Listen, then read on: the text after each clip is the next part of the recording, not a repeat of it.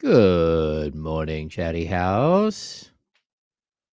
Katrina was first today. Yeah, nice job, Katrina. That's new. A gold for Katrina. Love to see it. Although she did say Wednesday, so does it count? No, it does. It does count. She's as long in as you're Vegas. in there under the buzzer. She's in Vegas, so time has no meaning in Vegas. It does not. It's only a construct. Let's go ahead and tweet out that link. Well, hey, join us. I didn't put out a we got a busy show thing today. Oh no, 30 seconds. I hope somebody listens.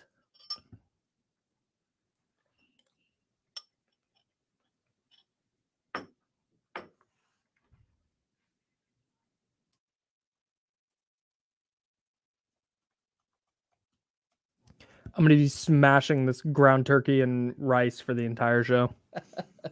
Okay. 10 to the legal, and your board's live.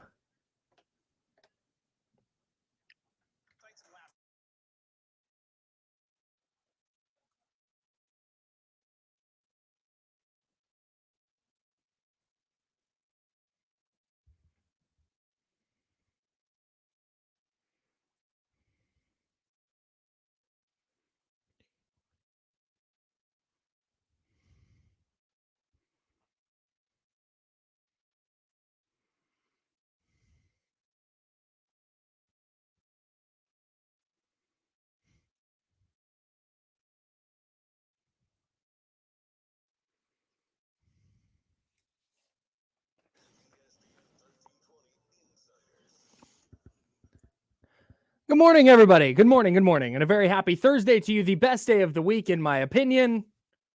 Happy Thursday to you, James. Hello, Kyle. That is the James Ham. I'm Kyle Madsen. Happy Thursday to the Chatty House. Happy Thursday to everybody listening on ESPN 1320 out there in your vehicles. We greatly appreciate it. Basketball season is nigh. But is the Kings season over, James? That's what we're talking about today. A 109-101 loss to the Los Angeles Lakers at the Honda Center. That was weird to me. It's over. We'll get to that later. The season's over, James. They've gone 0-2. The Kings have in their first two preseason games. Who should replace Mike Brown? It's a great question, Kyle. Thanks. The question of the day.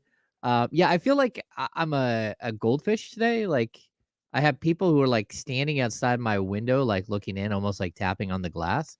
It's always weird when there are people watching you in through these windows. Here's my deal on this. And if you've ever watched a show on YouTube, youtube.com/ESPN1320, you can watch us, you can watch D'Lo and KC. You'll notice that, but you can't see James's window in his camera. But in my camera, you can see the two windows behind me. Yes. It is weird when there's people just standing there, even if they're not looking in the window, but when people just stand there and have a conversation, because I look up at the stream and I monitor and I make sure everything looks okay. Yep. That's why you see me constantly fidgeting with my mic. So I make sure it's in the right spot. And when there's people just standing there, it's distracting. It's like, does someone need something? Are they waiting? Are they watching? Do I need to get something for? Like, what is this? I just need to know. I don't mind it, but just let me know. I'm with you, Kyle. Hold up a sign. Don't need anything. Or, hey, I have this fear that like, if it ever happens, Kyle, I don't know what I'll do, but like, I feel like Scream, the movie, right? Okay. I'll see the ghost behind you before you will. And I'll be like, Kyle, behind you. And you'll be like, what are you doing, James? Like rap? And I'll be like, behind you, Kyle, he's got a knife. Hey, I don't want to get murked up by a ghost. I'm just saying. I don't. Like, I'll see it though, and I'll be like, no, Kyle. That would make, look, I don't want to get murdered by a ghost. Such great radio. But our YouTube would do numbers if I got waxed by a ghost during the YouTube stream. It would be like the recap would be like Kings lose in preseason. What else do we got? MLB playoff drama. Kyle dies. Kyle does. They killed Kyle. Ghost gets Kyle. I think because I know Damien listens to our show quite often. I kind of feel like if it wasn't for the fact that he really likes his look, his hair, Mhm. that he would put on a ghost. He would put on like a scream mask and hide behind you one of these days, just to play into Just to this. mess with me. But I could see I that. don't think Damian would put on a mask. I just don't see it. I've got Charlie as the favorite to do that. Our Okay, boss Charlie. or Jesse. Jesse could do it. Yeah, Mm, I may have to slip somebody like a 10 here and I don't, a 10 dude. spot, Come on, man. 10 spot, which won't even buy him like 10 2 gallons of just said 10 gas. $10 to scare me, bro. That's all it's worth. $10 used to be worth so much more, Kyle. We're going to talk plenty about our observations from the Kings Lakers game last night. Again, the Kings fall to the Lakers 109-101 in their second preseason game. We'll have the good, the bad, and the ugly coming up for you in about coming up in what, 5-10 minutes, whenever we're going to do that. We got it coming up, but I need to get to some baseball postseason. We haven't talked about it a lot. We're not going to talk about it a ton today. We're going to have plenty of Kings Lakers. I promise. We got Scott Gulbransen of Silver and Black today. That's coming up at 10:30. We're going to have Michael Scotto from Hoops Hype coming up at about 11:30. So we got plenty of stuff to get into today. We're going to talk a ton of basketball, but a couple fascinating things happened in the MLB postseason last night. I'm in. Let's go. One, the Dodgers out. Swept. First time the Dodgers have been swept in a playoff series since 2006. I know they won a title in 2020, but man, if you're a Dodger fan right now, it's got to be really, really tough to not just be colossally disappointed in this entire era of Dodger baseball. It is a very, very disappointing era of Dodgers baseball. Like, I don't know. To be honest with you, I love it. I love watching them lose. Because I do. I put them in the category. I think it's because, everyone, Kyle and I are A's fans, right? Like we're born and raised A's fans. And we're used to we're like when you go to the grocery store when you're a kid with your mom, you're either a coupon clipper or you're not. We're used to coupon clipping. We're used to having to go through the Sunday B and your mom's going through the coupons and using a pair of scissors and clipping out because we're A's fans. Right. Like, we ain't got no money. Can I, real quick on that? Yeah. Carl's Jr. elite coupons. Carl's Jr. and Arby's elite coupons in those, it looks like a newspaper, but it's just all coupons that you get in the mail and everybody just grabs it. Dig through those, find the Arby's, find the CJ's, and you will get some deals, bro. Okay. You're welcome. But now I've got to go to Arby's and I've got to go to Carl's. But so when you're a coupon cutting fan and you're always worried about the money, right? You're always, I mean, like, the reason why we talk about like the salary cap and the way because I used to have to watch a team that put up a $58 million payroll, and to get there, they had to go trade for some guy who couldn't play basketball anymore. And that's kind of where you're at. But I watch the Dodgers and they just out there they walk through the Costco and they start buying they have to go get the orange cart and push around the orange cart because they're buying all the cool stuff that you only wish you could buy. And so I like it. I like it when this stuff doesn't fit in their car, Kyle, and they're out there in the parking lot wondering how they can fit all this stuff in the car. And I'm looking over like, oh no, that's not going to fit. Tough. I could probably fit it in there because I'm a little spatial that way, but I'm not going to help you because you're that guy. So that's where I'm at. I love watching the Dodgers lose. I do. So the Dodgers, when do you think the last time the Dodgers finished below 500 was? I don't know. 2010. They went 80 and 82. When do you think the last time was that they lost fewer than 80 games? Or I'm sorry, won fewer than 80 games? Oh, I don't know. 1999. Oh, that is such a long time of just being really competitive. That's a really good run. You said the last time they didn't make, what was your first? The last time they didn't make the playoffs? The last time, since 2010. Yeah. The 2010 was the last time they finished below 500, and they were 80 and 82. Here, let me flip this. Okay. I've covered the Sacramento Kings since 2010. They've made it to 500 one time. One time, Kyle.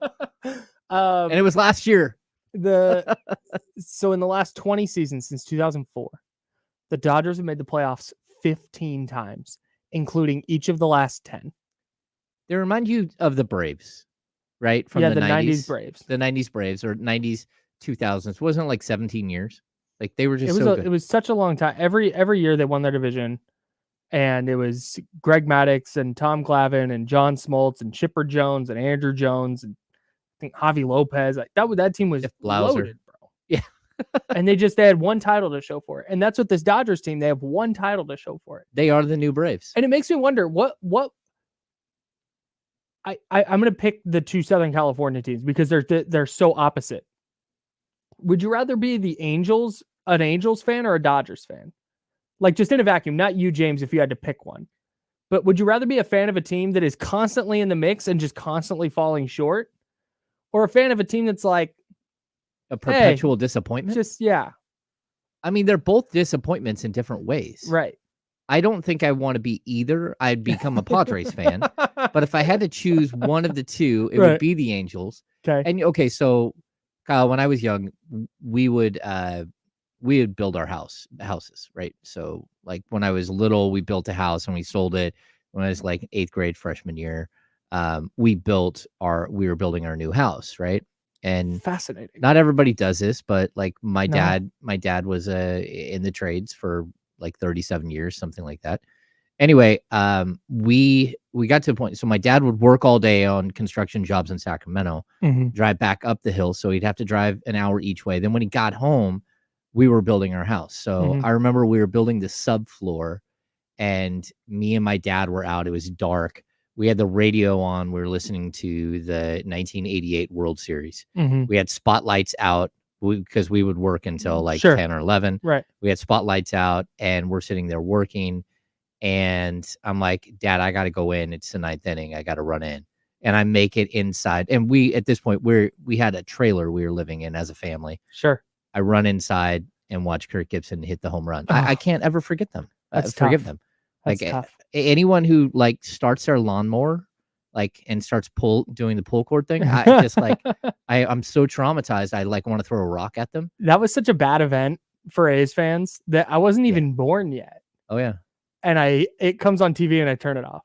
Like, I don't want to see. If Kurt Gibson walked into the studio, I would leave. I'd be like, that's not happening here. No, like, no, get him out. Kirk Gibson not in studio today. No. Well, Kirk Gibson is. James Ham is not. No, James left. James left the building. So I think if again I'm picking up in a hypothetical life where I get to choose Dodgers or Angels without knowing, without being an A's fan first. I think I would still pick the Dodgers despite the postseason disappointment because at least they have moments. At least they have, and they do. I mean, they have a World Series in 2020.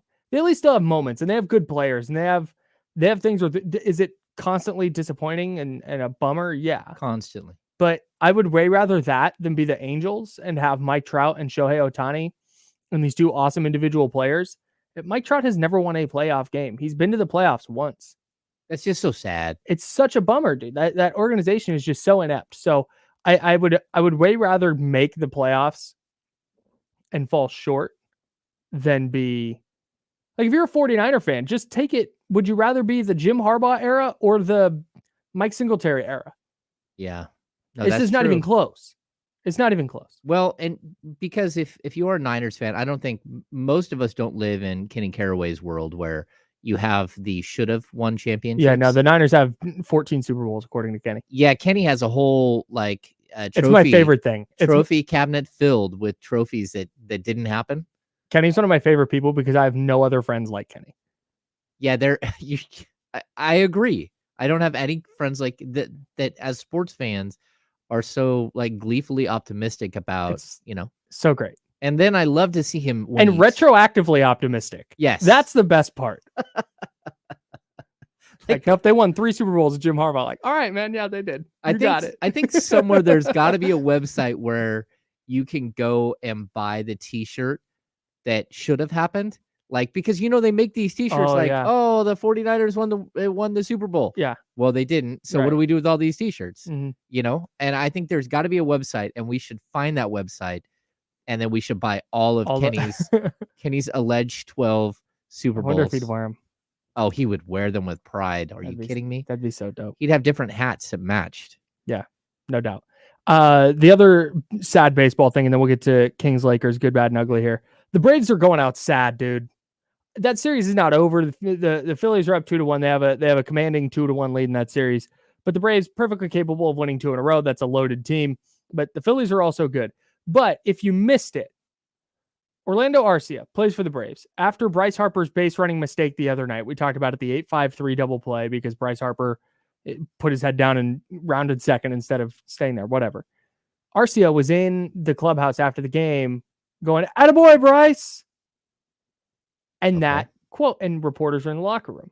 That quote circulated. Bryce Harper in game 3 hits 2 homers. The Phillies blow out the Braves, and on Harper's second homer, as he's going around second base, he stares down Arcia. Really cool, like really fun baseball moment. Like, man, that's awesome. Yes. I love a good rivalry, right. Kyle. After the game, here's what the Braves were saying. You know, when you're a later round pick, you know, people. No, that is Eric Armstead on our show. I clicked the wrong thing. The Braves, I don't have the audio. That sucks. Anyways, the Braves, I'm doing a million things. They more or less came out and said the locker room is in the clubhouse is a sanctuary. And we don't like that somebody would report something that happened in the locker room, and it makes us not want to talk to people who have been good to us all year. This is like a Michael Scott moment. Sanctuary! Not a Michael Scotto? No. Oh, okay. Michael Scott. Michael Scott from The Office. I know. Like, just like sanctuary, like when he declares bankruptcy. Yes, I got it. It is. It's very much like what, like, I declare bankruptcy. Like, that's not the way it works. Like, right. I get what their idea is here. And I do believe that there is some things that should be left in the locker room, and that there are some things, because I've been in a locker room for the better part of 14 years. Mm-hmm. And not just the Sacramento Kings locker room. I've been in other locker rooms. I've been in the visiting locker room. I've been in the Warriors locker room. I've been in, the Cleveland Cavaliers locker room when they won an NBA championship, and, champagne like 3 inches deep on the ground. But at the end of the day, like, I kind of feel like, unless someone says, "Hey, can you not run with that? Sorry, he lost his emotions a little bit. Would you guys mind not putting that out there?" Mm-hmm. Because that's happened plenty of times. Like, if that was the case here, yes, I would totally agree. Yeah. But that was not made clear when it was reported. Nobody before the game went to reporters and said, "Hey, you know what? I saw," because during BP or whatever, you can walk up and players can walk up to media. "Hey, you know what? I saw that got reported. Didn't love that. Can you maybe put out that, we weren't trying to start anything or whatever?" Nothing until they get blown out and Bryce Harper hits 2 homers. Here's what I grabbed the audio. Here's what was said. The clubhouse is a sanctuary, and I think when things like that get out, it doesn't make people want to talk to the media at all. It affects the people who have been great to us all year, and it is what it is. It wasn't like there's just a misunderstanding, and we've talked about this before. There's kind of an inherent friction between reporter and team, whether that's player, owner, coach, whatever. There's an inherent friction there. But it wasn't like Arcia said this and was like, "Hey, this is off the record, everybody. I'm going to tell you this." But no, he said it. We knew reporters are there. Reporters are there all the time. This wasn't somebody waiting outside the locker room with their ear to the door and going, "Oh, I heard this." Mm-hmm. This wasn't a reporter walking into the locker room when they shouldn't have been, or anything like that. This was reporters standing around the locker room, player excited that they won, talking a little smack, and it got reported. That happens a lot. Like, that just happens. It does. And, again, I've been in a locker room where someone has said, "Hey, that came across wrong. Is there any way that you guys can take a step back on that?" Yeah. Yeah. And, right. That's not who we want to be, but the reason, okay. And the reason that didn't happen is because it wasn't a big deal. It wasn't a big deal. He didn't say Bryce Harper sucks. He's overpaid. He's overrated. He's trash. No, he just said, "Attaboy, Bryce," because Bryce Harper made a little mistake. Harper came out and said as much. But had the Phillies gone out and won 2-1 last night, and Harper gone 0 for 4 with 4 strikeouts, nobody's saying, this is a sanctuary and that's a like, no, you're mad because a really good player who you were making fun of beat you and hit 2 bombs. Yeah. That's why this is coming up. And that's the part that frustrates me, is they're not upset that this quote got out. They're upset that Bryce Harper smacked him in the mouth. Yeah. And he's the guy that they were on top of, like that they're Right. sitting here making fun of. Right. Yeah. I mean, I get it. Like, Like, come down to Reporters Road for that. yeah, I totally agree. Like there's no place for that. And like, look, we have a job to do and we're there to do a job. Like, I don't like, again, like watching all of the training camp videos and trying to speculate on who's going to do what during the season. Right. I don't, there are certainly times where you look sideways at someone like, did you just really say that? And then they're like, my bad. I should not have said that in front of media. 100%. Yeah. But once it's out there, like, again, I don't think that they had any conversations with this guy. I don't, before it became an issue that they lost. Right. So yeah, it's tough. Yeah. It's not an easy job to do. Like you've got to use your best judgment on stuff. Again, I used to sit courtside for like 3 years. I could hear everything on the court, everything they're yelling at each other. Like, again, like I remember Matt Barnes looked at Blake Griffin and said, "Hey, you have any bubble gum?" He's like, "Yeah, man." And he reaches down into his sock, pulls out bubble gum, throws the pack to Matt Barnes, who grabs a piece, throws it back, and Blake Griffin stuffs it back in his sock. And you're just like, that just happened. What a wild thing. Dude has bubble gum in his sock. And those are things where you're like, oh, that's interesting. But and if you're sitting there and something truly like noteworthy gets said, where you're courtside and something, then either if it's super wild, maybe you just report it straight up and be like, hey, Steph Curry looked at Jordan Poole and said that he's trash and shouldn't be playing. Like, that's it. But if there's a little trash talk going on, maybe you go up to the guy after and you go, if it's interesting to you, and try and report on it. Yeah. But this was not. Jake Mintz was the reporter who said it. He works for Fox Sports, one of the hosts of the Baseball Barbecue podcast. That they do a great job. He's covered the sport for a long time. He knows what he's doing. He didn't do anything wrong here, in my mind, and I think in the mind of anybody who's ever done journalism. Yeah, I don't think he's done anything wrong. Sad to see a very good Braves team going out like that. Hope to see them bounce back against the Phillies. I would love to see that series go 5. All right. This is the Insiders. We're brought to you by Jiffy Lube. That's James. I'm Kyle. Let's shift gears and talk Kings Lakers. Kings fall to the Lakers 109-101. We opened the show joking. Season's over. It's obviously not.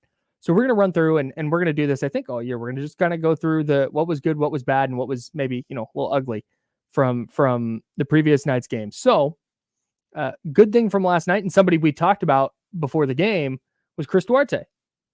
He wasn't good in the first preseason game, but was significantly better last night. Not perfect, but definitely better.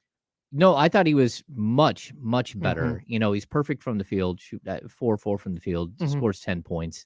Like what I like about preseason is, Kyle, it's almost like I don't know, like a check-in. Like you're waiting for each player to like stand up and say, "I'm ready." Right? Yeah. and so in game 1, we saw Davion Mitchell have his moment, right? Where he's like, "I'm ready." And we had Keegan Murray and we had Harrison Barnes, both like present and accounted for. We're here. In game 2, Fox and Sabonis checked in. Like, they're there. We're ready. It's go time. And then you had Chris Duarte also step up. And I really like what Mike Brown did here, because he started Sasha Vezenkov in place of Keegan Murray, who has right thumb soreness and missed a game. It doesn't sound like it's anything major at all, but he gave Sasha a start, as opposed to like maybe moving Trey Lyles or maybe moving Chris Duarte into the starting lineup. Yeah. I like that he did this, because it quieted a lot of people, a lot of noise out there in Bulgaria and Greece. Like they were like chiming in on social media. I think that's probably why he did it. Completely. Mike Brown dialed into what's going on Bulgarian Twitter. He heard all of that. He translated those tweets, and he now knows that he has to play Sasha. No, I like what he did, because he's trying to get the second unit to play together and figure themselves out, right? To figure out what's happening, because game 1, it was not good. you want to keep that unit together, and that means that you skip over the second unit and go right to the third unit, and that makes sense to me. And Yeah. I thought that Sasha played okay, but I really think that Chris Duarte played really well. And then he rewarded Chris Duarte and said, "You know what? I also want to see what you look like with this first unit, because that's where you're going to be comfortable, because Sabonis is there, who you've played with."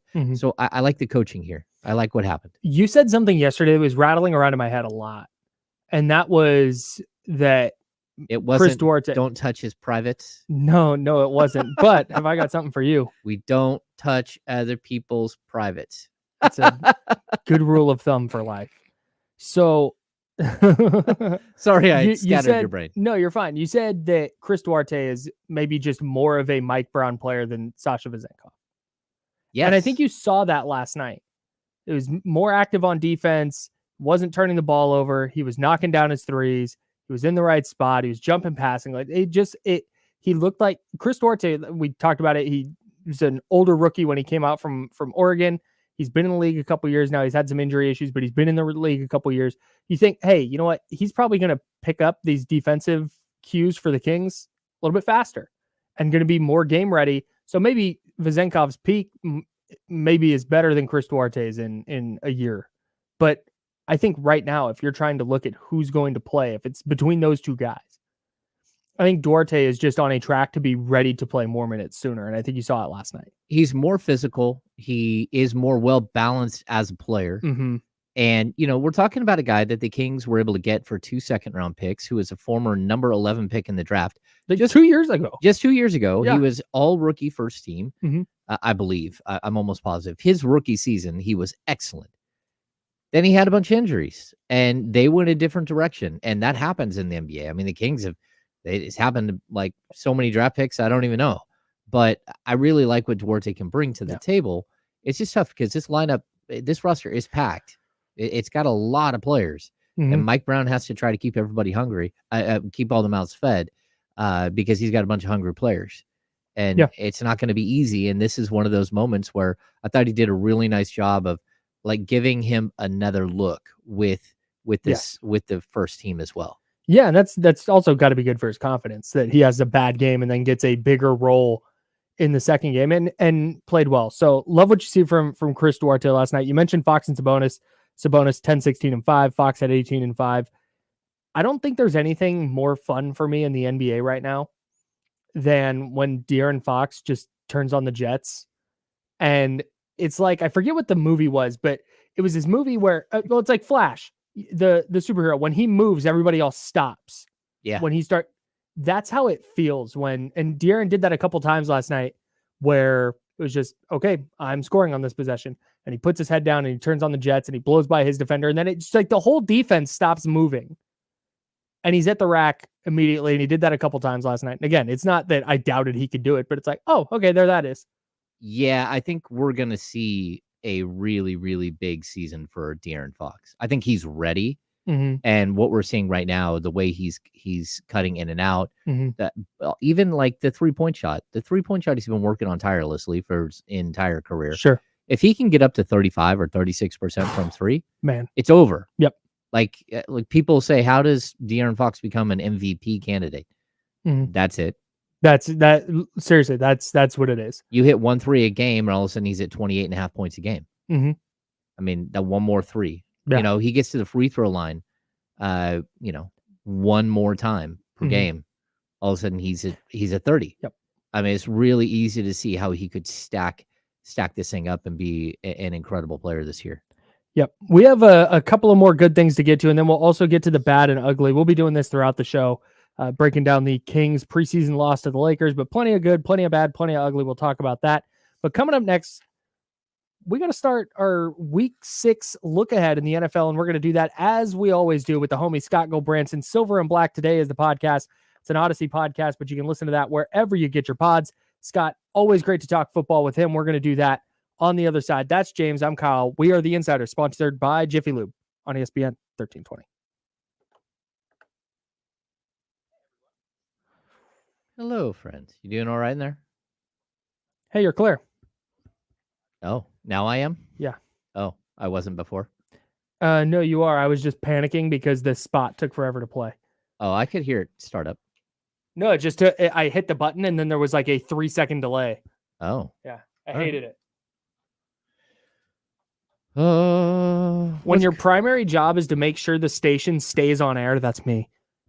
And it sounds like the station is not on air. Panic, dude. That's always like, I don't want your job. I'm just the talker. I come in and I help game plan beforehand. Oh, you do it. You do a lot. You do most of it. And then we just go back and forth. I think we do a good job of sharing duties here, Yeah. except for the fact that James is not allowed to touch anything. All of the buttons. I'm not allowed to touch all the buttons.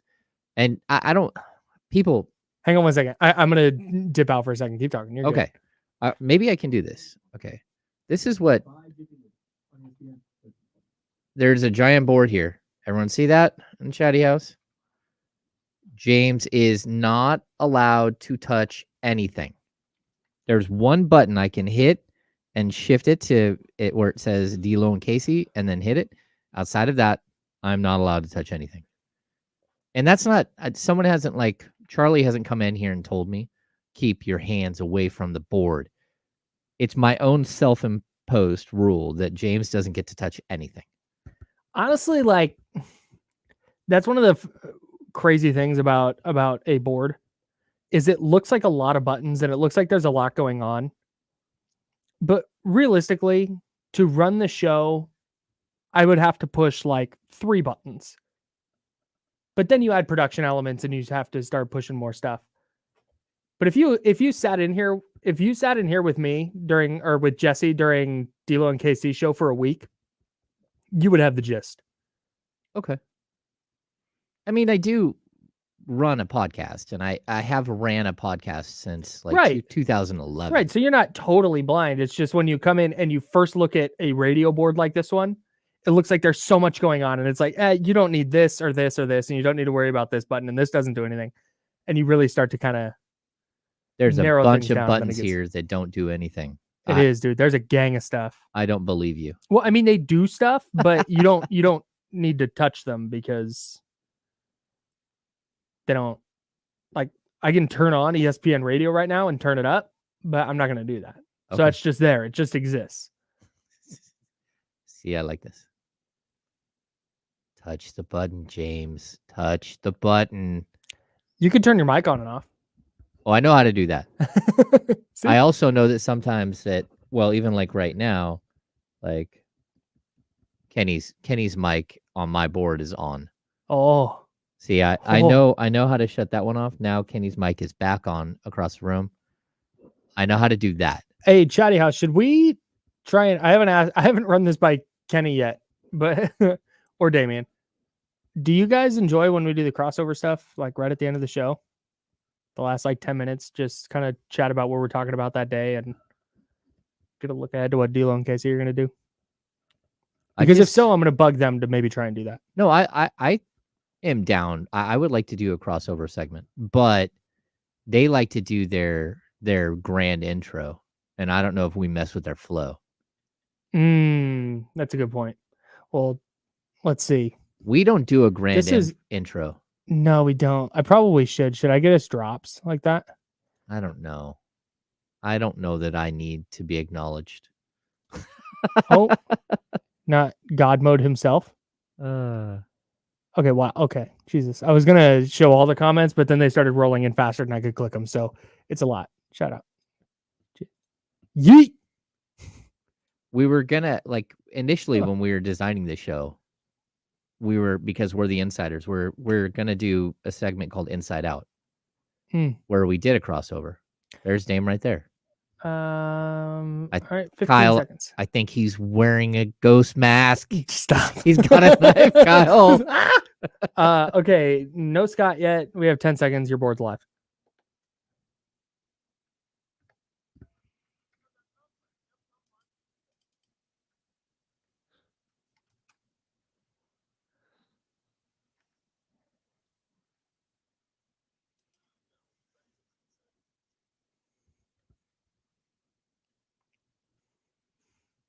Yeah, it is. I'm Kyle. He's James.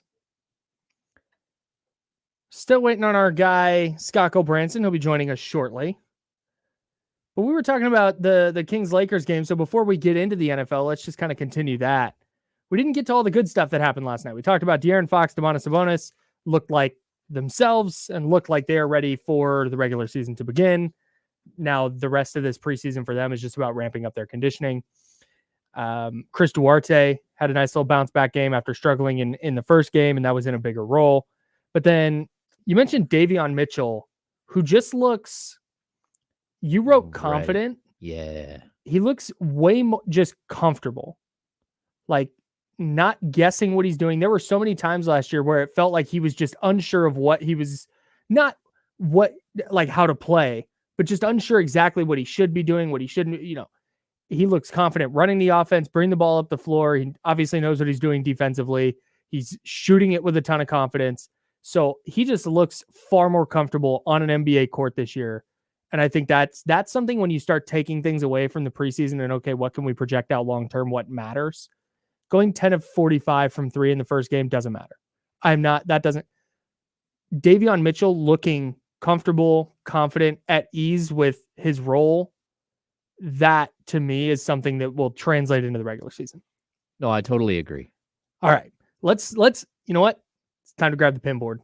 I'm putting a pin in the Kings-Lakers game because our guy, Scott Gulbransen, in the building. Scott Gulbransen, the Silver and Black Today podcast. You can get that wherever you get your pods. It is an Odyssey pod. Scott, yes, man. Thanks for hopping in. Doing good, man. Just just grinding away. Of course, football season and other things going on too. We got baseball playoff. I mean, it's a great time of the year to be a sports fan, right? Basketball starting up, of course. Hockey started up, if that's your thing too. It beats that time when you get to the end of football and basketball and into summer when you don't really have a lot of options. So yeah, I've been good. I've been doing good. And now we're getting geared up for another Raiders home game against the Patriots. So the master comes in against his student once again. Are the Raiders going to run the play where a Patriots receiver throws it backwards to a Raiders defensive lineman for a touchdown play? I hope not, because that receiver who was involved in that play is Jacoby Myers, who's now on the Raiders. Yeah. So if he does it, it's going to be interesting though, now that he gets to face his old team. But yeah, it was a crazy ending last year. And if you think about it, all the storylines around it are odd. So Jacoby Myers does that. Then inexplicably the Patriots let him go because he did really well last year in New England. Raiders sign him. Okay, so he comes to Raiders. And then Chandler Jones, who picked up the ball and ran it back. Of course, we all know what happened with him. Even to this day, he's tweeting out crazy conspiracy things about the ownership of the Patriots and Josh McDaniels.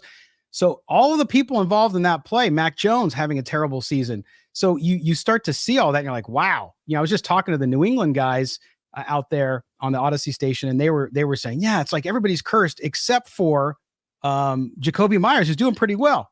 So good for him. Go figure. Love to see it. It's wild, Scott. The Raiders, of course, picked up their second win. They're 2-3 on the season. The Packers, solid win, nothing to write home about. But then we look at the next 5 games, and you brought up the Patriots game this weekend. Patriots are coming off their 2 worst losses in the Bill Belichick era.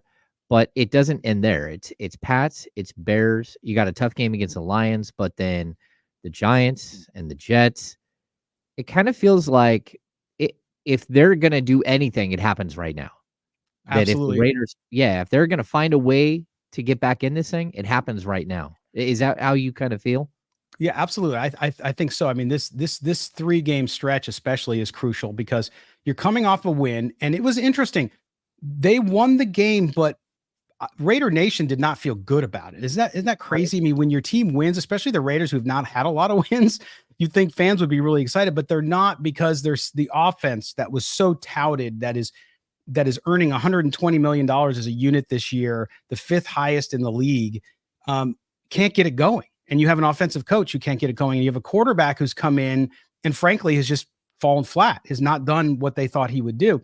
So you look at that and you think, well, geez, not too much excitement, but you're right. I think if they come out and they can beat the Patriots and then you go on the road against Chicago. Now, Chicago's playing better ever since they got rid of Claypool Suddenly Justin Fields seems like he's found a new lease on life. I don't know if that's related or it's just coincidental, but he's thrown 8 touchdown passes. So I don't think it'll be an easy game, but certainly the Bears are nothing to write home about.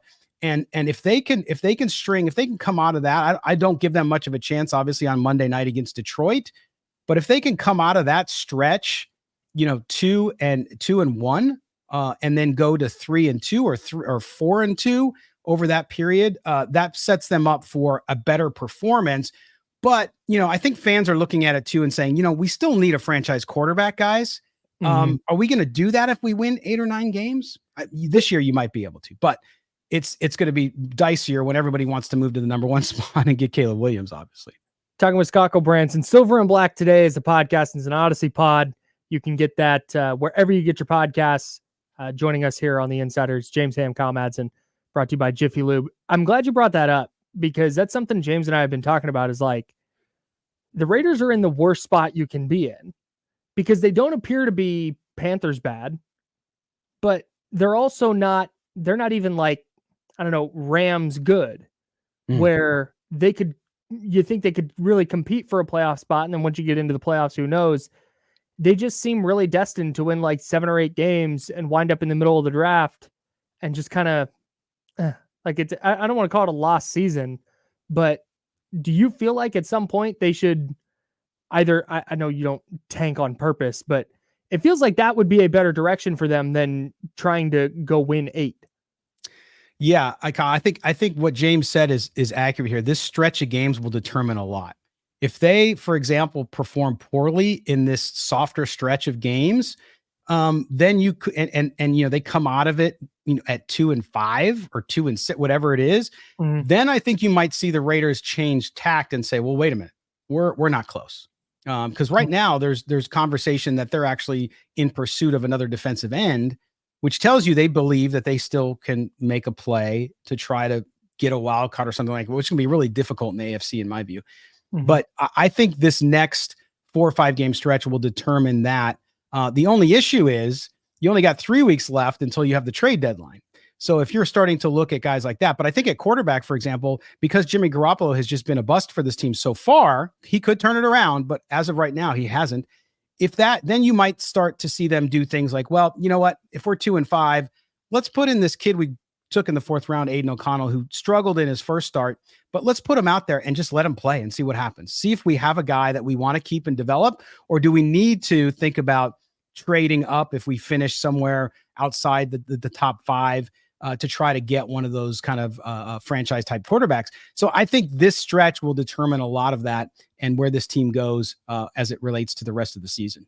Yeah, Scott, it almost feels like this stretch, like it decides everything. And a smart franchise that was on like the right path, they would probably make a move right now and see if they can trade Jimmy Garoppolo to a place like the Jets and move away from it right now. Go young, go through this stretch. You got 5 games where maybe you could win.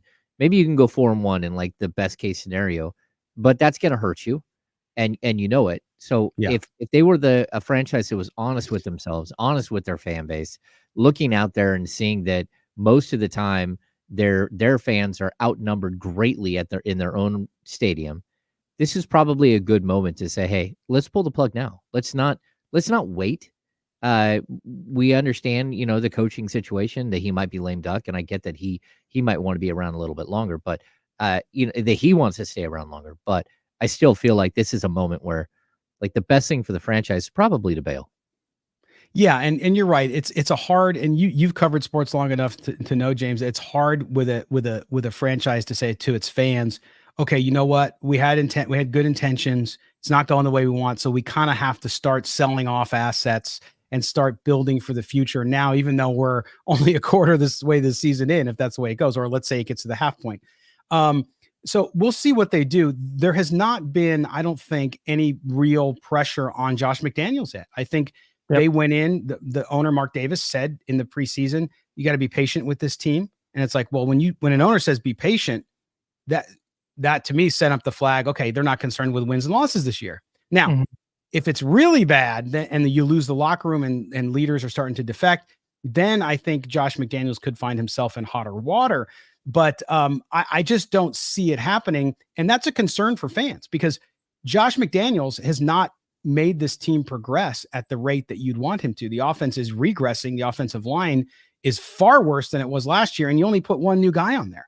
So what's going on there? What is not happening? Why is Jimmy Garoppolo not grasping the offense? Why is he not able to get that connection with his receivers that you need to really move the offense? Why can't you score 20 points? Why can't you manage the clock as a head coach? That's on the coach too. He can't manage the clock. He's a terrible game manager. He showed it again against the Packers. So that stuff is out there, but you go back to it, which is if the owner doesn't care and the owner's got some deal behind the scenes, which is, hey, you just got to get through this season and then we're going to do some more next year, then what can you do? But I think that some of it is evident that Josh McDaniels needs to show something as well over the next stretch, or he could be looking at a situation where they get to the end of the year and he's looking for new work.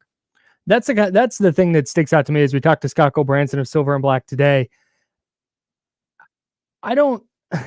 There's a difference between, hey, don't worry about wins and losses. If we go 3-14, we go 3-14, and just not improving, not competing, not getting the most out of your roster. And that's the thing, and then all the stuff you mentioned about game management and trying to get Jimmy Garoppolo acclimated to the offense and that not happening. It's like there's all these signs that and Josh McDaniels, since starting 6-0 as a head coach in 2009, is like 13-31.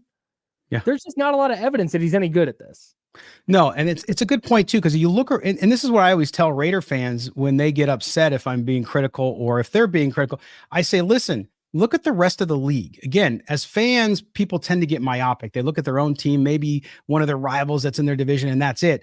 But you look at the Arizona Cardinals. Look what they did. They haven't had their starting quarterback, who you can argue is not the greatest quarterback, but some people like him. But anyway, they missed their quarterback. They trade off Isaiah Simmons. They trade off all these pieces. They're basically shutting it down and rebuilding. And look, they fight though in games. Look no further than Dan Campbell and the Lions. Look, everybody wanted to fire Dan Campbell the last 2 years, right? But the one thing you saw with the Lions, they had a bunch of injuries last year, but you look at the Lions and you saw a team that was deficient in talent, absolutely. But guess what? They were always fighting. They were fundamentally sound. They just got beat. With Josh McDaniels' team, that's not the case. You have more talent on offense and it's not executing. And that comes down to coaching, in my view. I totally agree. Scott, we can't keep you all day, but what do you got this weekend? Raiders, Pats. It should be a barn burner of a game. An entertaining game, especially the way that the defensive line is now playing for the Raiders and the way that Mac Jones is playing. It could be an adventure. It could be. I mean, I look and I was talking to the guys in New England a little bit ago, and they were just telling me that, they called it out. They said these teams so mirror each other. Not only the coaches, of course, for obvious reasons, but the quarterbacks. Mac Jones not doing well. Jimmy Garoppolo leading the league in interceptions, all that jazz. But the one thing that the Raiders do have that the Patriots do not have is some elite players at their position. If you look at the Patriots, I mean, as bad as John Gruden and Mike Mayock drafted, boy, Bill Belichick, I don't know if he's just been hanging out and playing video games when they've been drafting, but they are so bereft of talent that, you look at the Raiders and you say at home on this one, it's the first time since week one I'm actually going to pick them. I think they will win this one. Because of the improvement on defense we saw over the last 2 weeks. They held the Chargers and the Packers to one touchdown in 6 quarters. Now, again, Packers not so great, Chargers pretty good offense, and they were able to shut down Justin Herbert. So I think that they'll win this one, and they have to win this one, especially since it's at home and they're going on the road here against the Bears next week. I think if they lose to the Patriots, Scott, I think that Josh McDaniels just needs to get on the plane with the Patriots and head back with them and try to help them turn around their situation. Yeah. I think that's what needs to happen. Scott Gulbransen, Silver and Black today. It's an Odyssey podcast. You can listen to that wherever you get your podcast, and of course on the free Odyssey app. Scott, thanks so much for hopping on and kicking off week 6 with us. Appreciate it, guys. Have a great weekend now. Hey, Scott. All right, there he goes. Scott Gulbransen. Love talking Raiders with him, man. Just objective. He knows what he's talking about. He's good. I agree. I'm in on Scott. No, I do. I am too. He definitely adds something to the show every week, especially with us being the home of the Las Vegas Raiders. Yeah. Big time. All right. So I'm glad that he's on the same wavelength as you and I, with the Raiders just being in the worst spot you can be in as a football team. It is. It's a horrible spot to be in, and I know this. I covered so many Kings teams, and even before I covered Kings teams, I watched so many Kings teams from like 1985 until 1999, and even that year they drafted 7th overall. Like drafting 7th in the draft in the NBA it's the way to build mediocrity, and there's no way to get around it. Like you might as well trade that pick so you're worse the next year, or you got to move up. Yeah. You can't just sit there every year and think this guy could change our franchise, because it doesn't matter how good they are. Like the players that are usually around number 7, on occasion there's some, but like a Lionel Simmons, a Walt Williams, a Bobby Hurley, a Jason Williams. I think Brian Grant was number 8. Like you just keep stacking up all the they never work out. And you get to the modern era here with Kings basketball. Nick Stauskas, Ben McLemore, like all these guys go 7 or 8. There's no way to get better. Yeah. And it's really tough. That's why even like when the Kings traded out, what do they have, number 9? When they traded for 9 to 13 and got 28 and drafted Yorgos Papagiannis and Skal Labissiere and got the rights to Bogdan Bogdanovic. I'd prefer that every step of the way, because it's just really hard to build using that pick.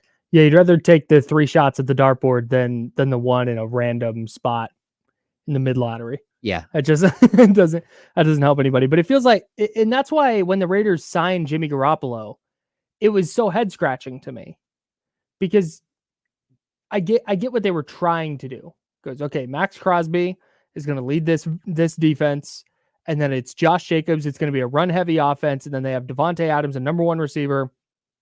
They draft Michael Mayer from Notre Dame. He's a good athletic pass catching tight end. And they bring in Jacoby Myers, and he's going to be the number 2. And you fit like, okay, here's all the pieces. But it's Jimmy Garoppolo. And we've seen like the Raiders are not roster wise where the Niners were, even in 2019. And that's what I don't know what they were trying to accomplish this year, because it was pretty clear that their realistic ceiling was right where they're at. I totally agree. Their best case scenario is to have like the 22nd or 23rd best quarterback in the league. That's not something where you're yes. Now with this, we're number 22. Like I said, if you were the 49ers or a team that talented where your bar for quarterback play can come down a little bit, then okay, maybe. But it was really clear they weren't there. I think it's really clear they downgraded as well. Like for me, like I've held Derek Carr as a much higher esteem than Jimmy Garoppolo as a quarterback. Me too. And it's not that I don't. It was time for them to move on from Derek Carr, though. I get it. Yeah, you can move on from Derek Carr. That's fine, but you can't go backwards. And like it's almost like the retread thing. Like it's like hiring a coach that just doesn't. It's like hiring a coach that failed completely his first time. Yeah, and then hire him again, and then not firing him when he deserves it. Right. I'm just saying. I mean, it feels like the same exact thing that they did now as a quarter. I can see them bring Jimmy Garoppolo back next year. Like, why not? Like, we know why not, but they'll do it anyways. At this point, and I know they won't, because your goal is to win every game. That's our goal. Nobody tanks on purpose. Nobody tries to lose on purpose. Well, at least not in week 6, I should say. But to me, and Scott hit the nail on the head, if you lose to New England even, and then especially if you lose to the Bears, I'm pulling the plug on Jimmy Garoppolo. I'm putting Aiden O'Connell in, and I'm going, what does Aiden O'Connell have? Yeah. Because if Aiden O'Connell leads you from 2-5 to 8-9, so if he goes 6-4 the rest of the way, you feel way better about that 8-9 than you do about Jimmy Garoppolo leading you to 8-9, because you know exactly what you're getting from Jimmy Garoppolo. If Aiden O'Connell, your 4th round pick, comes in this year as a rookie, and I know he wasn't great in his start against the Chargers, but if he comes in and plays well enough to get you to 6-4, you're going, oh man, might have a little something here. And at least there's hope, and at least there's growth, and there's signs of life. Yeah. I would tell you, I would feel much better with this team if they finished 6-11 than if they finished 8-9. I would. Like, that's how you get better. That's you take a step back to go forward. Yeah, it depends. It depends on how they look going 6 and 11, but I would tend to agree. Go get yourself a 5th or 6th round draft pick for Jimmy Garoppolo, and then like let this thing play out with a young guy. Give him a shot. If it doesn't work out, that's okay. You're back in the draft. You got a good position, and you have an opportunity to revitalize your franchise with someone different that can be the face of your franchise. I also kind of think if let's say I don't think they will. I need that to be very clear. I don't think they're going to lose their next 2. In fact, I might bet on them to win their next 2 against the Patriots and the Bears. Of course. But if they lose both of those, I think you also have to look into trading Davante Adams. Oh, yeah. Because you have to start stacking up as much draft capital as you can, because now you're looking at like, okay, this is bigger rebuild time. And you have Max Crosby. Max Crosby is an elite pass rusher. Like that is a player you can build around. You drafted, like I said, Michael Mayer from Notre Dame. That is a player that you can build around. Sign Josh Jacobs, bro. Keep Josh Jacobs in the building. Okay. That is a player who can help a young quarterback. No, I'm with you. Like keep your defensive line, keep your offensive line, like give yourself a shell to work with. But moving Adams could like yield you the draft capital that you need to rebuild this thing. I totally agree. And I get Davante Adams is very good. I'm not trying to say he's not, and I'm not trying to say that it would make them better, but I think you have to start at some point looking long-term. You have to, under all circumstances, trade him to the Kansas City Chiefs, so I have a number 1 wide receiver for Patrick Mahomes on my fantasy football team. It is not a Fantasy Friday. That's tomorrow. For us, Siddiqui coming up at 10:30 tomorrow. Figured it all out. It's nice. Let's see. Was that a 23.5-hour tease by you? There it is. Atta babe. There it is. Look at you, man. I'm so proud of you right now. Yeah. No, don't. You can't. You're not going to trade Davante Adams to the Chiefs. I'm sorry. They're not going to trade him in division. Do it.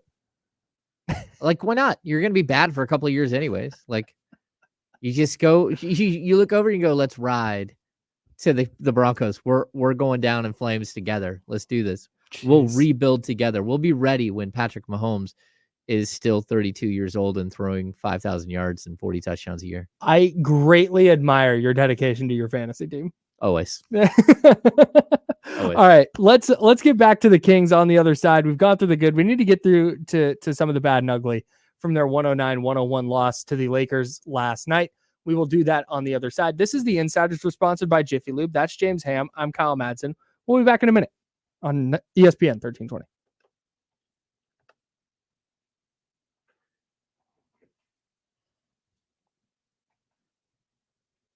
Hi, friends.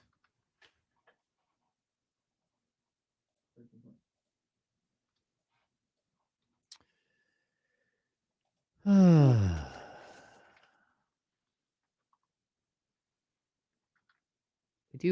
we have the game tonight?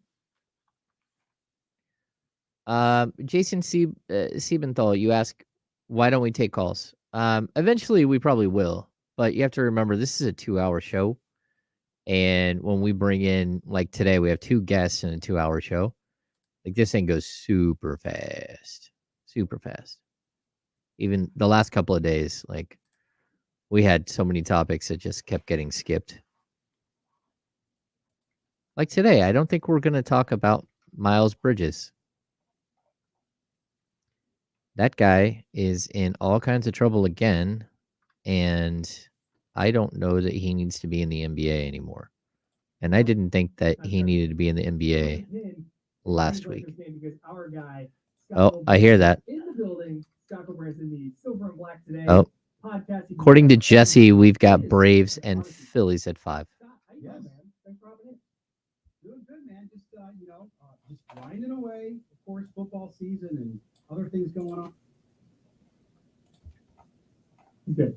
I agree. I'm in on Scott. No, well, I do. I am too. And he definitely.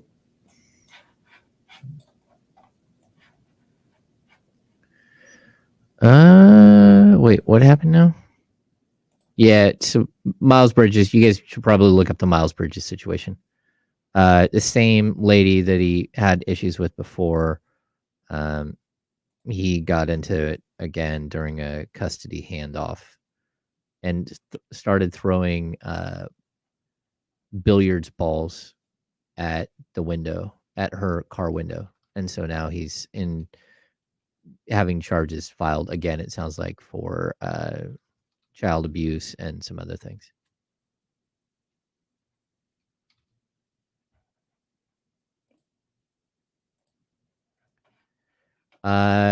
Miles Mansker, is there any Kings practice today? There is not Kings practice today. There will be Kings practice tomorrow.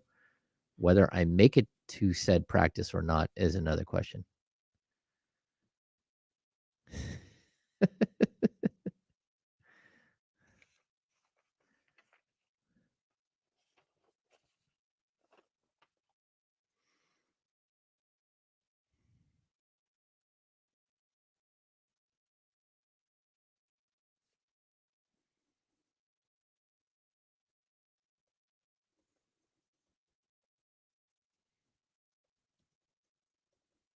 This is a long break, Kyle. Cool.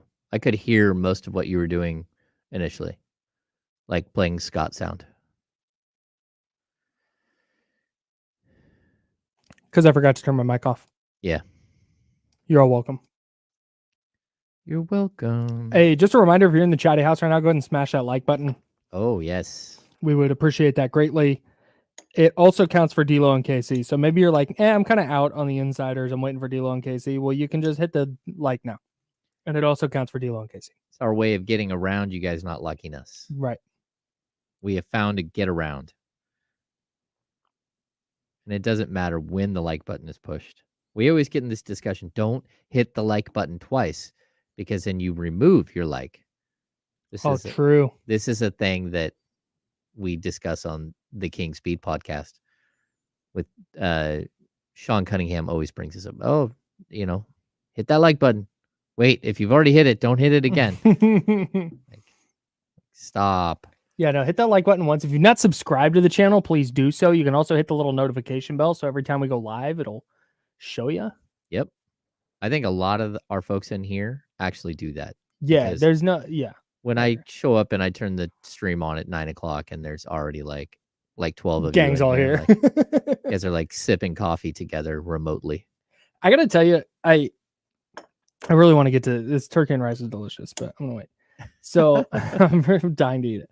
But it's so helpful because one of the hardest things as a radio host is, and I think I've said this before, but one of the hardest things is just talking, and it's impossible not to have in the back of your mind, like, hey, maybe nobody's listening to this. Like, people are like deep down, but it's tough sometimes. And so having people in the chatty house, like when the show, we haven't even started yet and there's already people in there getting a conversation going. That's so helpful. It's like, all right, lock in. Like we're here. It's great. See, Kyle, so I appreciate you guys. And shout out to D-Lo and KC for fostering that community. That's dope. You're always worried. I don't worry about, like, I don't care. I just block people and like, I don't care. I do. My crippling need to be liked.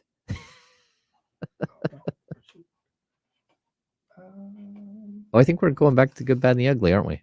We are. So that's my plan. Unless you want to do something different. Oh, we have Michael Scotto from Hoops Hype coming up at 11:30. Excited to have Michael on because he's a good list guy. He's making a list where he's making an earnest list. It's just structural. He's the Santa Claus of basketball lists. He's making his list, checking it twice. Yes. Sorry.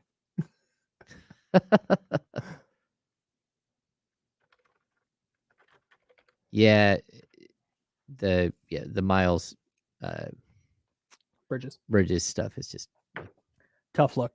Yeah. All right, 20 seconds. Your board is live.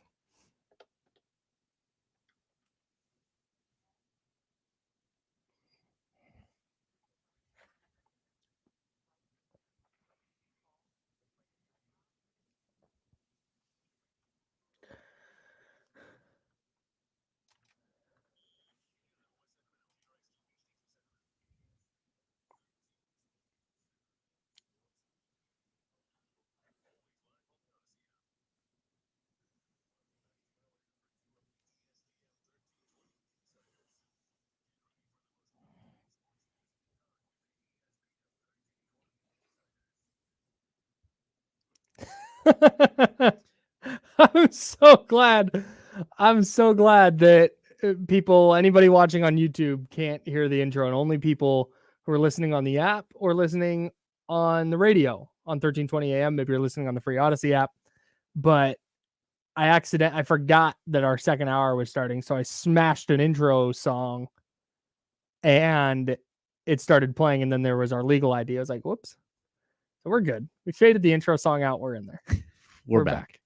Whoa! See, did you get that? We're back, and everything is okay. That was wild. All right, everything is awesome. Yeah, everything is cool when you're part of a team. That's right. So let's get to some of the bad and ugly from the Kings game last night. So we talked about all the good stuff. 109, 101, the Kings fall to the Lakers.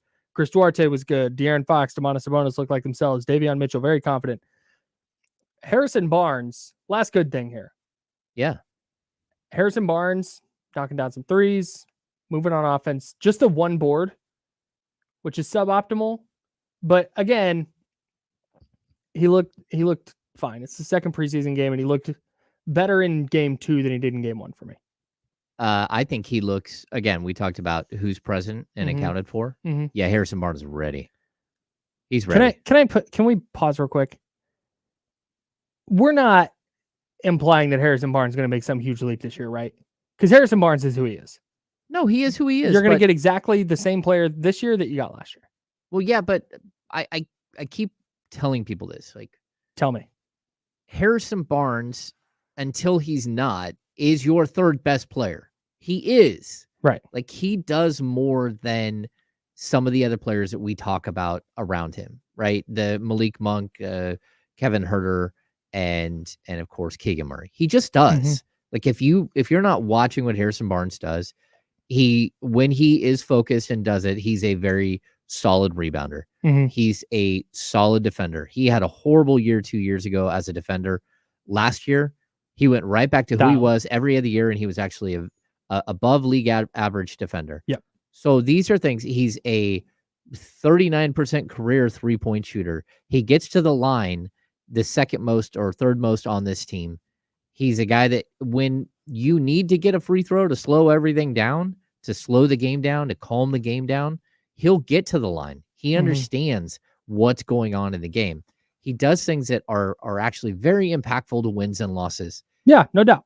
And you can call him like a league average small forward, but if you can have a league average small forward that can get you 30 to 32 minutes a night and shoot almost 40% from 3, you actually have a really solid player. And there could come a time where he's not the Kings' third best player. And whether that's Malik Monk stepping up or Kevin Huerter becoming a flamethrower, or it's Keegan Murray becoming the player that everyone thinks he should be. Until that moment comes, Harrison Barnes is still your dude. He is. And I know that people don't love that. I don't care. Yeah, no, I don't disagree with anything you said necessarily. I'm just my thing was, it's not like I watched Harrison Barnes last night look good on offense and go, oh man, breakout year for Harrison Barnes, watch out. Like, no, he's gonna be what you just said. He's gonna get you 15 points, he's gonna get you 5 or 6 boards a game, he's gonna get you a couple assists a game, he's gonna shoot it 38-39% from 3. And that's what he's going to be. That's not a bad thing, but that's just kind of what he is. And I think if the Kings are going to get to where they want to go, you need to have somebody better than Harrison Barnes, your third best player. But I don't think anybody would necessarily argue that. Well, yeah, but I mean, how many teams in the NBA have 3 All-Stars? Not that many, right? It's just not a thing. Like, sure, on occasion, yes, you have even like the Atlanta Hawks one year had 4 All-Stars. I don't want like whatever happened there, but they had 4 All-Stars, and it was like, what is happening here? Sure, it was like Al Horford, Jeff Teague, Kyle Korver, and there's one other who I think DeMar Carroll.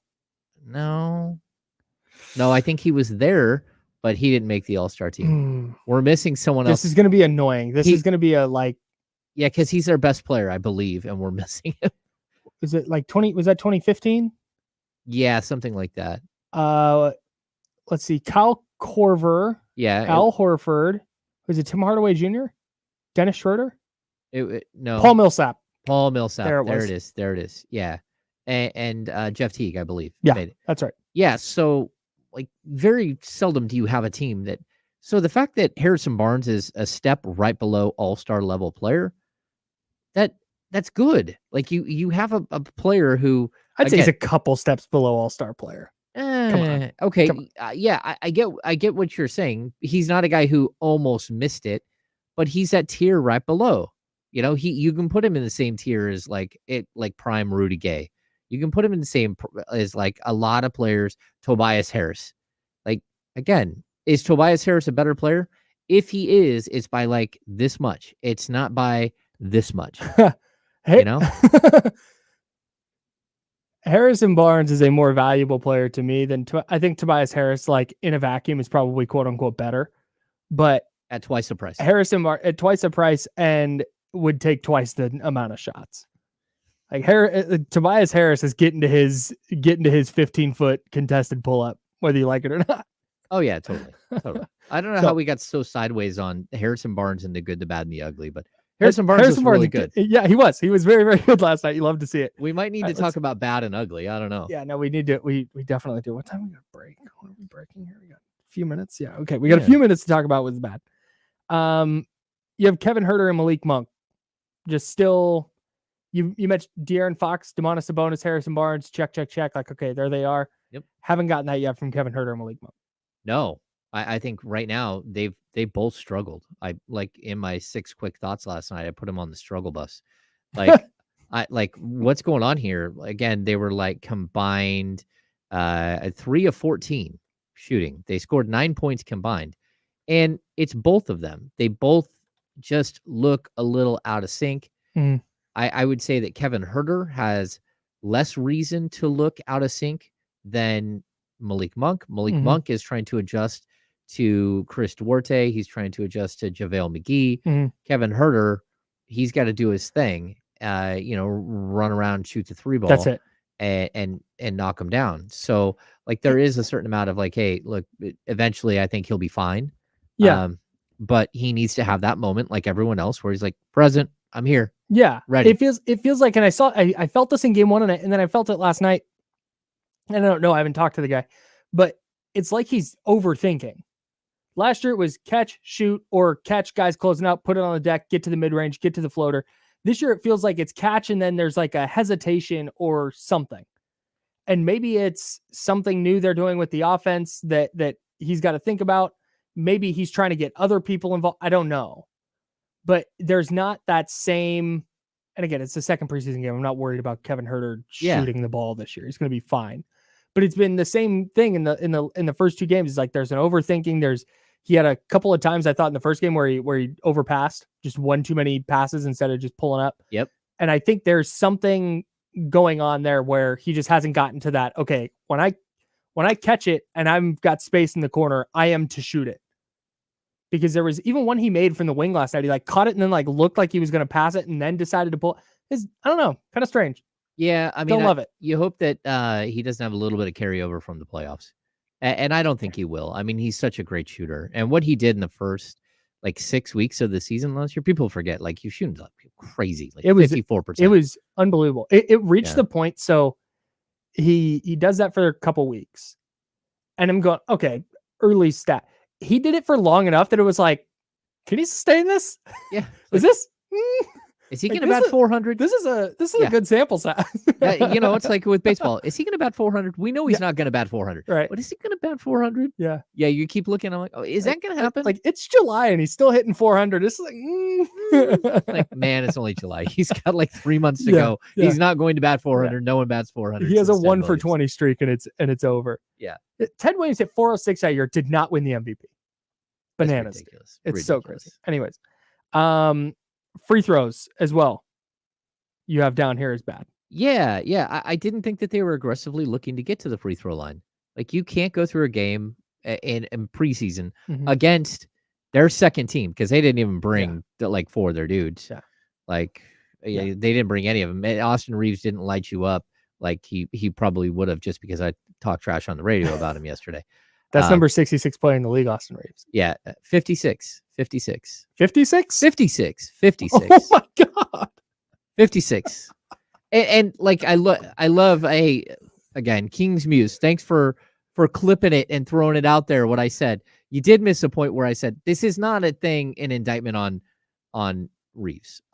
This is media created and wild to me. I don't understand any of it. People are like, well, he played on Team USA. Like, okay, why did he play on Team USA? Like, somebody answer it for me, because I'm confused. Why did you go pluck a guy who averaged 13 points a game and put him on Team USA? Because my man can grift a foul with the best of them. Was it because there was rumors that he was maybe seeing Taylor Swift? Maybe that's what it was. And he's like, yeah, I've never met her.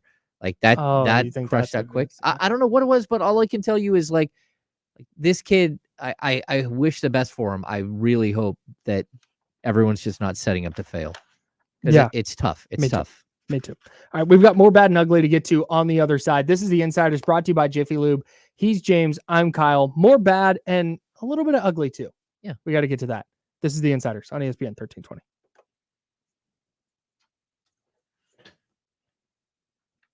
I am not looking at the clock today all of a sudden. Sorry about that. Yeah, Miles, I'm with you.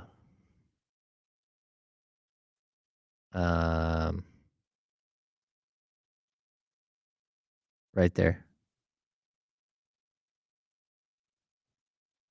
And I'm not sure what you mean by I wish I'd tell the whole story.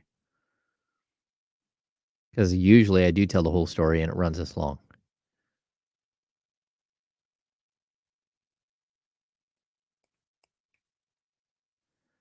Yeah. What's going on, friends? Yeah, see, I agree with this, Dave Garcia. Did I say this? What? Did I say the wrong station? No. You 95.7 The Game butchered me last year. I wasn't there, so yeah, not me. What is that? Did they take your quote out of context? Yeah, they put I was in the locker room ... I was in the Warriors locker room during their great times ... The Kings have the greatest offense ever ... Yeah. There was more dots than there should have been, and that's because they couldn't actually capture the whole quote, which the quote was like, I said, I'm not saying they're as good as the golden era of Golden State. But ... But that doesn't change the fact that they had the highest rated offense in the history of the game last year. Like, this is a formidable foe in the first round. Oh, it's bad. Yes, Dave Garcia, I do have a list. I'm like Steve Buscemi in is it Mr. Deeds? I think it is Mr. Deeds. Or is that Billy Madison? It's Billy Madison. The people that he's going to eliminate. Steve Buscemi and Mr. Deeds is like the ice fisherman. Yeah, his eyes are crossed. From his original hometown. Yeah. Hey, Deedsy. That's a very underrated film. I gotta watch that one again. That's one of those ones that I watched a million times when I was like 10. John Turturro. He's so good. So spectacular. He's unbelievable. 10 seconds. Here we go.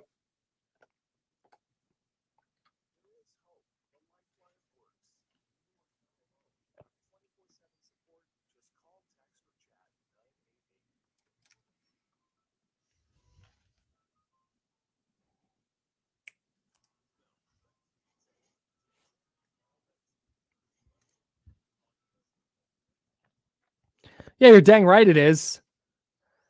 I'm so excited. Basketball season's right around the corner, man. NBA TV, where I was watching the game last night. No, don't. You can't say that, Kyle. Why? Because it got blacked out in Sacramento. So you can't say that. You're just rubbing it in that you were able to watch it on TV. Everyone else had to watch the stream. Well, benefits of living in the cuts, I guess. There you go. Go ahead. Sorry. So I was just watching the game, relaxing at home. I actually was watching it on my phone.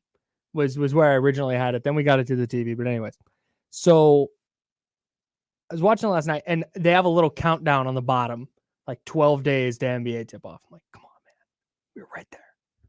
So close, Kyle. I'm And Kyle, right now we're in like reverse dog years. Like every day is like 7 days.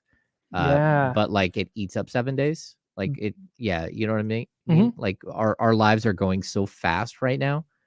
Like I'm gonna turn around and my children are gonna be like 30. I'm gonna be, what in the world just happened? Like I don't know what happened. Like this is gone. Like it's so nuts how that happens. I try so hard to live, not to like live in the moment, but when I was in my early 20s, I had a couple of years there where my life just happened and it was like nothing notable happened. I just existed. And so I've really tried, since I kind of came to grips with that and thought about it, I try to really, like, when I'm enjoying my life or I'm just sitting there and I get to relax, just enjoying, taking in that, like, hey, I am existing. This is great. But then, like, I try and do that and I turn around and like, oh, I've been married for a year and a half now, and it feels like my wedding was yesterday. July, I got 25. Yeah, and it feels like it just and so no matter how much you try and take, it's like that. So I sit here and I go, hey, 11 days now to NBA tip-off. We're going to be sitting here in June and going, hey, remember back in October? Oh, yeah. When we were talking about 11, and now the season's just gone? It's gone. It's over. Life, man. Yeah, it's crazy. All right. Comes at you fast. Bad and ugly from the Kings. Lost to the Lakers last night. It's what we know most of today. Where are we at?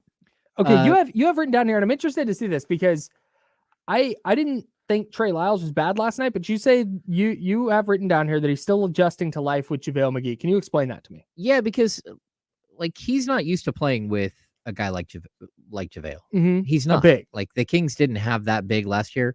I mean, if anything, he played a lot with Chimezie Metu, and he played a lot with Sabonis, but off the bench. Like playing with JaVale McGee is very different. There's a gravity to JaVale McGee that, like when him and Malik Monk are going, like the world sort of centers around them for a few minutes. Yeah. And Trey Lyles is a guy that like can inadvertently be overlooked in a game and not have the same impact. When Trey Lyles is impactful in a game, he's super impactful. Like I'd say, like last year, there were probably 8 games that the Kings wouldn't have won without Trey Lyles. Totally agree. And that's not something you can say for every reserve player in the league, and certainly not on the Kings roster. Like, sure, did Malik Monk have a bunch of games where he was awesome? Yeah, but as far as what Trey Lyles did, he saved games. There were plenty of times where the stats didn't matter, and so 2 of 7 from the field, 1 of 4 from 3. 5 points, 2 rebounds, but that's in 18 minutes. Those aren't Trey Lyles stats. Usually he's better than that. And I think just right now, like trying to figure out how to play with JaVale McGee, it's a challenge. It's a challenge for him. I think it's a bit of a challenge for Chris Duarte, who likes a passing big. It's for the guys around him. Even Davion Mitchell is the one guy who just seems to fit in. Like he doesn't care, which is good because that's not who he was last year. So I'm not saying that Trey Lyles was horrible. I just think that right now he's trying to figure out how to fit in. I think this probably falls in the good bucket. JaVale McGee is going to fit. Whether he plays 6 minutes a game or 12 minutes a game or whatever the number winds up being, I think he's just going to fit. Whatever role they have carved out for him, I think he's going to be able to fill that role really effectively. Okay. I don't disagree. When active on defense, it needs to be a little more active on the boards for me. Yeah. But he gets in that pick and roll with Malik Monk. He's active defensively. He's moving around. He's at least a 7-footer who can move, alter some shots. And like I said, whether he winds up playing 6 minutes a game or 12 or 14 or whatever amount of minutes it is, I think those minutes are going to be productive. Yeah. I mean, JaVale had 8 points, 4 rebounds, 3 assists. He did have 5 turnovers, and he had 5 personal fouls, 3 turnovers. But in 15 3 minutes, turnovers from your centers. Yeah, no, that's not going to cut it. No, from your backup center in 15 minutes, that's not going to cut it. And that's where I do think that there are some situational things there that may or not work. I think he'll fit, but I am still on the fence whether I think that you will be a better team with him than without him. I'm not quite sure yet. Yeah. Because he's a lot like Malik Monk, that when he's on the court, everyone knows JaVale's on the court. But that's not always a good thing. Like just because he's flashy and he's like big and large and he's barking orders and he's being a leader and all that stuff, that doesn't mean that that's going to equate to a better team. And at the end of the day, that's all that matters. No, and that's what I said when we were in there when Damian announced our show on 102.5 KSFM. We were sitting in there and we were talking about JaVale, and I said, I love JaVale. He is one of my favorite players of all time. I love the addition for the Kings, but in an ideal world, he doesn't have some outsized role because of performances like that. Yeah. Where, hey, yeah, he caught a couple of lobs and he blocked a shot, but boy, there were 4 plays where he was lost on defense and he inexplicably turned the ball over here and he took a bad shot there and he smoked this layup. He did that last night. He caught one at the rim and just missed. So and those plays are going to happen. It's, can you minimize those plays and maximize the plays where he's altering shots, where he's catching lobs? And I think you do that by kind of limiting his minutes. And hey, you're going to play in a 4-minute stretch here and a 2.5-minute stretch here, and more as needed or less as needed. But I need him to show me that he's not more Tristan Thompson than, like he needs to be more than just like a guy who is fun and talks a big game. And then like at the end of the day, how much substance is left? Like I need to see substance from him. It can't just all be flash. And that's why I love Trey Lyles, because I think there's so much substance there typically in his game that like he does so much more than what you expect. And he's so much more impactful. C Insiders brought to you by Jiffy Lube. Jiffy Lube. That's James. I'm Kyle. Last bad thing here. Yeah. I need my guy Sasha Vezenkov to do some yoga. Yeah, he's a little stiff. My man's got some stiff hips. Yeah, he's a little stiff. It was just jarring, especially watching with the first unit, which is moving and they're running and they're getting all of it. Not even talking defensively, because nothing about the first unit was good defensively, and we'll talk about that in a second. But just how he moves on the court. Like, man, stretch them hips out, dog. Like loosen those things up. That, and he's just not he's not as big as he looked in the European game. Dude, okay. Is that crazy? I thought that was me. No. I thought he was going to be the kind of player that you can look like Harrison Barnes, for example. Harrison Barnes is a big dude. And you can just tell, like, okay, Harrison Barnes is on the floor. There were multiple times last night where I'm looking at him going, who is that? When you can't see the number. Yeah. And I'm thinking it's a shooting guard. And that's Sasha. Yeah, it's Sasha. Yeah. Yeah. So, they don't have that explains why he's playing so much 3. Yes. No, I agree. He does. To me, he's listed at 6'9", 225. Erroneous. Yeah. There's no way he's 6'9", 225. Can he be Maxi Kleba? What's Maxi?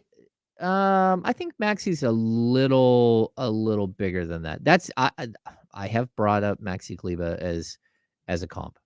I have. If he can be 6'10", 240. Okay. If he is just Maxi Kleba in a Kings uniform, I would take that. No, I think so. I would take that. Yeah. All right. Let's we have to get to the ugly. Okay. Here's the ugly thing. We have actual basketball stuff to talk about, but we're gonna have to break in a second. So the ugly thing I want to get to is not basketball related. Basketball in the Honda Center is ugly. Especially for the Sacramento Kings. It just did not. They tried to relocate and move the team to Anaheim to play in that building. The Kings don't need to go there. That by itself is gross, but it looked like a high school, like, what's the word I'm looking for? I've covered a game there. It's not fun. High school, like, tournament game, like a state championship type of game. Oh, yeah. That was the vibe I had. Like, there's nobody sitting courtside. It was just a weird, like, underneath the basket. Sasha inbounded one from underneath the basket and stood like 8 feet behind the end line. Oh, wow. Because there was nobody, it wasn't 8 feet, but he was way further behind the end line than normal because there's nobody sitting there. It's a hockey arena. Right. Yeah. I hated it. I hated aesthetically just the surroundings every second of watching that game. I covered a Team USA versus Spain there. Oh, yeah? A long time ago. All right. De'Aaron Fox barely got to play. I hope to never watch basketball in the Honda Center ever again. The defense is a mess. Rebounding was a mess. They keep fouling people. Stop fouling people. We already went up that. Those are the uglies. Just gonna unload that now. There okay. It is. All right. There's the ugly. Play defense without fouling, rebound more, and stay in front of somebody. I want to get to the defense. We can do that, but Michael Scotto from Hoops Hype is coming up on the other side. What? What? Oh, you had an inquisitive look, like I said something wrong, and then I panicked that he was not coming up. No, Michael Scotto is coming up next from Hoops Hype. We'll get into his recent front office survey that he did. Let's talk hoops with a smart basketball guy on the other side. That's Michael Scotto. We're the Insiders. That's James. I'm Kyle. We're sponsored by Jiffy Lube. It's ESPN 1320.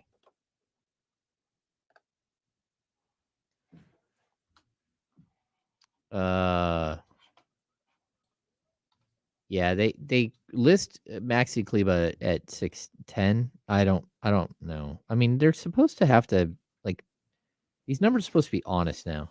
I don't know.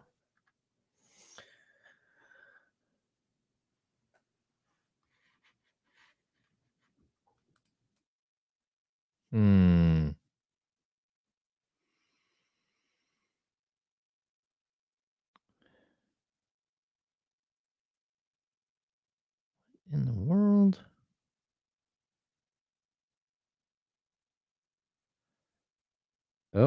Oh, you are in the StreamYard. Nice. Look at you. There he is. What's up? How are you? I'm good. How's my hologram looking? Yeah, you're like a floating head. It's awesome. Whatever works, man, I guess. I don't know if I could I zoom out? Let's see. Is that better? Yeah, you're fine. Yeah, there we you look good. Awesome. Yeah, how what do we got, Kyle? 3 minutes, 2 minutes? 3? 30 seconds. Oh, 30 seconds. My bad. Get ready. Okay.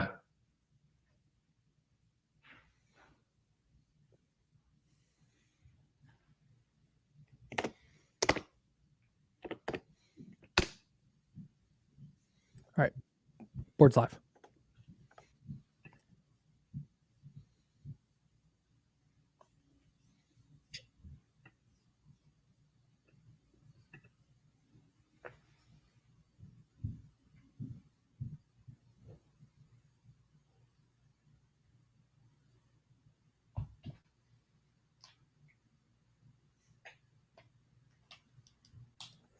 All right.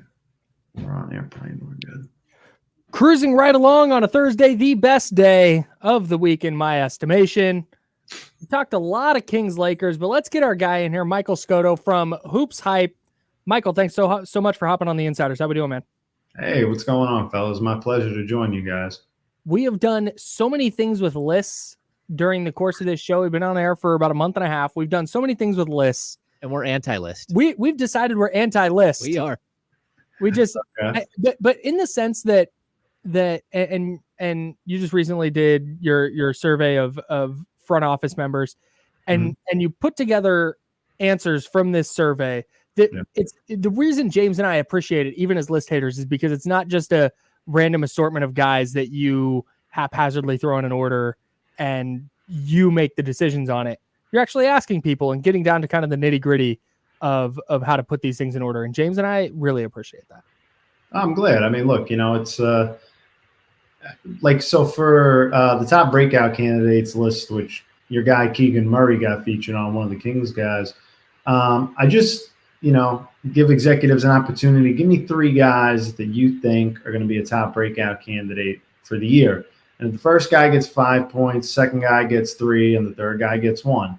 And then you total it up, and, that's what you get. Now, what was interesting was Cade Cunningham had the most first place votes from executives, but he didn't have the most total number. That went to Franz Wagner of Orlando with the Magic. So interesting there in that regard, but I feel like it gives you a bit more of a well-rounded sense of like what executives overall are thinking. And like the difference there was like Franz was on more total ballots and accumulated more points than anybody. So there's different ways to move up on the list, but one executive did put Keegan Murray as his personal top choice to be the top breakout candidate. So everybody has a different opinion. It's fascinating to see and compile all of it. Yeah, see, that's the biggest thing. I think compile all of it. You do a really good job of looking at things objectively, giving a question out to people who are in the know, and then building something that looks structured and reasonable. Again, we're looking at things like the ESPN Top 100 and just the arbitrary putting Domantas Sabonis and De'Aaron Fox next to each other, no matter what. because they can't choose, to put them separately, or that they'll put Tyrese Halliburton at number 21, one spot before both of them. And you're just thinking, is that really how your voting went? That he just randomly ended up right next to them. So what I appreciate about your list is that that you're really like looking at players like Keegan and like how can they get there? How can they get there? And giving like some people who should know these things about how they would gauge him. When you did you get any feedback while you were doing this about why people might think that Keegan Murray is in line for a breakout candidacy? Well, from the one exec that told me he had him as his top breakout candidate, he thought he could have a ceiling of being at best Sacramento's second best scorer, which I respectfully, when we were going back and forth, I didn't agree with. I think the train is running through the two All-NBA guys and Domantas Sabonis and De'Aaron Fox, and that Keegan, I think there's room for his scoring to go up. And I mean, he could stay a 40% three-point shooter, which is really his best calling card right now as a youngster in the league. If he's going to score more, who's taking a step back? Is it Harrison Barnes? I just don't think it's the top, the two All-NBA guys coming off of last year. Those are your go-to guys, and those are your horses. So to me, that was what I was saying was I think he's going to take a step forward. I just think his ceiling is going to be capped at this point because they brought back Barnes, Malik Monk and Kevin Huerter return. These are all guys that can score on a nightly basis. And it's one of the reasons why Mike Brown has one of the best offenses in the league. But what's good about Keegan is as a rookie, he's an older guy a little bit, played a couple of years in college, and he knows his role, and he does it effectively as kind of that stretch forward for Sacramento to make the offense click. Is there any concern for you, as we talked to Michael Scotto from Hoops Hype, is there any concern to you that could potentially cap Keegan Murray's ceiling long-term? Well, I think eventually he's going to be a guy that can score maybe in the high teens on a really good, top 4 caliber team in the West. Maybe Barnes takes a step back. Maybe they trade Barnes down the line. Again, that's just an opinion. I know the aggregators will eat that up. But, you never know, like if they need some financial flexibility. But I think Keegan's got room to grow. I think for him, the growth, though, is, he's a pretty good three-point shooter as it is. It's just getting more shots. And I think defensively, maybe increasing his rebounding a little bit for Sacramento to make him a more overall well-rounded player, which is something I'm sure he wants to do. But those would be my areas of improvement for him going into this season with the expectations that Sacramento has to build off of last year when they ended the playoff drought. We are talking to Michael Scotto here on the Insiders, of course, from Hoops Hype. Michael, you wrote this really intriguing article about the top 50 players, the highest, I guess, grossing NBA players in history who have not made an all-star team. And first of all, I think it's a great concept because this is something you can track. And like we talk about lists in a negative way, but this is something where you literally are just going down and showing how much guys have made. Was there any like crazy surprises to you? I mean, again, Tobias Harris, by the time he's done with this season, will have made $250 million in the NBA without ever making an all-star team. Harrison Barnes will probably finish in the top 2 or 3 all time as of right now, players who have not made an all-star team as far as how much they've made. But was there anything that stood out to you when you're doing your compiling your research for this? Sure. I think, the first thing would be some of these guys are really good, and I was surprised they didn't make an all-star team. But, like by the end of his career, Danilo Gallinari can also eclipse potentially the $200 million grossing mark. The other ones that really stuck out to me, I was always amazed that CJ McCollum never made an all-star team. I thought when he first got to the Pelicans, the way he was playing before he got hurt, he would have had a shot that year. But for whatever reason, it hasn't materialized for CJ. And he and Dame Lillard for, I think it was almost like 8 years or so were them and Klay Thompson and Steph Curry were two of the top scoring backcourts in the West for a long time. So that was a little surprising. You mentioned Harrison Barnes. Harrison Barnes was a guy that coming out of high school and going to North Carolina had so much hype around his game, and he's become a solid starting caliber player.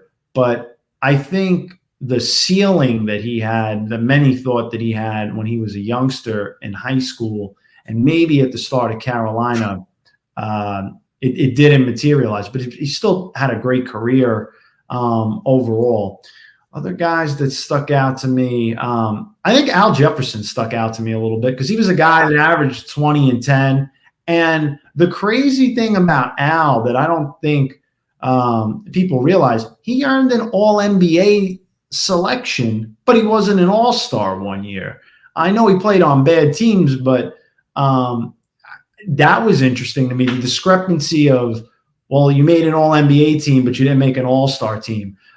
So filtering that out, I thought was interesting. And, a lot of the financial tracking, thankfully, was helped in large part to our Hoops Hype salary database, which goes back many years. And I think the interesting thing is you look at this list now, give it a few years when the cap goes up, these numbers are going to seem minuscule comparatively.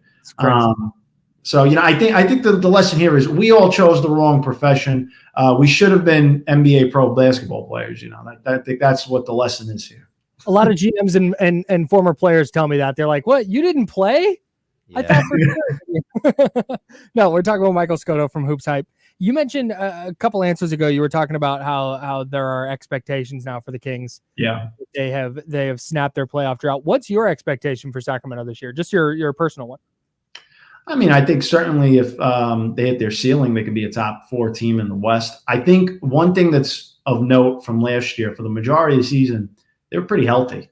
Mm-hmm. That's not always a given in the NBA, and incremental linear growth in the NBA does not always happen.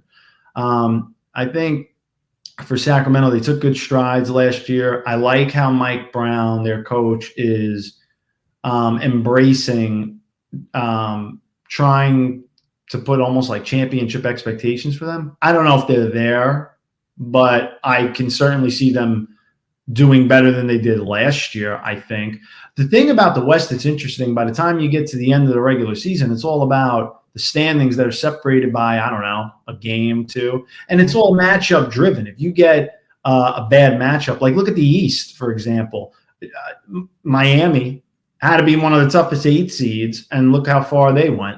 So to me, it's all about matchups, especially in the West where it's so contentious and teams are pretty evenly dispersed throughout the conference. I think Keegan Murray's growth is going to play a huge part in that. Can they get some new contributions from Sasha and some of the guys that are returning? Malik Monk was good for them last year. I really don't know how much more Sabonis and Fox can take another step because they were already all NBA guys. So the growth is going to have to come, in my opinion, from Keegan Murray, continued maybe a little bit of step, maybe in efficiency from Harrison Barnes. But overall, continuity and chemistry-wise, they have a shot to certainly advance past the first round further than they did last year. And I really think make potential noise in the Western Conference as long as they stay healthy, knock on wood. All right, we are talking to Michael Scotto from Hoops Hype. Hey, we can't keep you all day. You got a game to get to, right? I am. I'm going to the Brooklyn Nets game coming up for preseason. Since I'm based in Brooklyn, so I'm usually going to a lot of the Knicks and the Nets home games, which it's cool to have 2 teams here, but certainly today will be interesting for sure. Yeah, interesting. They're playing what is it, Ra'anana, which is Maccabi, excuse me. Oh, is that you there? Okay, yeah, it's got someone else for them tonight on where I'm looking at. But there's heightened security. It might be a little bit of a strange night to you with all that's going on in Israel and everything else. So be safe out there, but also like, is there anything that you're looking forward to in this game? It's always interesting to me to see any team that's coming from another league going up against an NBA team. This is like an open tryout basically for all those guys, and I expect them to play hard. For the Nets in particular, a couple things. I mean, one, I think Nick Claxton is one of the rising centers in the league, and he is going to get paid in the summer of 2024. When I asked Spencer Dinwiddie about it at Media Day, he said he thinks he could be $100 million player potentially. Dang. And whoa, given the money that Jared Allen got a couple of years ago, was like, I think it was what, 5 for 100 or something like that. Could that be in Nick Claxton's future with the way the cap is going up? Time will tell, but he felt robbed of not being an all defensive team selection last year. So I'm curious to see that. I think Ben Simmons looks healthy. Watching him last year looked like a guy that was laboring a little bit, especially on a dunk. Like he could barely last year, I feel, get over the rim at certain points. And this year the explosion is there. He even took a mid-range shot during a game, which, for people, whoa, and I've seen him in pregame warm up and shoot corner threes. It would not shock me if, on a leap year, he pulled one out for Brooklyn and pulled a corner three, maybe, but occasionally, not a lot. But his explosion looks to be back, and I think for Mikal Bridges, if he hits his ceiling this year, this could be a guy. If you look at the numbers last year when he was around 25, 5 and 5 or so, maybe less with the assists, excuse me, but his efficiency with Brooklyn was kind of staggering considering the volume and the usage rate that went up after the trade from Phoenix. I think Mikal Bridges, depending on where the Nets finish by the time All-Star voting takes place, I think Mikal Bridges has a chance to be an All-Star for the first time. And he's been an all-defensive guy before. He wants to get back to that. So I'm looking for that. And lastly, Spencer Dinwiddie in a contract year, playing off the ball with Ben Simmons. I'm looking forward to that because he did it with Luka Doncic in Dallas. And I think, this team reminds me a little bit in different aspects of the Kenny Atkinson era Nets when they were the 6th seed. I think they're scrappy. They're going to have to be. They're going to have to, score as a team. They don't have – I know Mikal can drop 25, but he's not your traditional go-to guy that you would think of across the league. But he's shown that he can do it. So I think for the Nets, there's a lot of intrigue. Defensively, they've got a bunch of guys that are switchable guys, and they got – Lord knows the entire league knows that they have a ton of depth when it comes to wing players. So whoever gets squeezed out of that rotation, other teams are going to be looking at. There's a lot to me to look at with the Nets going into the new year ahead, and at least at Barclays Center, home wise, locally, it starts tonight. Michael, this was really terrific. Thank you so much for hopping on with James and myself. We really appreciate it. Hoopshype.com is the website. You can check out the top 50 players to never make an All-Star team. You can check out his front office survey. Really, really good stuff over there at Hoopshype. Really appreciate all your work, Michael. Tell Harry Giles we said hi. Wait, James, real quick, just because you did mention Harry, what a potential story here for Harry Giles. This is a guy that if you watched him in high school, I mean, obviously a lot of people watch a lot of mixtapes, but this guy was one of the top high school recruits all time, and unfortunately dealt with some serious injuries. But his spirit is really up there. Amazing. And I'm looking forward to see how he looks physically. He's gotten some preseason minutes with the Nets. Day'Ron Sharpe, the last game, got hurt. So, maybe it'll give him an opportunity to have an expanded chance to make the roster. He's fighting with guys like Darius Bazley and also Trendon Watford, who played for Portland. I'm sure you guys saw him out on the West Coast a little bit last year. So Harry's a good kid, and, looking forward to seeing what he can bring. And it would be a nice comeback story if he can make the vision a reality and make the Brooklyn Nets this year. I agree. Fingers crossed. Fingers crossed. I'd love to see that for him. Michael, thank you so much, man. You got it, fellas. Thanks. My pleasure. Yep. Hoopshype.com. That's Michael Scotto. I think maybe the go-to spot for anytime you're looking for contract info, looking for rumors, looking for stuff like the top 50 paid players to never make an all-star team. It's a really good website. Oh yeah. Hoops Hype is amazing. Like I've used Hoops Hype forever, especially their all their salary stuff is great. It's really good, really in depth. Yeah, and he's got a great podcast too. He gets incredible guests all the time, like Scotto does. So yeah, he's a good guy. We wanted to bring him in very specifically because his lists. We hate lists, but his lists have been really, really good. Yeah, like we don't hate lists in and of themselves. No, in and of themselves, we hate lists that are hastily thrown together, arbitrary and hot takey. Yeah. I'm not about that at all. Yeah, me neither. All right, he said a bunch of interesting stuff that I want to get to. The Ben Simmons thing. Come on. It's okay. So look, we're doing this. I feel bad for Ben Simmons. I do too. But we're doing the 2023. Come on. Yeah, I don't know. It's so wild. I mean, he hasn't really played a whole lot in like 2 years. I know it. But we're doing hey, he took a mid-range jumper and again, hey, you see him pregame shooting threes. Yeah, man, we've all seen the videos. We've all seen the pregame. We've all heard that he's working on his jumper. I get it. Until I see him taking them regularly in games, I'm out. Yeah. I hope he plays. I hope he's healthy. I want that for him. For last season, he played 42 games, and he started 33, played 26 minutes a game, 6.9 points, 6.1 assists, 6.3 rebounds.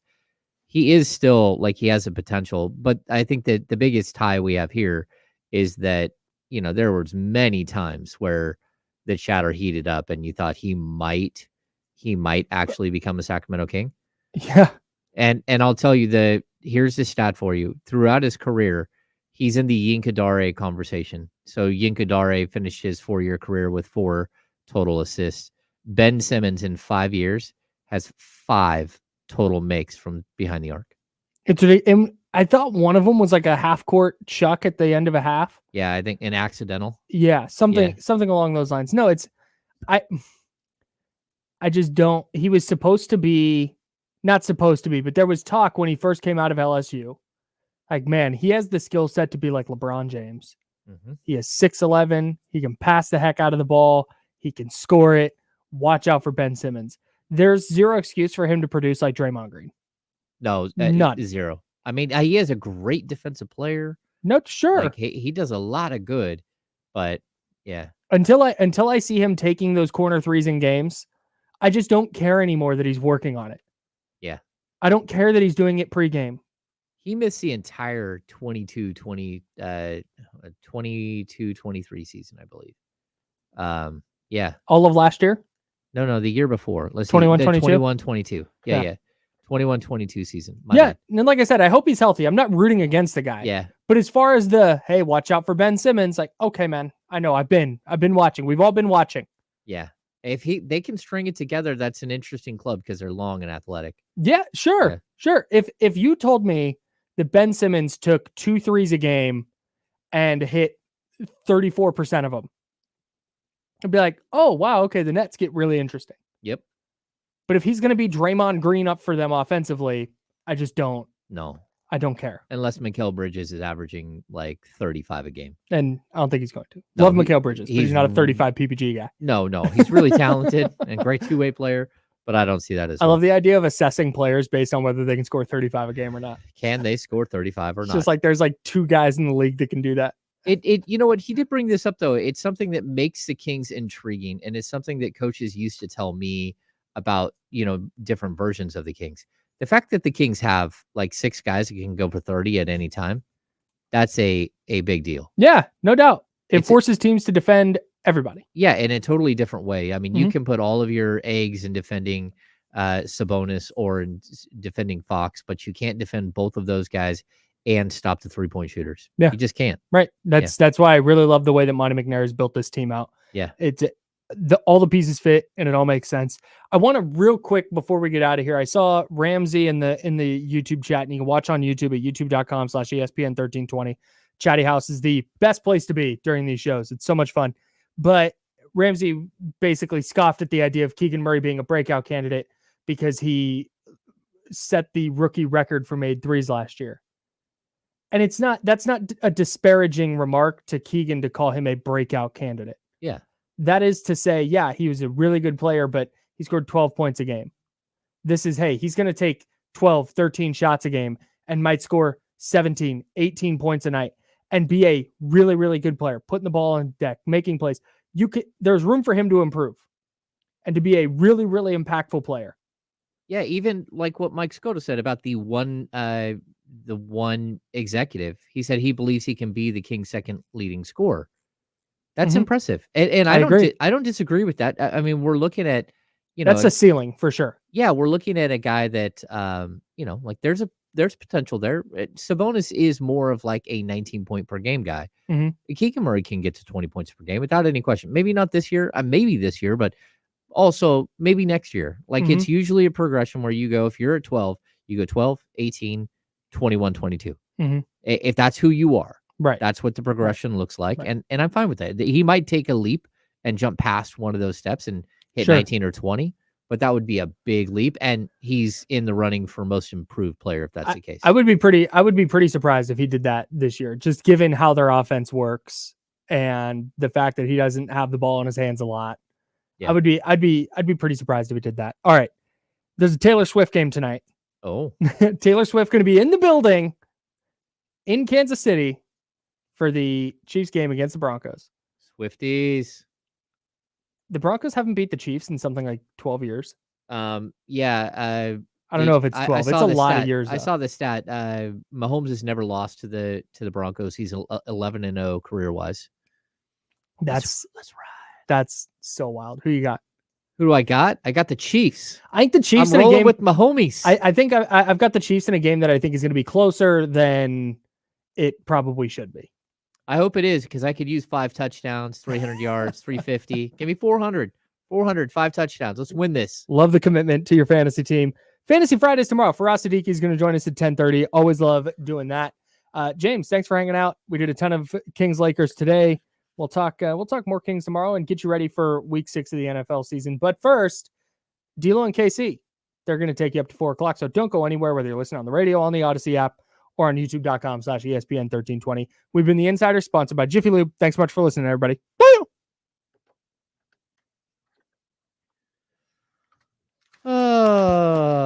Thanks for hanging out, guys.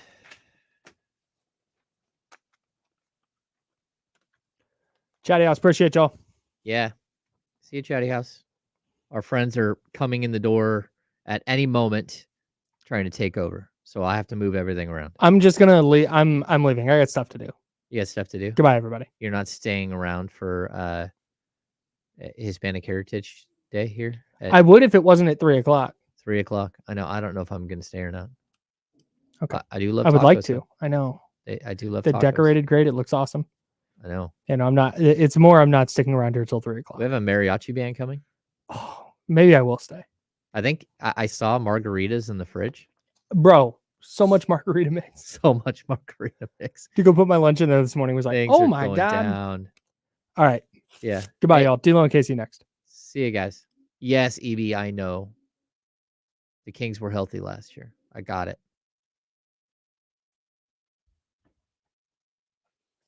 Oh. Where are our friends?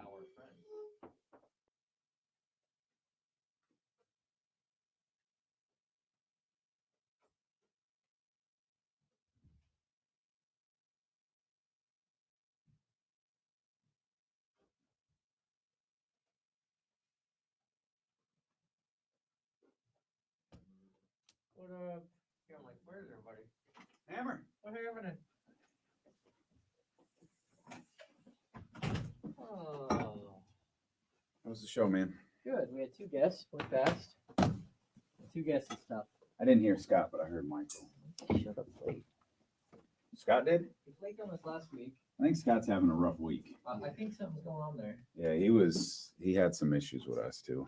Yeah, he showed up at 11:34, and so we had to blow through a break, which became an issue. Our whole day was all over the board. We had a good time though. That's all that matters. This show literally feels like most days takes 15 minutes. You know, you sit down and it's over. It helps. You guys excited for the mariachi band to play right in the middle of your show? Oh, that'll be fun. Yeah. Well, I am excited for tacos. I haven't decided if I'm staying or not.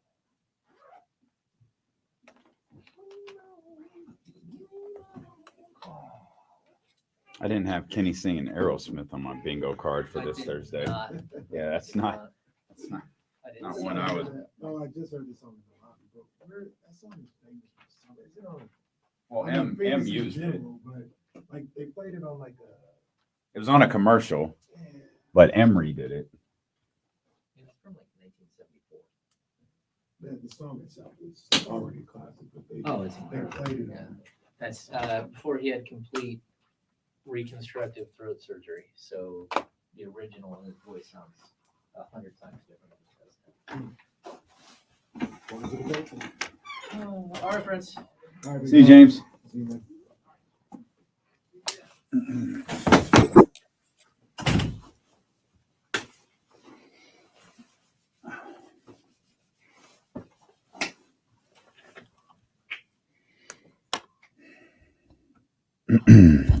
Michigan scored 30 and hold Indiana to 10.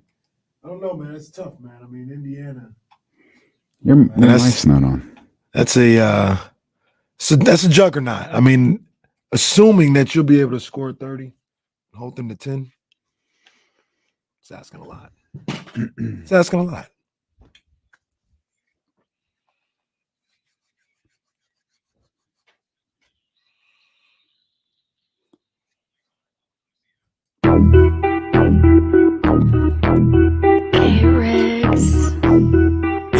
Yeah. We got them screaming D-Lo, KC, D-Lo, KC, D-Lo, KC, D-Lo. We got them screaming D-Lo, KC, D-Lo, KC, D-Lo, D-Lo. We a number one spot. We a number one spot for some sports, huh? Got the city going crazy when we work, huh? We top two, but we ain't two, we in first, huh? And when you need the real, we is who you search, huh? D-Lo, KC, D-Lo, KC, D-Lo, KC, D-Lo. We your number one spot. Good, baby. Where y'all at today? Come on, man. Let's go. One more time on this Thursday. Hey, yo. Welcome in here to this Thursday, October 12th edition. Oh, tomorrow's Friday the 13th. Tomorrow is Friday the 13th. Okay. Yeah. Scary season up in here. Spooky. You know what it is. Are Hey, you- Stilo and Casey. I'm sorry. The ultimate needle mover in God mode himself. He's Kenny Caraway. Yes, sir. Acknowledge me. We'll see. I was just gonna ask you a scary movie guy. Nah, I could rock with like a psychological thriller. I could do that. Some of that stuff Deion Taylor does is good. The one he did with Hilary Swank and the pretty dude from Barbershop. Which dude from Barbershop? I didn't see that movie. Michael. Oh, Michael Ealy. Yeah, Michael Ealy. Oh, yeah, he did that with I feel like he did do that. I didn't Hillary Swank. I'm not even. Yeah, Hilary From Swank the- was the detective. Yeah, That's right. That's right. That's right. I like psychological thrillers, but when you like, if we're talking like Jason, Yeah. nah, not really. Yeah, I not still really. find the original Nightmare on it. There's two scenes in the original Nightmare on Elm Street I still find terrifying. Which one is that? The Freddy Krueger one where But what's the scene? the one where he's in the like dark alley Uh-huh. and his arm stretches out and he's scratching the fence with his claws, and Tina says, "Oh God." In the most poorly acted like 80s way imaginable. Oh God. And he puts the hand to, this is God. Like that still scares the crap out of me. That still scares. But then Freddie became a comedian after that. He started telling jokes right before he slashed the different people. Freddie or Jason? Who's For me, Freddie. Yeah, I liked Freddie growing up. Because Freddie was in your dreams, right? Yeah. Yeah, Freddie was crazy. Freddie was I didn't watch You ever a see lot the of those second one? movies. No, I didn't watch a lot of those movies. You got to watch the second one, man. Second one's kind of wild. What's the movie? I just seen this scene like a couple different times. I've never seen the movie, but where I think it's a black guy. He's about to fight the killer. And he's like, "Come on, I got you!" And he starts boxing him, and he's roughing him up. He's tearing him up, and he's like getting all these licks in, and the killer's not really moving or like blocking, and he just literally punches himself out and like punches out. And then he's out of gas, and then I think the killer slices his head off. Jesus Christ. I don't know what that is. That might be one of those like indie movies or something like that. Is that like Candyman? I don't know what that is. They'll know in the chatty house. I think it's a pretty famous. First of all, what black dude is trying to punch out a serial killer? Like that's I'm calling cap on that already. I want to be in the writer's room, like, hey, yes, you're gonna just box him or whatever. You're gonna get really tired though. You're just gonna chop your head off after. Like, Pino knows is Jason Goes to Manhattan. Okay. Jason, then the black dude's like, "Come on, you want some of Manhattan. this? You want some of it?" And he's like, he's like giving him like Tank Davis like punches, right? And Jason's taking him, and then like eventually he's like, and Jason just says, cuts his neck off or something like that. Oh man, remember when they did Freddy versus Jason? I remember all. I've never seen any of those movies. Oh, really? I think I've seen every Freddy movie. I've only seen like a handful. Maybe I saw Freddy versus Jason and maybe the original Friday the 13th. I think that's all I saw. And then Halloween is something else, right? Halloween is completely different. I think they made a lot of Halloweens. Michael Myers. Yeah, Michael Myers. That's the best one right there. Michael Myers is by far, that's my favorite. I think Michael Myers is the Kane mask. I think they took a Michael Myers mask and painted it. Oh, wow. I think. I'm almost 100% certain that's the story. Huh. Like the original? Yeah, like Kane in 1997, Bad Blood, when he walked out, that I think was a Michael Myers mask that they painted with the red and black. I could see that. And then they changed. They cut it up a little bit so he can get his hair through, or. Well, no, because I think Michael Myers has I think it's the same thing. Yeah, it's just the way that it fits. I think it's the same thing. Somebody in Wisconsin has that in their attic and won't give it to the Mick Foley's there right now trying to bargain it. Come on, man. We'll give you $100,000 in my old T-shirt. No, I can't do it. You're can't, asking too much. I can't part with this sweaty mask that I walk around in on Sundays. Well, if you had Kenny Caraway singing an Aerosmith song before the show started and horror movies leading the show, congratulations. You are our grand prize winner for the day. The Sacramento Kings. Get Doja Cat tickets. You got to hear back-to-back Doja Cat songs. That's the only way. By the way, shout out to everybody who's followed us over to 102.5. We have reason to believe a lot of you have, because the men listening to that station has gone through the roof. So shout out to everybody. Shout out to everybody who followed us over there to 102.5 and is supporting our little career ventures, man. We really appreciate you. And thank you for making us number 1 and 2 here on what can I say? 1, 2, 3, 4, and 5. And we're working on it.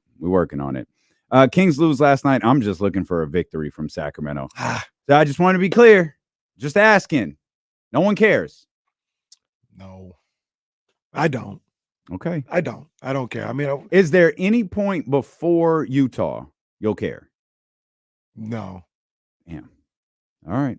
That's just me, though. That's just me. I know. No, I think more people are like you than not. Well, I saw a lot of people kind of freaking out last night. So I think there are a lot of people who care. Can we shout out and take something out of these preseason games? Also, before we go too far, just shout out Mike Brown for the just spectacular troll job that he did on everybody yesterday when we found out after this show ended, Keegan Murray wasn't playing. And Lakers didn't get that tweet. So they did not. No one told the Lakers announcers at Keegan Murray. They were so perplexed as to why Keegan wasn't playing. And shout out to League Pass for working, sort of. But Keegan doesn't start, and Sasha Vezenkov slides into the starting lineup. We got, 2.5 days out of that story. A day and a half out of that story. Shout out Mike Brown. That was just content over everything. Yeah, COE, Mike Brown is a radio host's best friend. Because funny, man. Now we can spend the next 2 days talking about Sasha Vezenkov starting. We can spend the next 2 days talking about how the second play of the game, it went De'Aaron, Domas, Sasha, step back, 3. Bang. And that was pretty much the biggest highlight for Sacramento yesterday, at least in my opinion it was. There are good things to talk about there. I'm going to do it right here out the gate, 8 minutes in. Sorry, it's not really 8 minutes in, but shout out to HB. We had to talk about horror movies for no particular reason to start the show. Harrison Barnes, 15 points yesterday. I mean, we can shout out HB or we can not shout out HB. Well, you know what I'm saying? Like, I like his 15 points. I like that. But I say I don't take anything out of the preseason. This does bother me a little bit. This probably bothers me the most. What's this? He had 1 rebound yesterday. Well, he has 1 rebound all preseason. And 2 games. Mm-hmm. I mean, that he got it yesterday. You got to rebound the basketball, man. If you're, and Keegan got away with it because he didn't play yesterday, but Keegan and Harrison Barnes, you guys got to rebound the basketball. So what if I told you that the guy who stepped in place for Keegan Murray only had 2 rebounds? Does that matter? Yeah, he needs to rebound. I need my forwards to rebound the basketball. So let me because I feel like you're going to ask this I feel like you're going to answer this a certain way. I'm probably going to bring this up 10 times. Matt George is going to be with us at the top of the 1 o'clock hour, and our man Hunter Patterson is going to be with us in the 3 o'clock hour. Mm-hmm. I'm going to bring it up to both of them, and I'm going to bring it up to you. I know how you feel about this. This team shot 53s last night. Mm-hmm. They've shot 40, is it 45 yesterday? I think, or a couple of days ago.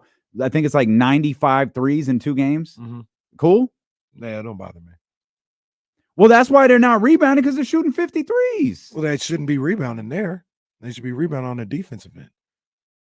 Harrison Barnes, you roaming around after a defensive stop. Go get a defensive rebound. I'm not good with the 53s, bro. That's a lot. It doesn't really bother me a lot. I look at these guys and that's, that's kind of what they do. That's their DNA. They get the 3 ball up. It's not going down right now. It doesn't bother me. It doesn't bother me. Can you not score? Let me also say the Lakers only had 4 offensive rebounds. The Kings had 11 offensive rebounds. They did. It was 47-45 on the boards in favor of the Lakers. So it's not like they were just humiliated, on the rebounding side of things. But it sure helps when the most overrated player in the league pulled down 16 rebounds. Yeah. That helps the numbers a little bit. The only reason 10, 16, and 5 for the guy that they claim is the most overrated player in the game. The one of the reasons why I'm never really gonna feel any type of way about the preseason outside of rebounds, I guess, it's just the minutes played. I mean, you look at the way Fox and Sabonis played, and I know they were out there on the court in that third quarter when it got nasty, but I mean, 24 minutes for Fox, 24 for Sabonis. In a real game, they're probably playing 10 more minutes, and you take 10 minutes away from, I don't know. I'm just looking at Duarte. Duarte might, I'm not gonna say he played 6 minutes, but Duarte played really well yesterday. JaVale McGee might not play 15. I don't know, but I look at those guys' minutes, and that's where I'm like, I don't really know what to take out of the preseason because we're not getting a full look at what would happen in a regular season. You talk about it getting nasty in the third quarter. They didn't shoot horribly in the third quarter. They shot horribly in the second quarter, but thankfully the Lakers did too. The Lakers shot 71.8% in the third quarter. Yeah. I guess I'm the only one who's bothered by that. No, Mike Brown's probably bothered by it. Okay, well, me and Mike then. I'm bothered by it, but I'll talk about this on the other side because The other side. I mean, the other side of what? The other side of Manhattan where Jason is? Like, what is the other side that these radio people insist on talking about? Yeah, I heard you say it too, Kyle Madsen. Don't look over here and laugh at me. Y'all be hung up on this other side. We'll talk about it. That's what we'll do. What's on the other side of the break? Okay. That's all.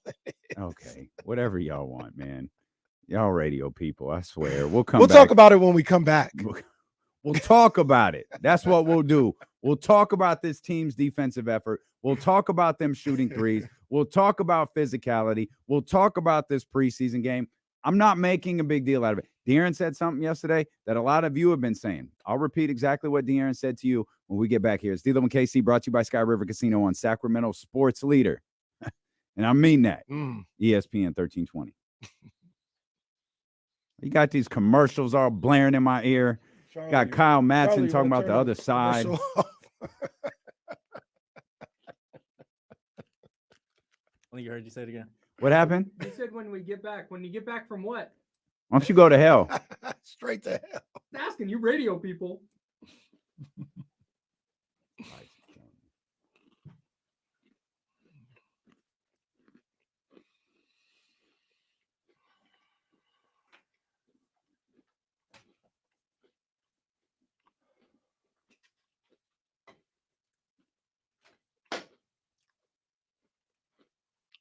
Oh, damn.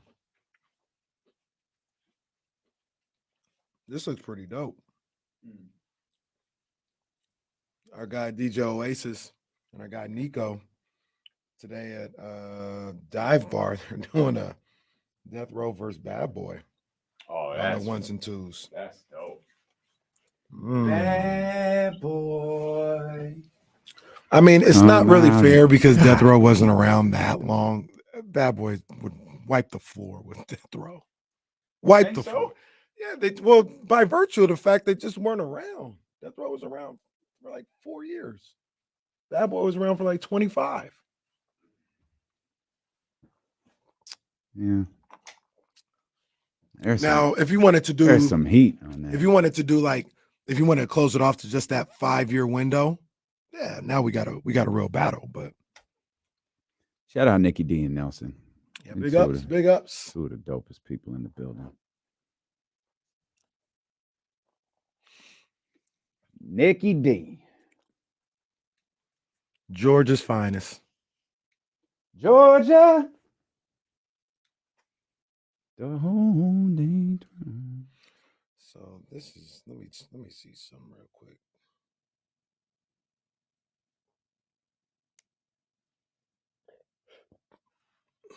I'm gonna show y'all how to get it. Get it, get it, get it, get it. I think what you said happened. NBA just forgot to black it out. That's exactly what I think happened. Because this morning I was watching the 45-minute recap. That's what you can't watch it. Oh, wait for I gotta pull it up. Don't close it. Well, I got the all possessions pulled up. Yeah, don't close it. That's what I was watching this morning. You were watching. Where were you watching it? On my phone, and now it's off on both. Yeah, I think you're right. I think they forgot. Yo, that mullet on this dude on the Pat McAfee show is tough. Serious. Wait, hold up. Is that a shoot? Is that for? Oh, the game's on NBA TV. Epic troll job by the association. Epic troll job by the association. The game's on NBA TV right now. I'm gonna show y'all how to get it. You gotta get it. Get it. Get it. Big get boss vet. That's one of those songs, I guess, right now it's on my mind for whatever reason. Every morning I wake up and there's a different song in my head. No, I didn't get either one. I was actually telling Kenny a story how I looked for a Jodeci vinyl It's tough. Sounds tough. last night, and I found on this site that Bobby Gerald gave me I found one in the United States, and it was $200. And every other one I found across the world was about the same. It was just a lot more for shipping. I saw one that someone was selling for $150, and you have to grade them. They said the record, like the actual vinyl, because you grade the vinyl, the record, and you grade the sleeve. They said the sleeve was near mint condition, and the record was broken. I'm sorry, what the hell am I going to do with that? It's like getting a PS4 with the HDMI. They say an HDMI comes with that works. PS4 don't work though. Crazy. Diary of a Mad Band. See, that one was a little cheaper. I don't know yet, man. I don't know yet. Yeah.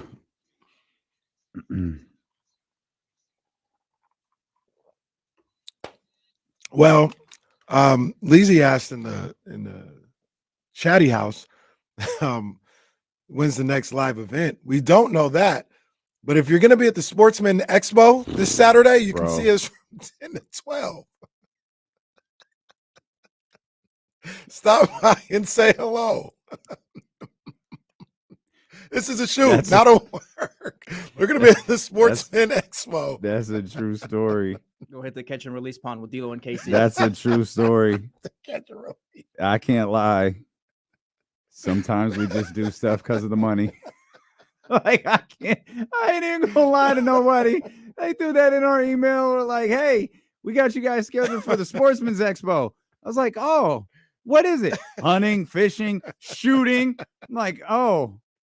Yeah, I'm not sure. Oh, by the way, it's paid. Well, see you guys there. You guys gonna show up in all do I need to wear a shirt? Do I need to wear an Odyssey shirt? What you need? Hey, we told y'all. Hey, Chris, hey, something strange. Hey, sometimes you do what you got to do, man. So seriously. We're gonna be there. It's at the grounds. Calm down. Look. Come hey, see us. If that's your bag, you ain't gonna see it on. We're treating this like Rick Ross treated the Cesar Chavez performance. You ain't gonna see nothing on social media. If you caught this conversation, you know we're there. I just don't want to be alone. That's why D'Lo and Casey. That's why D'Lo and Casey will be there at the same time. If y'all want to come and keep us safe. That's what I'm saying. Because they selling all sorts of things there. John Poles, where you at? Yeah, we need the John Bowles crew. Yeah, John. Yeah, John. Bring your brother. Bring your friends. Everybody. Rich, not far off. Not far off. Okay. They ain't gonna be in some Gucci camo. Y'all are idiots, man. You can bring out that camo jacket that we had for the insiders when we introduced that. Remember? Yeah, no, there wasn't. Why don't you go to hell too? Everybody got jokes about. All right, okay. Oh man. Yep. Be like Jay-Z. You'll see what happens when I no longer exist. Yep. We'll see. Mm-hmm. Everybody got jokes. Look, people coming in already. Ain't nobody. Fish and Trips is in the chatty house. We're bringing people in already. Hold on, Fish and Trips. Let's go. Come through. We're bringing people in already. Come through. Let's go. Yeah, we'll be there at 10 o'clock. So if y'all want to come, make sure everything goes smoothly. Yeah, you get there before 12. Don't come a minute later. See us skirting off. No, you're going to see us very gingerly leaving with our hands in plain sight. Hey, just walk into my car. Leaving another hard day of work. Just leaving. The first thing I thought of was no one thought to call James Ham. What? James got the attire for got it. Everything. Like James could pull this off. James and Kyle, come see the insiders at the Hunter Expo or Sportsman's Expo. Boy, we just we love everything about Sacramento, man. Anything Sacramento, man, we putting on. We just hard. Couple hard working dudes, man. That's all it is. Y'all. The grounds is actually a really nice facility. I've been there for basketball tournament. It's amazing for basketball. I've never seen it for anything else, so we'll see what it looks like, but I'm sure it looks great. Yeah, I'm thankful it's in Roseville. It's right around the corner. I'm down for it. Got to stop by Starbucks. I do. Well, yeah, 10 o'clock's early for you. It's early. I'll be up, though. Baby be getting up at 6:45. No, it's true. True. You do have a baby who just wants to get up and probably wanted to watch the replay of the Kings Lakers last night, but couldn't because NBA remembered, oh, crap, we forgot to geo-block this game on the replay and then trolled us by putting it on NBA TV right now. I wonder how they felt. We're getting a lot of activity in Sacramento on NBA TV. What the heck's going on? Oh, Chad, did you forget to block the game? Yeah, sorry about that. We were in a meeting at 7 o'clock, and I told Kenny because the meeting had kind of clearly wrapped up and pulled up League Pass. I was like, "Hey, we got action on League Pass. We got the Lakers feed." And I get, I'm 5 minutes away from home, and it cut out. I'm like, "Oh crap, it's buffering." And so I, do the refresh thing, but I'm like driving, so I can't do that. I'm like, all right, crap, I'll fix it when I get home. I get home, close the app, reopen it. Sorry, blackout. Oh, damn. And then I'm getting text from Kamara, who's freaking out about the way that they're playing, the way Sasha's playing. I'm like, okay, I don't know what's going on right now. Let me get settled. I got the game pulled up. Eventually got it on the big screen and was able to lock in as to what was happening. But apparently I'm the only one who gives a damn about what I'm seeing. Oh, you and Kamara? What? Kamara's upset. Kamara was firing them text messages off. He going to have a call today. Believe that. But the Kings actually did some things. Through the two games, the ball, I feel like the ball movement has been really well. Like if you believe the superpower, the bread and butter, if you will, is what they do on the offensive end. The group that you care the most about has looked good on the offensive end. Even though, De'Aaron missed a bunch of shots on Sunday. They scored 35 points when they were all together, played a handful of minutes in the second quarter. Thought the ball movement was well. They stopped hitting virtually everything in the second quarter of Sunday's game. We talked about the first or second play of last night's game with De'Aaron to Domas to Sasha with the step back. And last night, 30 assists in a loss. 30 assists in the game when they scored, 101? 30 assists on 37 made field goals. So on the offensive end, other than the shots not falling at the rate you want them to, you're probably okay with some of the things you're seeing. I think they look a little sloppy from time to time, offensively. The main group? Okay. Yeah, look a little helter skelter. I didn't feel like that. Yeah. I mean, I didn't think they were like, no, I didn't think that. But I thought like the attempt at execution was there. Yeah. Particularly on Sunday. Like I thought they were moving around. Sunday they looked better than yesterday, which isn't really fair because no Keegan, Sasha's in there. Yeah. So you factor that in as well. They haven't looked bad. I think there's more that they could do offensively. Getting up the court a little quicker, getting in transition, obviously making shots, but I don't think they're necessarily clicking just yet. And that's to be expected. That's to be expected. It's not any cause for concern for the offense. No, if we're truly grading this all on a scale, not concerned about the way that they're moving on the offensive end. I am concerned about the idea that they can't win a game unless they hit a ton of threes. I'm concerned about that. Ton of threes and just score in general, though. Yeah, look at the two games. I mean, they get 99 the first time, 101 the second time. Once again, minutes played by starters factors into that, but they got to be up. Yeah, but higher. With that said, we've seen teams in this preseason put up 126. Now I'm not arguing that they're playing a lot better than Sacramento is. I'm just saying you're seeing points put up around the league. Now that just could be two teams playing a glorified pickup game. It could be teams getting hot, but we've seen 120s and 130s here in the preseason. We just haven't seen it from Sacramento. I don't think that has changed from last year. I think if people are what hasn't changed, like for them to win, I don't want to put it at a number specifically, but they've got to be in the 150, 150. They have to be, if they get to 150, yeah, they won it. But they're gonna have to score at least 150 points to beat the Warriors. They got to be in that 115, 120 range on the regular. They got to be the number one or close to number one offense in the game. I think that's what it is. I think, and you can tell me if I'm wrong. I don't think you're saying this, so I don't think it's necessarily coming from you, but I think a lot of people look at it where they want them to be this different defensive team where they can win a game 101 to 99 or something like that. That's never going to be. I want them to do that. Yeah, I don't think they're.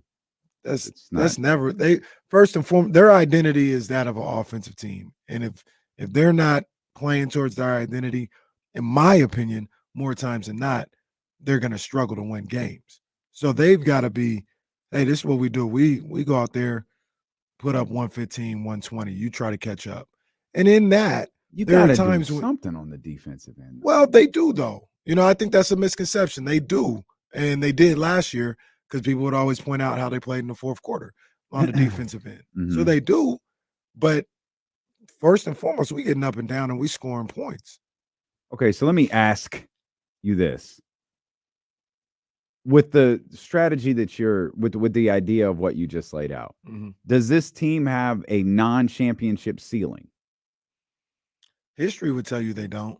History would tell you they have don't. A non-championship season, so they have a ceiling of they can't get to the championship. History would tell you that. Yeah. Okay. So that's what you're saying. Like, tell the people. History would tell you that. Tell everybody listening right now that the Sacramento way. Kings can't win a championship. I don't feel that way. But why would you feel like they can when I don't think I'm not pretending like we went back to the 60s, but we couldn't find a team in recent memory that had even gone to the finals that wasn't at the very least, what, Jesse, a top half of the league in defense? Yeah. I mean, that's what I'm saying. History will tell you that they can't do it. Sacramento's going to break that trend. I think they could. Why? I think they could because of the way they score, at least last year, if they keep that up. I mean, it was at a historical clip. There was nobody that scored at that clip for a season. So you combine that with the fact that they do like defend fine late in games. Last year, I didn't feel like they lost the Warriors series because they didn't play defense. No, they didn't. You know what I mean? That's not why they lost. But that was the first round, though. Right. I mean, like there was plenty. Maybe it would have been a bad matchup against the Lakers or whatever the case may be. But I'm just looking at playoff basketball. And in playoff basketball, they didn't lose because they were the 25th defensive team in the league. I don't think they did either. Are they cooked though if the shots aren't falling? They don't have defense to fall back. That's what it feels like. Yeah. That's absolutely what it feels like. Which I feel like isn't that what we saw in the second? We saw that throughout that series. Yeah, right. That series. Yeah, absolutely. But that's who they are. You can't change who you are. Like, and here's the other maybe thing. the championship aspirations. Hey guys, look, here's Mike Brown's pep talk. Hey, if this is how y'all want to play, it's cool. I'll dead the championship talk. And we'll just be happy with going to the, second round. Maybe we're lucky, maybe the third round if we, hit 23s a game. Maybe that's the way they look at it. But I look at it like this: people talking about they need to be better on defense. They're going to be better on defense. The personnel didn't change. Who in that starting five is somebody that's going to carry the defense? They don't have that player. It's not there. Like, so if you're waiting for that, you're going to be waiting a long time. But at the same time, can a single player carry the defensive end? No, but two or three can. They don't have two or three. But how many? Well, all right. I don't think most teams have two or three defensive guys in their starting lineup. Two guys. They don't have. That's just not who they are. And I'm of the belief where, yes, you're always striving to play better defense. Even the great teams are striving to play better defense every time out. It's just something that's ingrained as a basketball player. You're never satisfied with how you play defense. You can always play defense better. I think they need to make sure they don't lose focus on what makes them special and what makes them them. And that's what they do on the offensive end. Don't get too locked in on trying to change who you are defensively and all this physicality talk and all this other stuff that you get lost and forget what made you special. I need 115, 120 points. But if you're giving up 71.8% field goal percentage, Oh, they're probably not not giving going to that be up all enough. the time. Yeah, if you give that up, yeah, you're gonna lose. You're gonna lose if you give up 71% from the field. That's not what they gave up for the season, though. You know what I mean? No, of course not. I'm not talking about for an entire season. I'm talking about you give that up in a quarter. It's going to be tough. Yeah. No, especially no if you're doubt. shooting threes at the clip that they are. They're probably not shooting that percentage. No doubt. No doubt. I don't disagree with that. I'm just saying, like, what you gonna ask Kevin Huerter to start locking up? Not you specifically, but I'm saying, like, no, but maybe what I'm saying is, and this isn't what you're saying, and this is I think this is the true conversation we're having, is if this is a team that's aspiring to win a championship, there's a deal out there that needs to be made. That's not what I'm saying, but you're right. No, you're saying you need different personnel if you want to play a different way. And I'm not going to say I know what Monty thinks or I got to believe Monty McNair knows that. But I don't know what that deal is. I'm not going to keep bringing up players in Toronto. That's a lost cause here at this point. I don't know everybody. I don't know what I don't know. World. I don't know. Just nobody's getting those players. The Canada to United States exchange rate on this deal has gotten absurd. Just forget it. So I don't know who that is. I don't know if it's someone with the Clippers. I don't know if it's someone that we've never talked about before. But if what you say is true, and the way I feel is true, then a deal has to be made, or there is a very clear ceiling on this team. Now, it might be a first-round exit. It might be a second-round exit. But what it's not is an NBA Finals game being played at the Golden One Center. Like I said, history is on your side. But there was a long time, and I'm not saying that that's who they are. This is who they are. There was a long time where it was the adage where you can't win by shooting jump shots. You had to have some type of inside presence until the Golden State Warriors came around and they won shooting jump shots. They were also a top defensive team. They were, but that always gets ignored. No, they were. But what I'm saying is that was something. Well, people right now, you can't win without playing defense. Charles Barkley on him, you can't win shooting jump shots. Then you did. Shout out Will Z. Will, of course, I don't know why we didn't think of this. Will had what we were looking for. He accumulated defensive rankings and offensive rankings for the NBA champion since 1991. The lowest defensive ranking since. And let me guess, nobody below 10. No. You're wrong. Oh wow.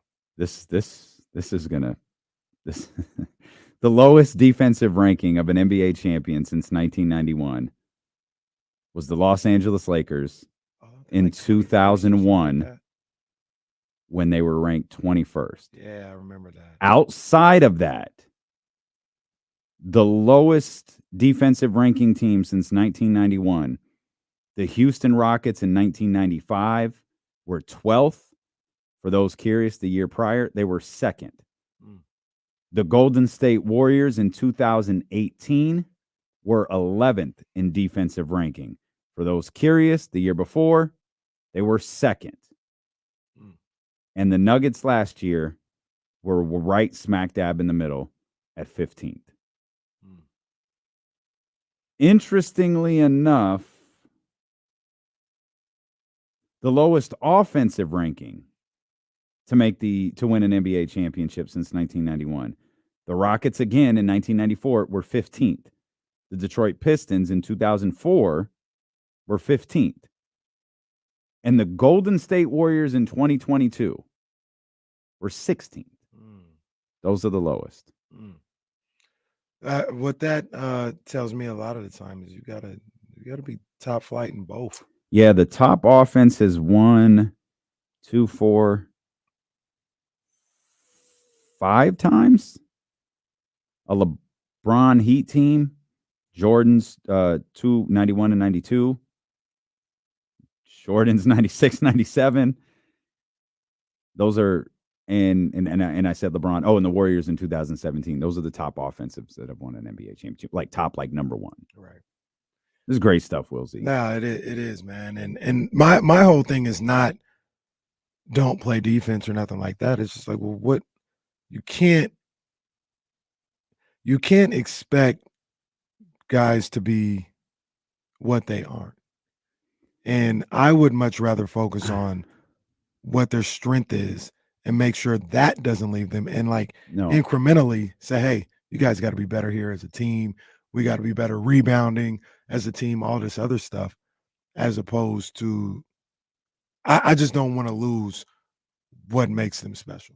If it's at that point, though, because like this Kings team is good, we expect them to be in the playoffs all that this season. But if it's at that point, like Casey is saying, don't you want, like, if it's that, then you have to bring guys in to switch it up if you want to reach that championship level.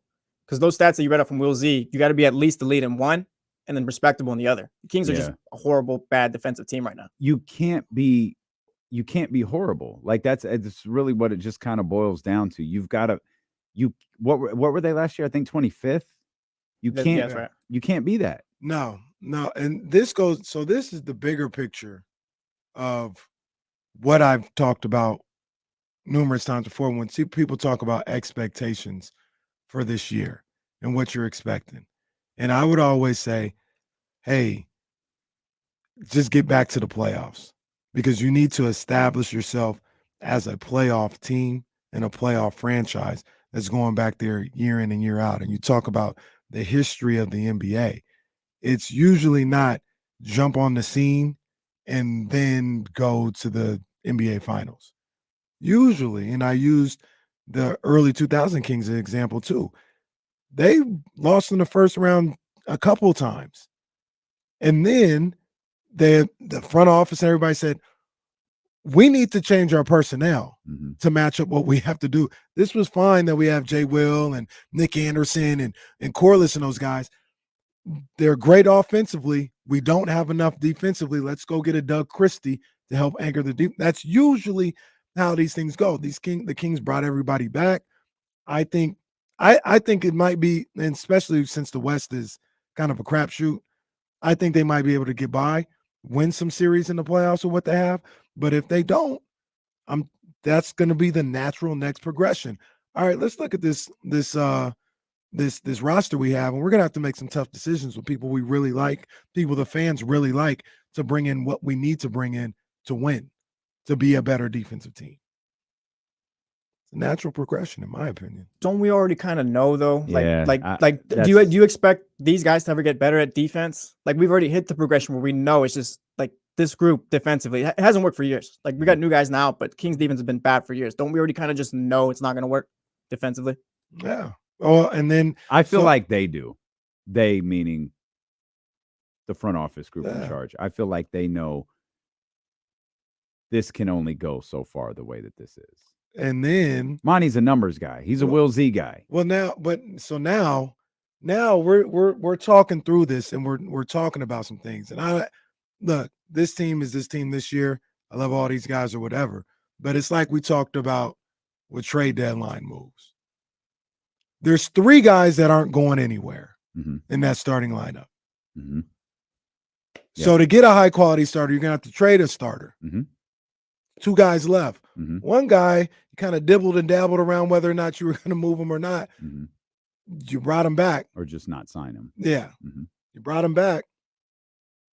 There's only one guy left. Well, I'm sorry to say this. I love Harrison Barnes. Like, Harrison can still be traded. Yes, he can.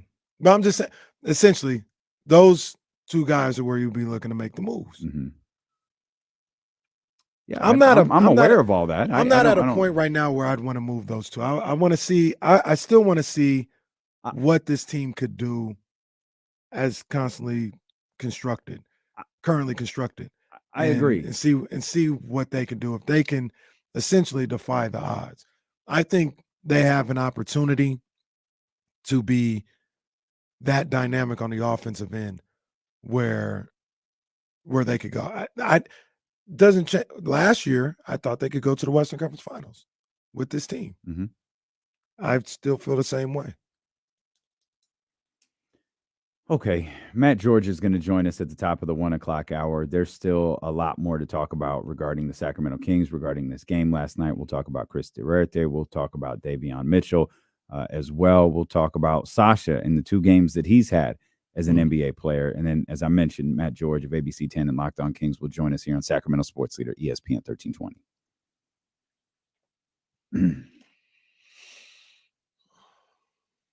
That's good shit.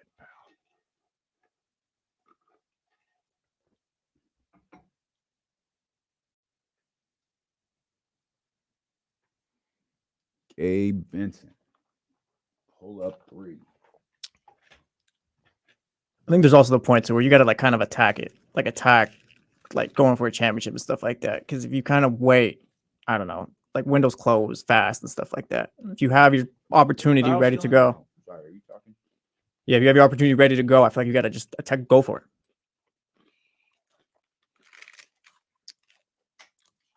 But you also, I agree with you.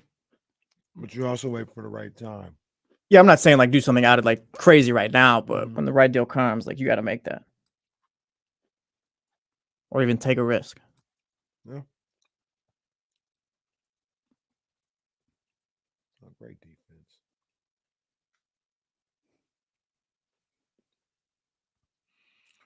This is hilarious because this isn't even able to be played on the iPad. This on game? the NBA app. Yeah, but it's playing right now. Stupid. I can't play it in the on the Xfinity stream, except if I was in home on Wi-Fi, on the home Wi-Fi. So bizarre. Lame. So bizarre.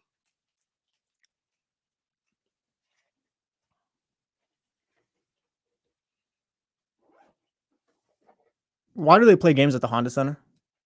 Like I know it's preseason, but Yeah, try to it looked bad. use that whole Southern California region, LA region. Show it some love. Show the fan base down there some love. So everyone can go to Disneyland. Because the people down there, it's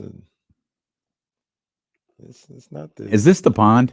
Yeah. It's still the same arena? Mm-hmm. It's not the most convenient and easiest to get to the Staples Center to see the Lakers. So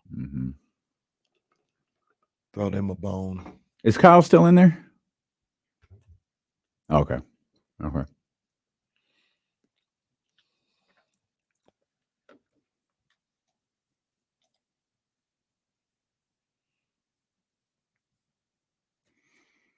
All of my dreams are now reality.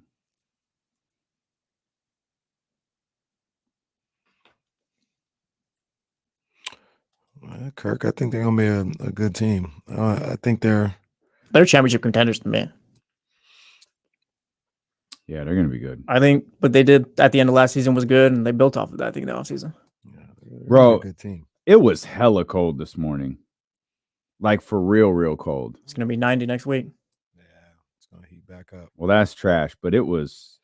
We started walking. I was like, "Yo, it's the best time of the year." The hell is this? Yeah, this 90 is trash. I'm ready for like cold and clouds and it to be dark at 4:00. Where's the glue mat? I want it to be dark at 4:05. What's going on next weekend? I don't know.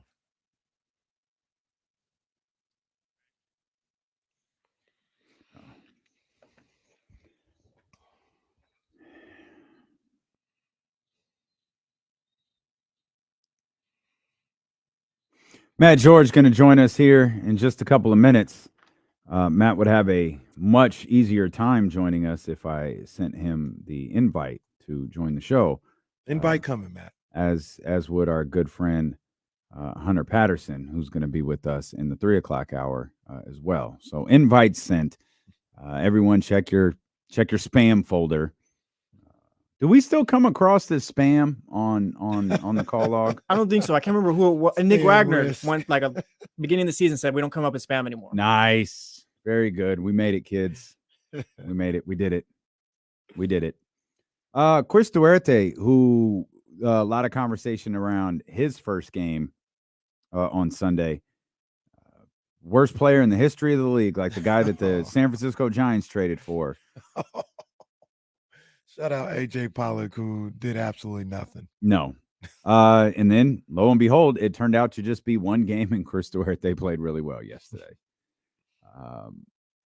We begged for basketball to get here. Can't wait to talk about real games. And then real games get here, and we're like, well, I mean, it's a real game, but is it? Is it?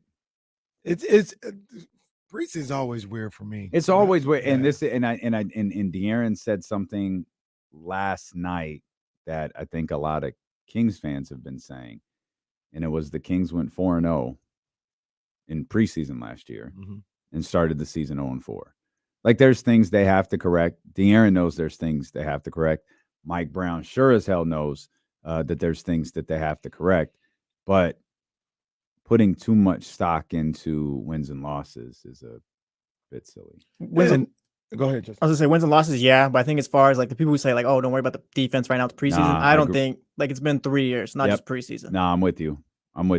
And I don't think you have to minimize a player's performance either, especially a guy like Chris Duarte, who we wondered like where he would fit, and a guy like Sasha Vezenkov. I don't think you have to if you minimize one for like a tough performance and minimize one for a positive performance, I think you're both wrong. Like, I think both of those scenarios are wrong. You take what you see from them in its totality, because that's what you have. Right. Like, that's what you have of them on your roster, and you've it's not nothing. There are moments yesterday where I thought Sasha looked really good with the starting lineup. I thought Sasha, we asked this, I think it was before the first game. Sasha's a big dude. I don't can he move the way that Mike wants this team to move? Yeah. And I feel like I'm not saying he can't, but there's at least some visual evidence that maybe points to, he ain't going to do that. Right. Not the way you watch the way Malik moves. Right. You watch the way you watch the way everyone else on this team moves. You listen to the things that Kevin Huerter said in the offseason. Like, you've got to be ready for a certain style of play with this team. And if you can't be, especially with a guy you're talking about hitting threes and De'Aaron talking about this guy's breaking all of the shooting records here in the gym and all of that different stuff, that ain't going to happen if he's gassed and he's got to get his legs under him for his 6-3 of the game. It ain't going to fall. Yeah, until he gets. You got to get in that shape. Yeah, you got to get used to it. And I look at him and about the performances, right? Like Chris Duarte, and even I wonder if he's going to get fined for eating on the bench. Although that's a bad fine. Like, don't they fine people for like eating cookies or hot dog or something on the bench? He might be eating an energy Austin bar. Reeves, was eating during the game yesterday. It's just making a mess too. They probably stopped fining after LeBron started doing it. Well, maybe the Russell Westbrook gif of the hot dog. Yeah, see, that's why he was sneaking it. He knew he'd get in trouble. Does anyone have better gifts than Russell Westbrook? Like, he's up there. He's definitely up there. He's a gift all-star. Yeah. But like even like more than it's like preseason, it's all like 1 or 2 games. Like Chris Duarte, if he plays regular minutes in the regular season, he's probably going to have a game where he goes 2 for 9, makes 4, has 4 points, has a few turnovers, and has a bad game. That one performance shouldn't be what gets him in and out of the rotation. Just like yesterday, shouldn't necessarily get him in.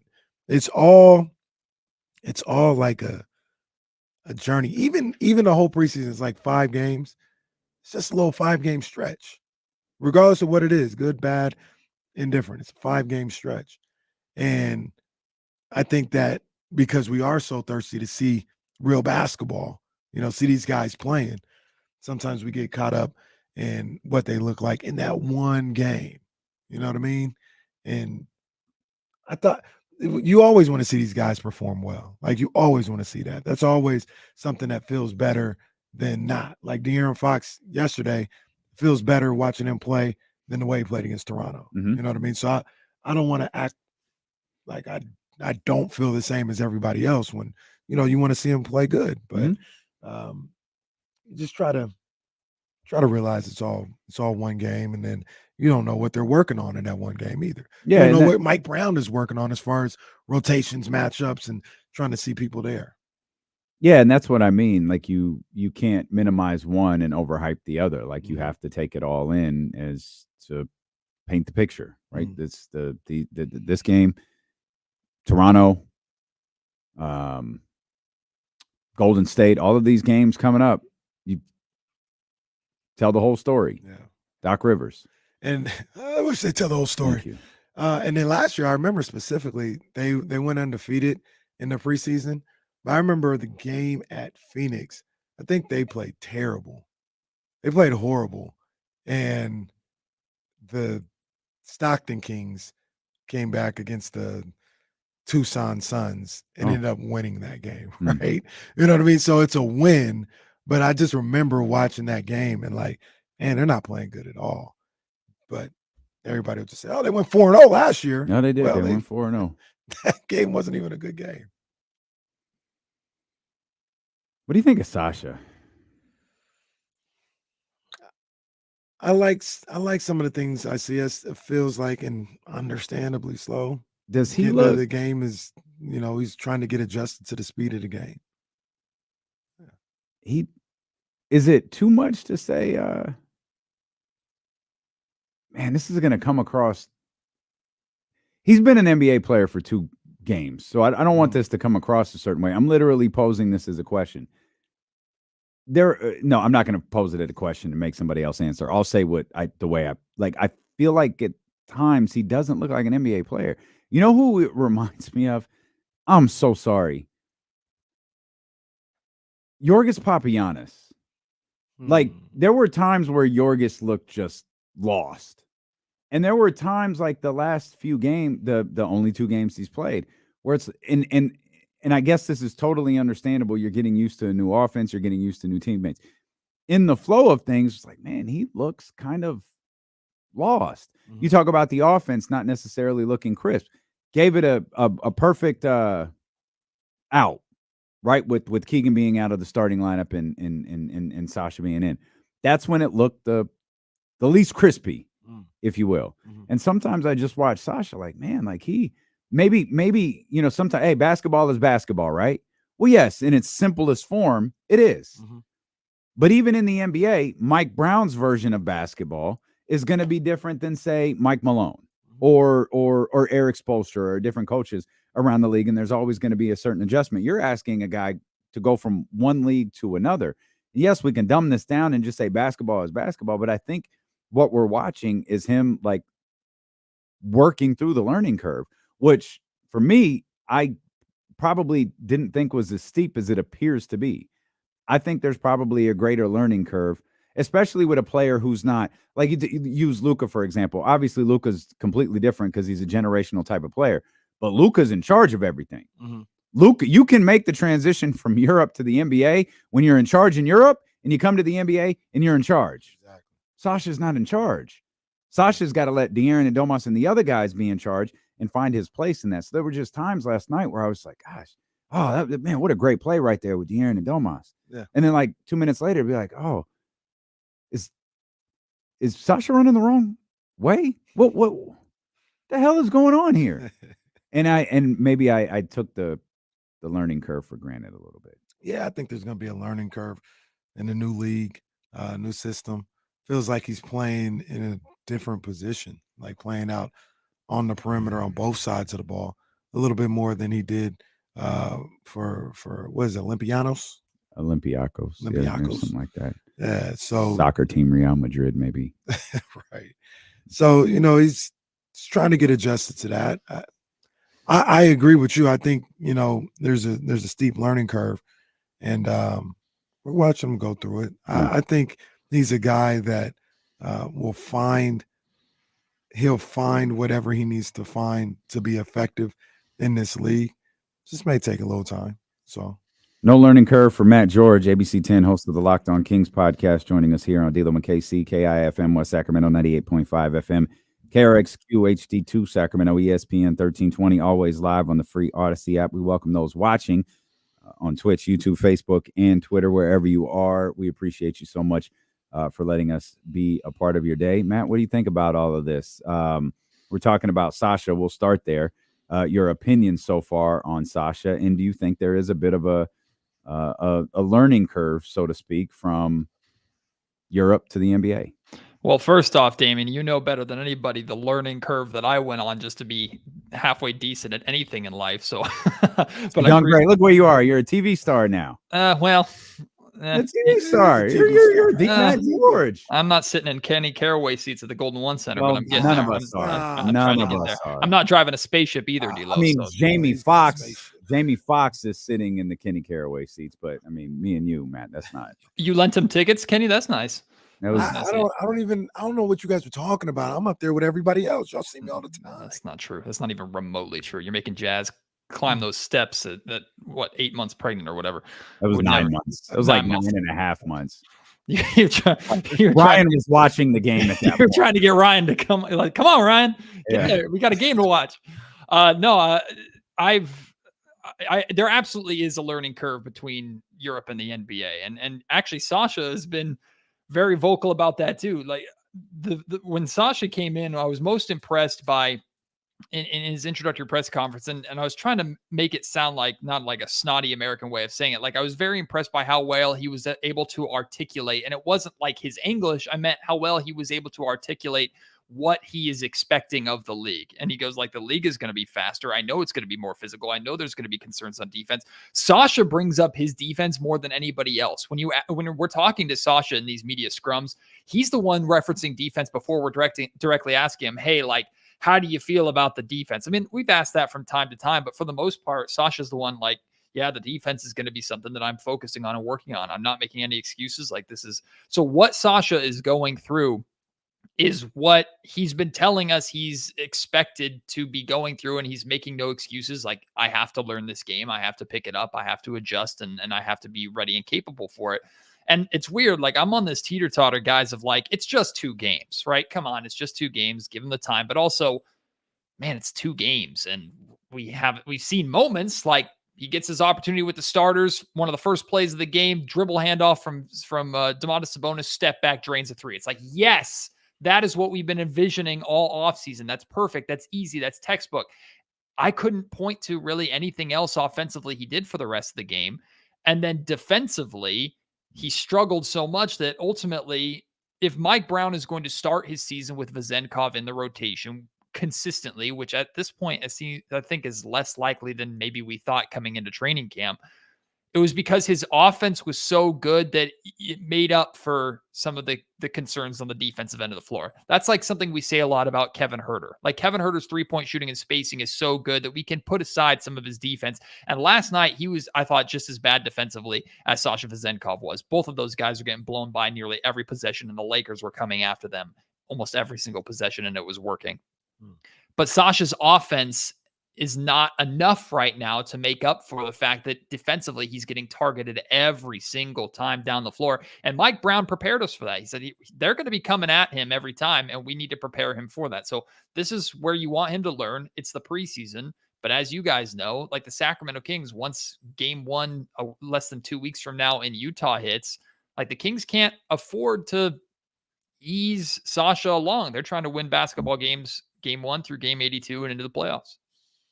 Yeah, right now I think he'll be fine, man. I think I'll be fine. I understand the current concerns and what everybody's worried about, but I think he'll be fine, especially when you have. I just go back to, when you have 34 minutes of De'Aaron Fox, 32, 34 minutes of Domantas Sabonis, probably another 30 for Keegan Murray, Harrison Barnes. I think he'll be fine. He'll be around enough of these high level guys where I think he'll be fine. I mean, I look at guys like. Well, what's that mean? Like you keep saying he'll be fine. He'll be fine. He'll be fine. Just be a regular player out there doing stuff. He's not going to be looked at as a liability. He's not going to be looked at as somebody that's holding him back on either end of the floor. He's going to just be a part of the game, a part of the offense. If he's making his shots and making his reads correctly on the defensive end, the team will be playing well. If not, they'll struggle. You know, the same way we look at Trey Lyles. You know, if he's hitting and rebounding and everything, everything's good. If he's not, man, we got to go to the next option because you don't have it tonight. Not the NBA is overwhelmed Trey Lyles. You know what I mean? Like I don't think we'll look at Sasha like that. KC, D'Lo, tell me, like, how do you feel about Sasha as a 3? Because he's been getting a lot of time at the 3, and I'm not feeling it. I thought his only spot was really as a 4, and maybe Mike is testing him as a 3 because JaVale's not going anywhere and Trey Lyles isn't going anywhere. So if you're going to work in the second unit, it's going to have to be as a 3 at times. Although granted, he's still doing a lot of his hockey lineups with 5 starters and 5 bench guys, not necessarily as staggered. It was a little more staggered last night, but I'm not feeling Sasha as a 3. I'm not. I don't like it either. I mean, I think they might try some stuff just to get him his minutes, but ideally, I think he's, a 4. And I think that's where he should be at. And also on the defensive end, that's the type of guys he should be guarding. And seeing him out on the perimeter on defense is something that looks odd a lot of the time. So in a perfect world, he'd be playing the 4, Trey Lyles the 5. But like you said, JaVale McGee looks like he's going to be somebody that's going to be part of this rotation on a nightly basis. So you got to try and find some minutes from him somewhere. And I think that's what they're experimenting with right now to see if that's something that's a possibility. And if they don't like what they're seeing, I don't think they'll just use it just to force him in there. That's what I thought. I'm fine doing it now in the preseason. I was really surprised that's what we saw on Sunday. I don't think we saw that last night. I don't know if anybody remember that. I don't feel like we saw. No, not as much. I didn't think. Did we see it at all? Vezenkov playing the 3? Yeah. No, he definitely got some stretches. I'm thinking about some of the defensive. No, because they threw the bench lineup out there that I was curious to see, which was the Mitchell Monk backcourt with Lyles, McGee, and Sasha. They had that 5 out there for a little while, and that was the team that I think ended the third quarter, if I'm not mistaken. My stream might have been buffering, so please forgive me. I'll have to catch it here on the NBA TV replay. Regardless, if you want to try it now, it was something I was surprised to see and not something that I particularly loved. But again, if Mike hasn't like an idea for that, then fine. There are other things that I'd like to see first. Like I'd like to see the small ball Trey Lyles 5 that we saw a lot in the Warriors series. I'd like to see that. I understand JaVale, it appears, has a really important place on this team. All down for that as well. There's room for Sasha somewhere.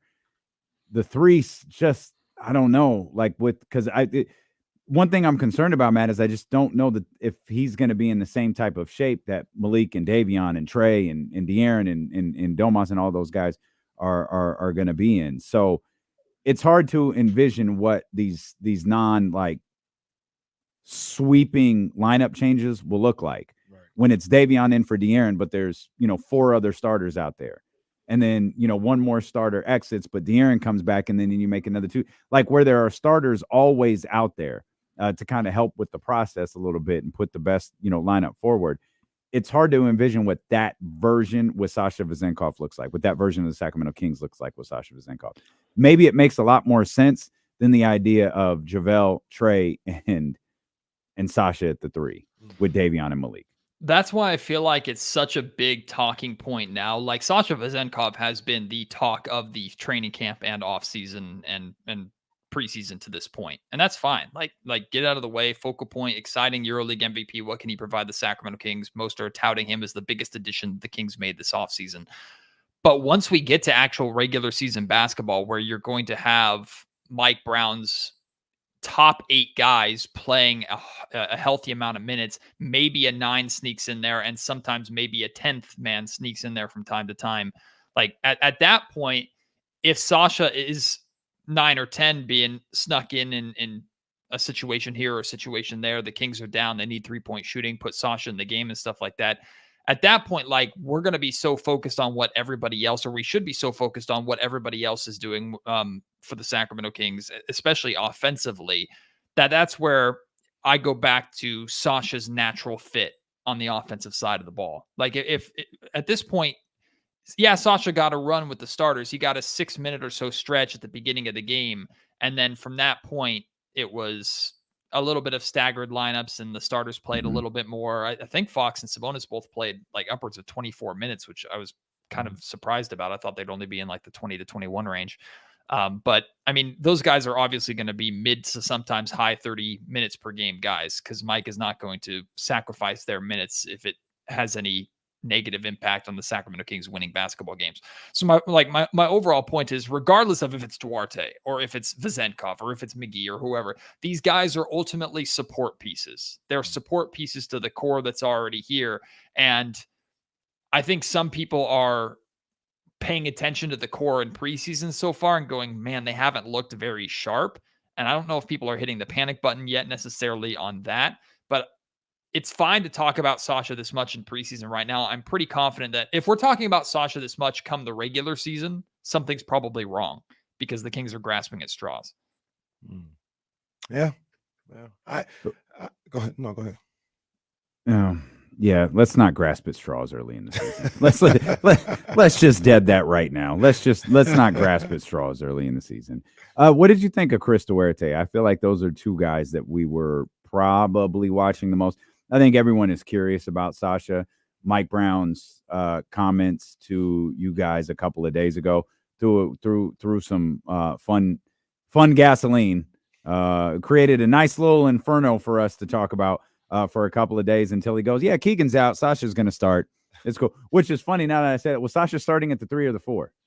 Because he was with Harrison, so he started. He was a 3. Because in my head, he was starting as the 4 with Keegan out. But I would say Harrison was a 3. Okay, that would be my. It was just like, well, wait, he started. Like, wait, what was he playing at the beginning? I just know 5. the play. All I know, I'm with Matt. That first offensive play was so beautiful. I don't remember anything else that happened after that, at least on the offensive end. But Chris Duarte was another one.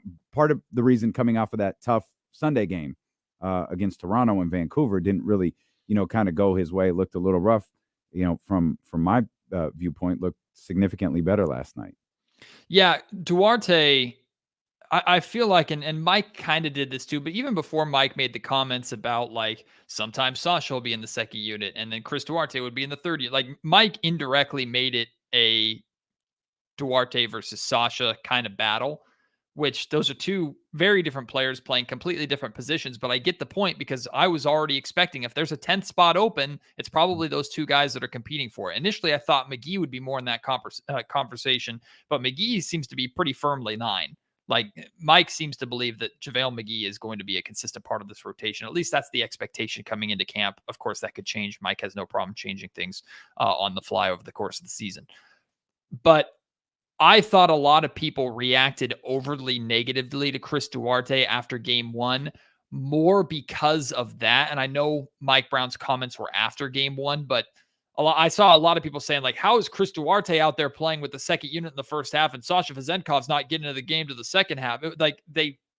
I think they almost viewed Duarte, not only that he struggled in a bad game, but it was like he's standing in Vezenkov's way, or he's in Vezenkov's spot. So get out of the way, Duarte. So holding him down. I was happy to see Duarte's backup or bounce back performance last night, because I think it hopefully reminded Sacramento Kings fans of what they have here. And ultimately what the Kings do want in both of those guys is depth. If one of them could become an everyday rotational player, like they're that good that you have to have them in the rotation every single day, all the power to Mike, and he's waiting for someone to show him that. But ultimately, these are two very different positions, two guys that have some similar skill sets in terms of shooting. Duarte is probably better on the defensive end, but he's guarding guards, and Sasha Vezenkov is not. Vezenkov's a better rebounder. So they offer you different things. So Mike Brown is going to go to different guys in different scenarios and different situations over the course of the season. So it's not really one versus the other. It's what can this guy give me and what could this guy give me? And at times, do we need that on the floor together, or do we need that separate? So I really like the bounce back from Chris Duarte. I think he's a really good player. I know for a fact there are many people in the Sacramento Kings organization that are like betting on him and a belief in him that he is going to turn into something very important for them. Maybe not right away, but they have firm belief in the Domantas Sabonis effect on him in Indiana translating to Sacramento. So there's a lot of belief in Duarte in Sacramento. I think he's going to be a firm part of what the Sacramento Kings do this season, as is Vezenkov to some extent. I was very happy to see him bounce back. Let me ask both of you guys a question that, I've been thinking about. What do you guys think about what we've seen from JaVale in these first 2 games? There was a point yesterday when I was a little frustrated. I was like, he's got to pick it up a little bit. He's got to play better. And he seemingly started to play better from that moment on. Well, he knew you wanted him to pick it up. Telepathically. He did. Tell him what was going locked on. In. The KC effect. Hey, it's real. Because I was about to question. I was about to say, hey man, I need more out of JaVale, and he ended up picking it up a little bit. But what do you guys think about JaVale in these first 2 games? So it doesn't have to be a sweeping, critique one way or the other. But what you guys think about his playing time? Matthew? Yeah. I thought last night he was visibly frustrated. And I don't know if he was frustrated with himself, if he was frustrated with officiating, or if he was frustrated with his teammates, or all of the above. But he's stepped into this team immediately and taken on a leadership role. And I don't know if that is something that he brought to the table or something that Mike Brown and the coaching staff asked for him to bring, because it might have been James that asked him the question about his leadership. It was a really good question. And he went into this really long answer about how he's been in so many different environments. You don't want to come in and step on anybody's toes, but if you can come in and make an impact as a vocal leader, you can do that. And we saw day 1 of training camp after De'Aaron Fox is speaking, he was the one breaking the huddle and kind of preaching accountability. So I believe that if there is someone taking on part, not all, but part of the enforcer role, it's JaVale McGee. So I think he was getting a little frustrated by the defensive lapses of Sacramento. I thought he looked a lot better against the Toronto Raptors simply because he was more of a presence. But I think the Kings defensively, period, were more of a presence against the Raptors. The physicality that we've heard and talked so much about in training camp to this point was nowhere to be seen last night, like nowhere on defense. And I thought I saw it a lot against Toronto, even though it was resulting in a lot of fouls. What I like the most about JaVale McGee, back to your question, Casey, is that he can block shots, of course, but he changes a lot of shots with his length inside the in the paint. Like he's very long. He's can cut off different passing lanes while also cutting off looks at the rim. And I think I saw in the chat someone asking, like, why are the Kings playing through JaVale McGee so much? I think it's because Mike is trying to establish how much he can use McGee in a Sabonis-esque type role to continue to play and run the same style of offense for the 10 to 12 minutes a night that Sabonis is not in the game. So I think McGee's a work in progress in a lot of ways, but I do think he's going to be a big help. I didn't quite pick up on I love the way that he played on Sunday. I actually didn't hate the way that he played yesterday either. I thought he played all right. I'm curious, Matt. I want to follow up with something that you just said because you said he kind of taken on a leadership role, and you don't know if he brought that with him or if it was something that was asked of him. Is that something that's needed? Do you think the Kings not suggesting JaVale just come in here and be quiet? Like that's I don't mean it like that, but does he need to be a leader on this team? I think as a man who has multiple, like a lot of championship experience, has been there, done that before, and specifically has been there, done that on a team where Mike Brown was at least a part of his coaching staff. I think yes, to some extent, and maybe that's to start the season. Like I'm not talking about like a Trevor Ariza or Tristan Thompson TT type impact where they're yelling and you see the videos of them yelling. It's like, wow, there's a leader. And then you get to the regular season to realize they didn't do anything. It didn't matter.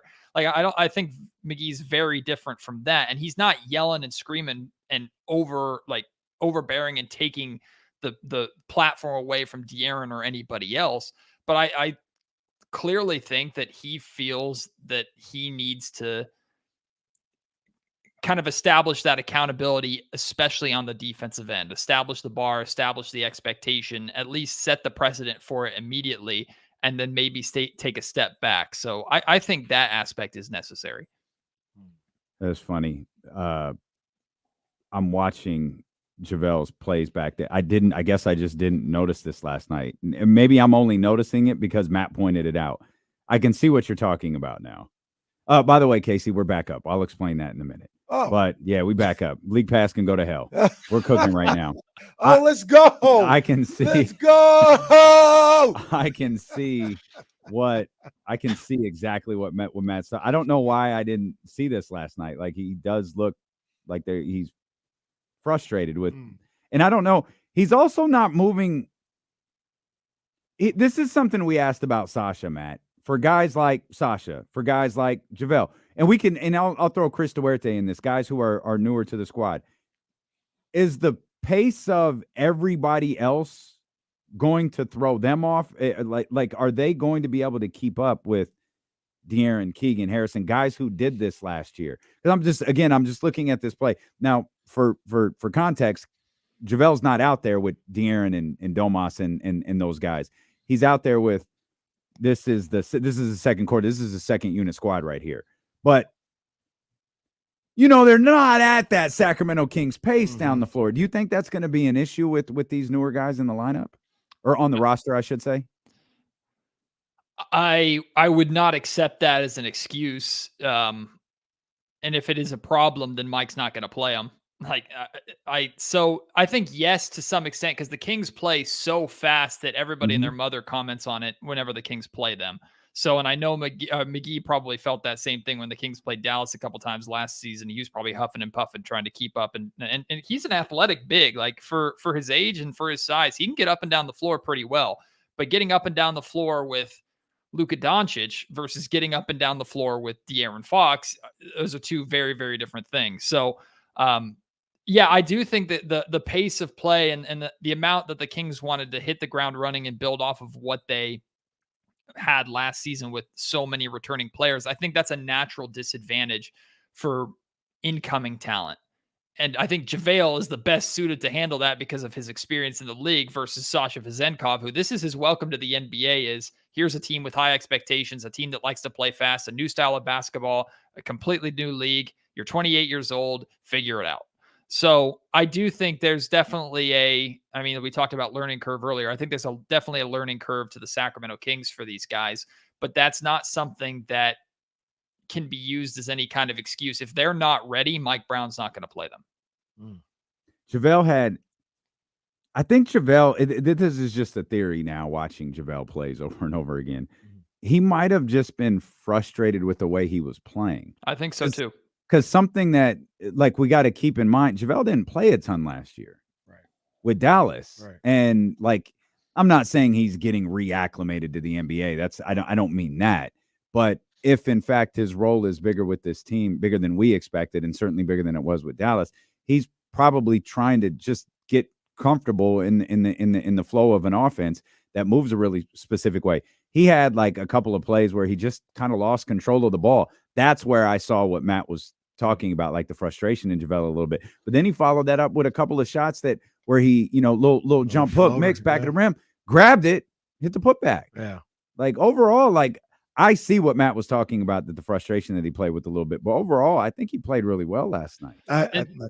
Go ahead, Matt. No, I was just going to say, too, his natural connection with Malik is no surprise because Malik had that great connection with Chimezie. Malik even established that with Alex Len a little bit. Like, if there is a guard to play with, if you're an athletic big on the Sacramento Kings, you want to play with Malik Monk. So, I already have envisioned game 2 against the Golden State Warriors, Fox and Sabonis. Well, one of the two of them are going to be on the floor at all times. At least that's what Mike Brown wants. So let's say Sabonis is out of the game. Fox and Monk are out there, and it's late first quarter, early second quarter. Kings and Warriors are neck and neck, and the crowd gets hyped up from a lob from Malik Monk to JaVale McGee. Like, that is going to be JaVale's natural role on this team and natural fit on this team. He's just like, JaVale doesn't have to change a lot of who he is to fit with this team. So that's why I think there's such a belief, at least from the front office and from the coaching staff, that JaVale is going to be, at least to start the season, a firm part of the rotation, much more firm than I thought coming into camp. Yeah, I'm okay with that too. I want to, like I said, yesterday I was getting a little frustrated with how I felt he was playing early on, but he got it going as the game started getting along. Maybe I was just frustrated like JaVale was. Yeah. And, Yeah. and then he picked it up and he had some really good moments. So I think he can help with obviously the rim protection and things of that nature. But yeah, I got my eye on him and how he plays. I wanted to ask Matt this before we left. What'd you think about in these first two games, the amount of 3-pointers they took? I know me and Damian were talking about that earlier. I don't have as much a problem with it. I think that's part of their style. But I mean, what we come up with? 90? I think it was 95. Yeah, because it was 45 in the first game. 95 threes in 2 games. I'm not going to act like that isn't a lot. That is a lot. But I think that's how they play, and I'm okay with it. But what you think? Yeah, I asked myself kind of 2 different questions when I was thinking about this. It's like, is a team with the Sacramento Kings and the amount of shooters that they have on their roster taking 45 to 53s a night, is that egregious? Is that like unfathomable or too much? And I thought about that just from like the no context of making, just a team putting up that many threes in the modern NBA with the amount of shooters the Kings have. No, like 45, 53s in a game is something that the Sacramento Kings, I think, could do. But the over-reliance, I thought last night in particular, there were stretches where particularly De'Aaron Fox wasn't in the game, that they were shooting threes and that was their offense, and it wasn't coming off of paint touches. And that's the term that Mike Brown established very quickly. If the Kings are taking 45 to 53s a night and 35 to 40 of them are off of paint touches, I don't care if they only make 15. Like, those are good looks that you're getting in the flow of your offense. But if you're just swinging the ball around the horn and then with 5 seconds left on the shot clock, you're taking a step back three, or you're running dribble handoffs, but only on the perimeter the entire time, then yeah, you're taking away a strength of your offense. So with De'Aaron Fox, again, going back to with De'Aaron Fox playing his typical amount of playing time is 35 to 38 minutes per night, the Kings are going to be attacking the basket much more than we've seen in these first 2 preseason games. And that's going to result in maybe the same amount of 3-pointers, but a lot of them are probably going to be more wide open looks. And if the Kings miss them, it's like one of those things that sucks, but you can live with. And the Kings have gone through cold stretches in the second quarter, oddly enough, of both of these games. They've struggled offensively in the second quarter, which is funny because last season they were the number 1 team in offense in the second quarter in terms of points per game in the second quarter last season. But like the 3-point shooting, I'm not concerned about necessarily. I would be concerned if they were just chucking them up. And at times they've chucked them up, but that's been with lineups that didn't involve their best paint toucher and their more established veterans. Last year, for context, Kings shot 37 threes a night. That was good for 1, 2, 3, 4, 5, 6th in the league. The Warriors and the Celtics, Mavericks were the top 3. Warriors shot 43 a night, Boston 42, Dallas 41, Milwaukee 40. So I could see them being up in that 40 a night range this year. Okay. They were 37 last year. Shot and what was that for that in the league, did you say? 6th. 37 got you 6th in the league. Well, I guess I'm don't turn your back on the wolf pack. I'm the one-man wolf pack. I didn't like it. It just felt like a lot. You used the perfect term though. Maybe that's the more proper way of explaining how it fit. The over-reliance on it. Yeah, the over-reliance on the 3. That's what I felt last night. That's what I felt the last 2 games. Like they're just like, oh, especially because they were behind in both of them. Well, let's get back into it with 3s. Oh, you missed. That's all right. We can catch back up quicker if we shoot 3s. And that's probably when you were watching, like De'Aaron's not out there. There's no offense running. They're just coming down here and shooting 3s. I also think, D'Lo, that's easier, right? If you're thinking about Mike is trying to add layers and incorporate these new players and get them to learn how to play and run their offense comfortably together. The starters, for the most part, the ball has moved pretty well, especially in game 1. Like the start of game 1 against the Toronto Raptors, the Kings offense looked like themselves with their typical starting 5. The 5 guys that are comfortable playing together, yeah, they just pick up right where they left off for the most part. They're still rust, but they already know what they're doing. You get this bench 5 in where you're incorporating minimum 1, sometimes 2 new guys. those guys are the ones shooting a lot of threes, not the two new guys, but the bench unit has been the ones to just start chucking up threes because, okay, we're trying to learn the system. Oh, wait, what do we do here? What do we do here? Oh, crap, there's 5 seconds left in the shot clock. I got to put this up.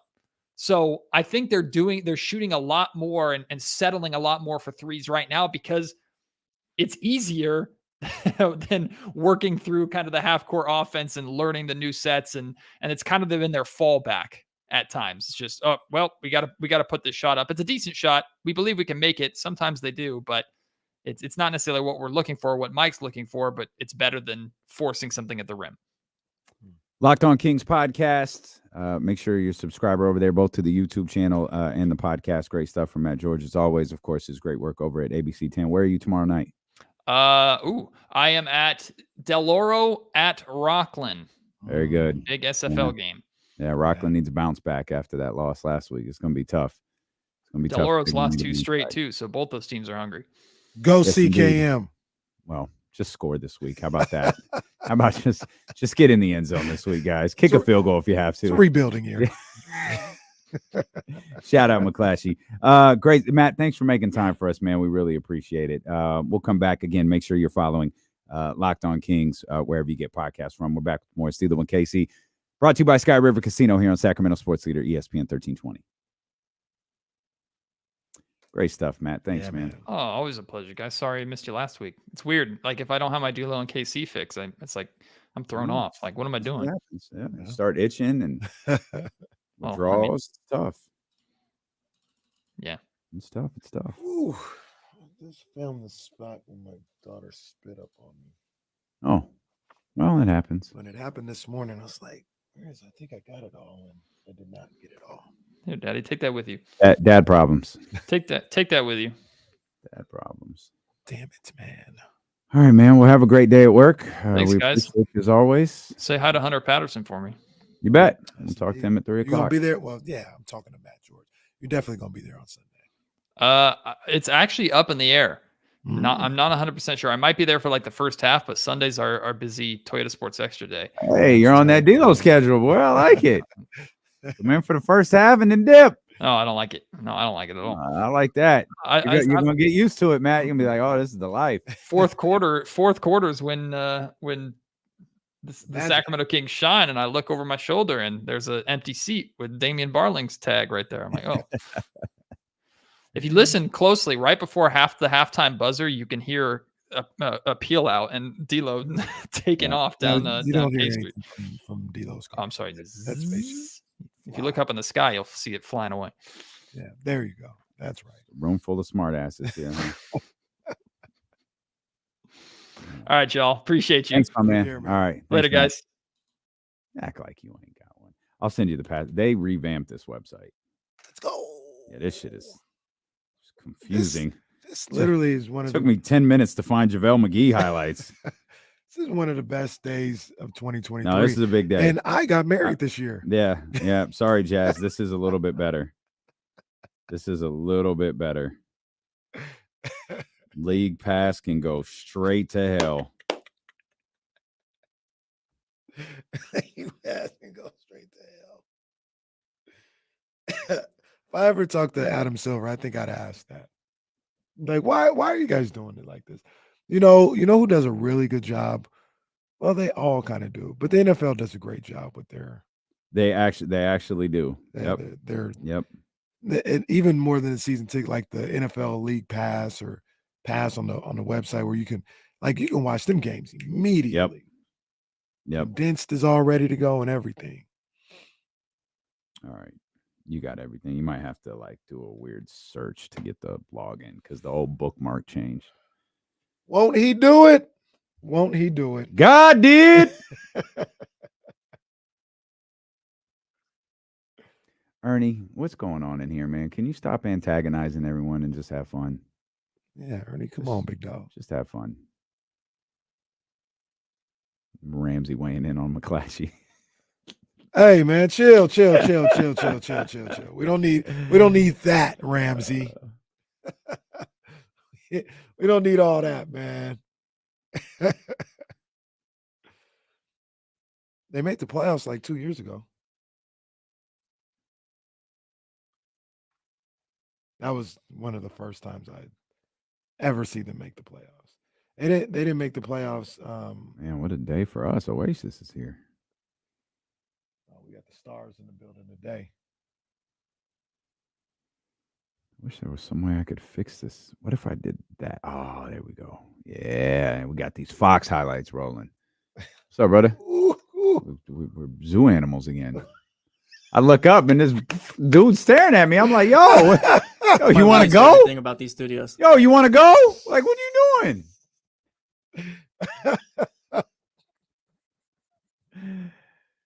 Oh man.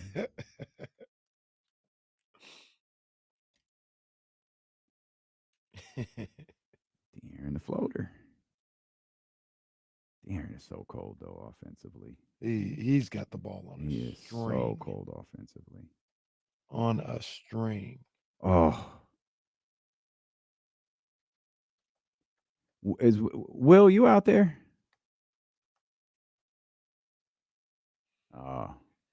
Oh, it's the worst. Like they're standing behind me right now. I Yeah. don't want to look back. And at you know, all. like Aaron hella talks with his hands too. Like hold on, look.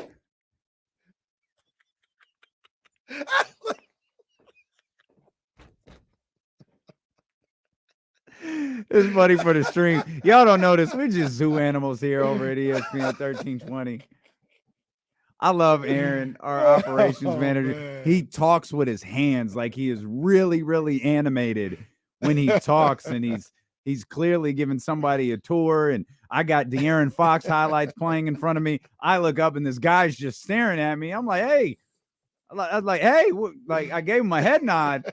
And I think he responded, but I'm not sure. I'm not sure if dude wants to go or if he's just like getting familiar with the studios or what. But then he walks over and he's standing directly behind Jesse, and he's just very animatedly explaining everything that goes on in the studio. It's always so weird because if you turn around, you make eye contact. It's awkward. It's the worst. Awkward. It's the most awkward thing. You don't even say hi. You just like, I see you, you see me. It's like, okay, I'm gonna go back to my job now. And you don't know who the person is. Exactly. So like I said, I'm watching De'Aaron.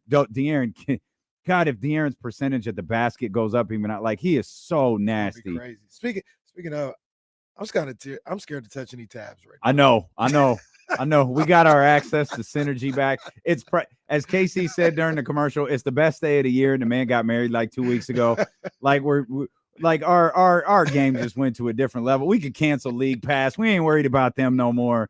Like we've got our synergy account back. I'm watching De'Aaron Fox highlights for the next 4 hours.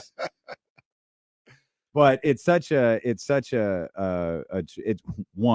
extremely complicated app, an extremely complicated website, but there's so much great stuff in here that it's a lot easier to watch a game this way than to, pull up your recorded version and, scan through it, at least in terms of relaying information.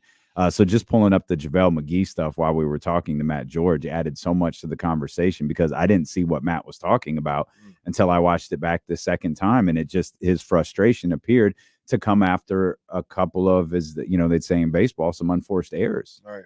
And yeah, of course he'd be frustrated in that sense. Yeah.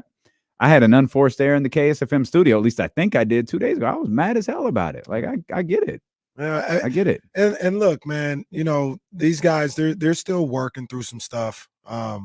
When I talk about, being who you are and like staying locked into that and not over thinking about stuff like the defense, that doesn't mean you're not trying to play good defense. You're not trying to achieve what you hope to or what you think you should be able to on the defensive end. Mike Brown would, I don't know if he feels this way at all. He probably doesn't at all. But if he thought the same way that I did about, look, man, we just don't have the personnel to be a good defensive team. We need to focus on offense. He'd never say that to them. Yeah. Right? Like he'd never be like, look, guys, we just thought he would constantly be in, you guys got to play better defense. You got to be better here. He's going to constantly push these guys and teach these guys to get the most out of them on that side of the ball. And, I'm sure that's what he's doing right now. That's a big emphasis of what's this training camp was and this preseason is. And they're trying to do that, and they're trying to stay locked in on it. And to a certain degree, for some of these guys, like a JaVale McGee, Mhm. possibly a Duarte, mine could be going 100 miles per hour right now, trying to make sure they lock in everything that's being requested of them, demanded of them every day in training camp and practice, and execute it in a game. Yeah, and again, I can say like, hey, I hate uh I hate what we've seen the last 2 games, and just understand like this is just part of the process. Mhm. Sunday is going to be a part of the process. The following Wednesday, the following Thursday, like all of this is part of the process until you get to that opener against the Utah Jazz. And how does everything play out? If you want to be a part of the conversation, we'd love to hear from you. 916-909-1320. Next thing next person we've got up is our man Hunter Patterson. He will be with us coming up in the 3 o'clock hour. He'll be with us about 3:15 or so. Excited to talk to Hunter for the first time this season. He wrote some great stuff on Trey Lyles recently, and we'll get his thought on Trey, on Sasha, how all of this mixed together, how it works, how it looks, what he's thought of the first 2 games, what he's thought about some of Mike Brown's responses or some of Mike Brown's comments recently. Shout out to Coach Jimmy. Saw him this morning. We often run into each other as we live near each other. He was on the Stockton Kings staff last night, or he was on the Stockton Kings staff last year. He's with Mike this year, and they're back at work. Yeah, they're back at work, going over film, pulling apart everything they did wrong and trying to correct some of it. And that's what you do, man. You take from what you have in front of you for these games and everything, and you say, all right, well, this looks good. This looks like it might work. This doesn't look like it's going to work, or we need to see this another time to determine how we feel about it, and just try to get better and get yourself prepared for the season. I think about these preseason games and everything that I want to see them do. And like I said earlier, clearly I love to see them play great. You know what I mean? Like I'm not going to, oh, they played good. I don't care if that's a good feeling to see them play good. Yeah. But I look at the minutes and the guys who are playing, and I say, all right, I'm not going to make any judgment. I'm not saying you or anybody else is, but I'm not going to make any judgments till I see them in their typical Fox, Sabonis, Murray, even Kevin Huerter, and their minutes played that they traditionally get, and getting into that flow. I'm 100% with you. The only point I was trying to make Monday, and the only point I'm trying to make today, is I don't think this stuff is meaningless. No, I don't think you form your final opinion on it either. But I don't think you just it's nothing. That's why I appreciate what Malik said so much. He was like, "Oh, it's preseason." Next question. Oh yeah, we got to do better there. Yeah, we got to get better. We were too slow, or we got to get better at this. Like hey, we know what it is. Yeah. We're not disregarding it. Yeah, no, for sure. I'm that way about the damn rebounding from my forwards. Yeah. I'm not looking at that as just the preseason. Like I need Harrison and I need Keegan when he gets back into the lineup, and even Sasha while he's in there. Like, hey, get on the boards. That's one thing I would tell to Sasha. Like one thing that's transferable, if you can get your legs under you, is go out there and get on the boards. That's what this team is really lacking. That's one way that you could help this team and be a part of, bettering this team outside of just your shot. Like if you're not the best on defense right now, then go get on the boards, finish a possession off that way, and see if you can start getting in your comfort zone that way, because you were a good rebounder when you with your EuroLeague team. 916-909-1320 from a palatial law office in Orlando, Florida. Before you say it, do you think we're on the conference phone, or are we on the regular cell phone? We're on the conference room phone in the center of the 100-foot, coming to America table in the 3,000 square foot conference room. Kamar Williams. Right. Yeah, my Royal Bathers are off today. So. See, you can hear it. You can hear the echo. Remember when Rick Ross joined us that one time? Oh yeah. From that big. That's where Kamara is right now. That giant. As we speak. No doubt. Yeah. No. It's kind of weird. Like I'm not worried about the Kings play, but Damian, we talked a little offline. Like I think it was the week you were off, Casey, and I want to relay a story or a conversation I had with a friend of mine who works in the Eastern Conference front office, and he was talking about the Kings and in order for them to take the next step. One of his comments was, of course, Keegan has to be the best player every fourth or fifth night in order for you guys to really excel. I think Keegan can do that, averaging between 17 to 19 points a game. But he made another interesting assessment. He's like, Kevin Huerter, he's like, your guy, it's well known around the league that Kevin is a liability for you guys on the defensive end. And will he be able to stay on the court in the fourth quarter? Because teams game planning against him as far as attacking the perimeter. Obviously, they notate the idea of we don't have size in the front court, or big size in the front court. But the way he highlighted Kevin Huerter saying Kevin can't stay on the court, he said, can Kevin give you some good minutes in the fourth quarter? Because he's a notable scouting report target. And I just thought that was interesting. They don't have any defenders at the point of attack outside of De'Aaron, but I was hoping to see in the preseason, I'm still hoping to see that the rotation's a lot quicker and a lot crisper, especially for the starting group. They've been playing well enough together. They've been playing long enough together that they shouldn't have to there should be some instinctual understanding where everybody's at on the court. So getting beat on the back door or not rotating or not covering your man, that stuff is kind of unacceptable, even if it's in the preseason. And so those are my thoughts. And I'll take it off the air, and you guys can, if you guys want to discuss that. Yeah, I want to get back to the Kevin Huerter thing. I want to get to Sam first. By the way, Kamar, bring the podcast back. Yeah. I want to get to Sam first, though. Oh, Sam. It's hurtful, Sam. Yeah, we can take a break. That's Jesse's way of saying shut up and go to commercial. No, that's fine. I got you, Jesse. We'll talk about it. We'll talk about it. We'll talk about what Kamar said about Kevin Huerter, because I'd like to dive into that a little bit further. Stilo and Casey, brought to you by Sky River Casino here on Sacramento Sports Leader ESPN 1320.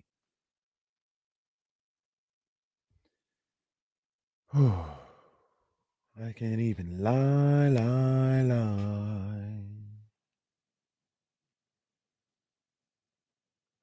Just got highlights playing in the back for no reason. So damn happy.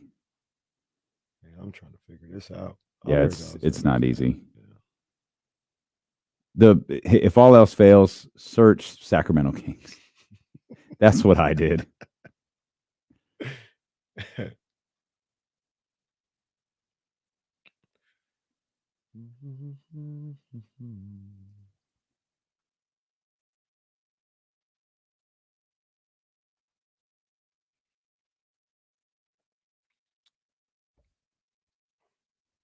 John Matson's still here.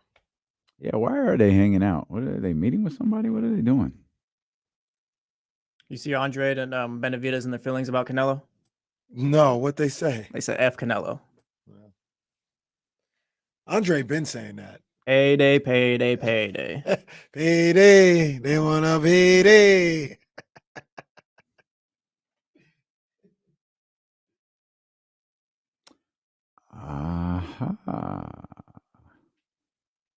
Let's go back to last season. Oh, we in here. I'm done for the rest of the day.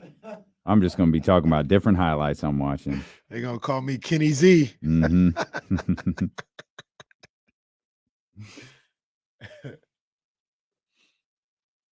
Oh, that play frustrated me. Get up, Sabonis. Wasn't a charge. Get up. Get up. I remember that. I'm going back and watching some of this football stuff right now. Did you see how that Vikings Chiefs game ended? What do you mean? The Vikings were down 7 on their own. No, on the Chiefs 45. No time left. There's 5 seconds left. Kirk Cousins takes a sack. Oh yeah. Sir. Well, I mean, I know they were rushing him a little bit. Yeah. It's almost like, can you imagine throwing a 3-yard pass on a 4th and 8 when your season's on the line in the playoffs? I couldn't imagine Kirk Cousins doing that either. No, that's going too far, Jesse. I got the Bears this week, by the way. They're beating the Vikings. Oh wow. Oh wow.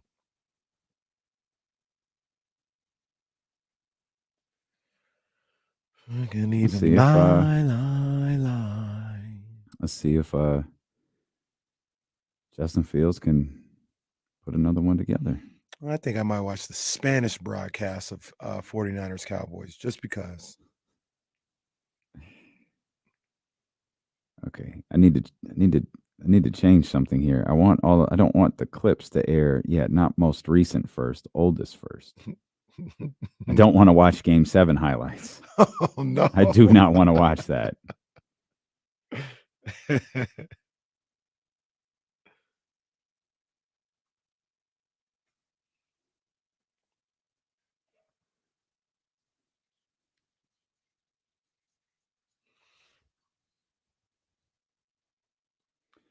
As I told Jesse, as I told the chatty house, y'all can go ahead and say goodbye to D'Lo now. I'm watching De'Aaron Fox highlights. I'm watching highlights of the Kings I'm going to break down every bit of film I'm watching. Damian Z. The next 2 hours. I wish I could get Will Z a login for this because he'd go crazy. Feast on stuff like this. He'd go crazy. Just the way they break down stuff on Synergy it's just crazy. Absolutely crazy. Thankfully, I know people who are nice to me. I had to ask 47 times, but we got it. We got it. We in here. You got to know when to strike. You got to know the right time. You want to get in here on the phone lines, man, please do. 916-909-1320. We'll go back to something Kamara said a minute ago. He's brought this up a couple of times. I can't remember if he's brought it up on the show, but he certainly brought it up to me before. You think Kevin Huerter is a liability on the defensive end? I mean, he can be. He can be. I don't think he is, man. I think he's a guy that understands the game, understands how to play team defense. Mm-hmm. And I'm not gonna put him in that category just yet, but I understand what people are saying. The category of being a liability. You're not gonna put him there. Yeah, I understand why people might feel that way or might look at him that way. You know, I can't say I've ever noticed teams targeting him before. No. And we watch out for that stuff because we've seen it in Sacramento. Yeah. So it's kind of obvious when it happens. Maybe with Kevin Huerter, it's a little more subtle. I'm not. There was one game last year against OKC at OKC where kind of struggled a little bit. And it seemed like they were going at him. That's the only time I really remember it. I love how you brought that up as if I'm not going to pull up the game in Oklahoma City last year and watch it. OKC game. Got you. But I think one of the concerns though is he doesn't enhance your defense, right? He at the very least kind of keeps it, wherever it's going to be. Like if you're playing good defense, like he can play good with everybody else. If you're struggling, he's not going to be the one bright spot, it feels like. So because of that, in a lot of ways, if he's not hitting his shots, he's like what they say, a 0+0-sum gain on the defensive end. Mm-hmm. And yeah, that's the way I look at him. Let's get our brother Sam back on the line here. 916. Glad he decided to come back. Oh, I am too. I love hearing from Sam. 916-909-1320. What's happening, Sam?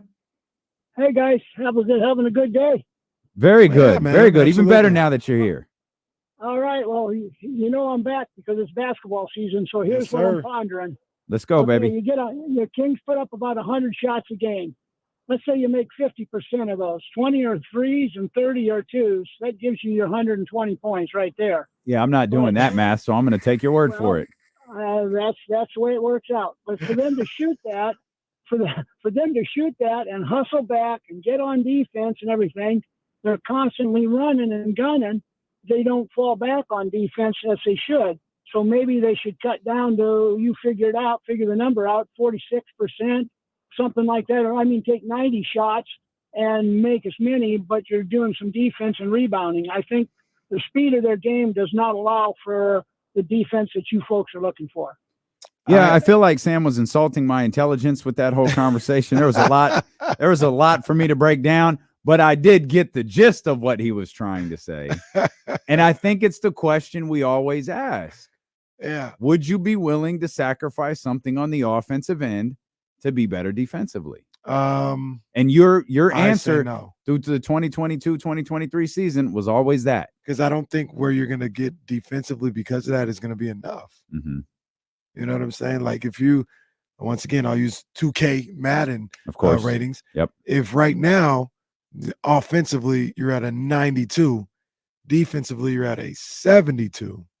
But if you take something off on the offense and you become an 88, I don't think that's going to get you up to an 84 on defense. I think it's going to get you to like 75. If I read this correctly, shoot for the stars, because if you miss, you just hit another star.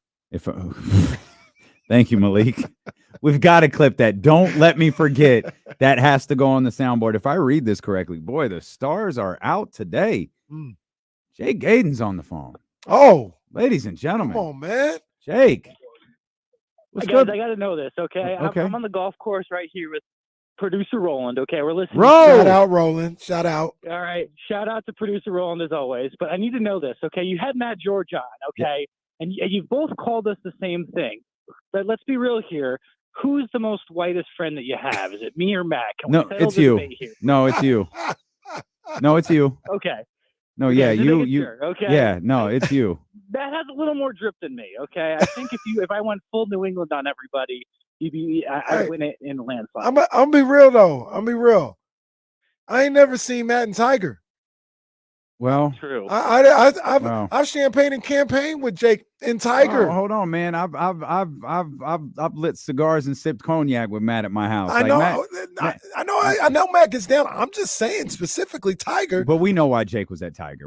Come on, let's not fool ourselves. He was there though. He was there. He was there. He showed up. I'm scared to go into Tiger. I've never seen Matt on a yacht. I'll say like a Harvard yacht cruise or whatever that thing you went on was. I've never seen that. It's a Yale yacht cruise. Oh, sorry. I'm sorry. I'm sorry, Jake. My mistake. Thank you, guys. My mistake. It's all good. I will say this, though. Enjoying the show today, guys. The Kings, it's just the preseason. Don't overreact, people. That's all I got. Okay. I love you, Jake. Appreciate You you. the man, Shout out, Jake. Ro. Shout out, Ro.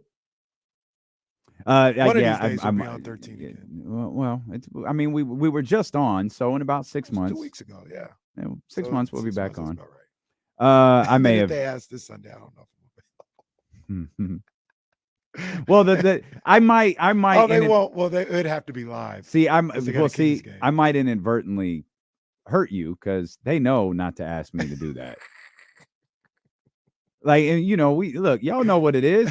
If that show was on at 11:30, it was recorded at 7.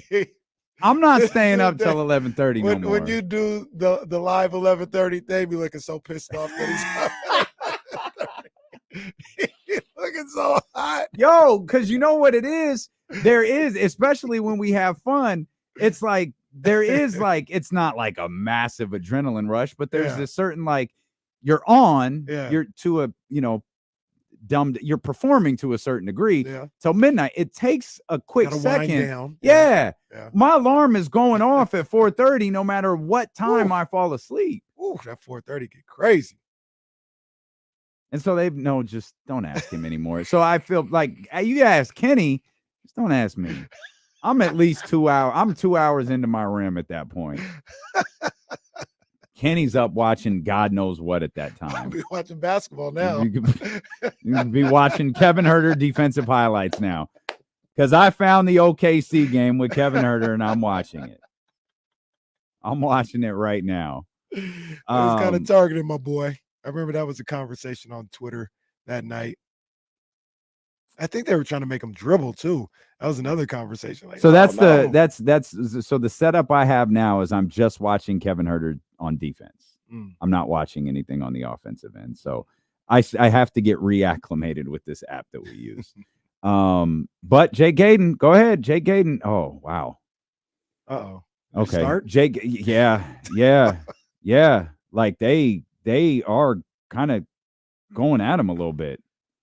I still wouldn't call him a liability, but I don't think he is. I don't think he is. They definitely know where he's at. Yeah.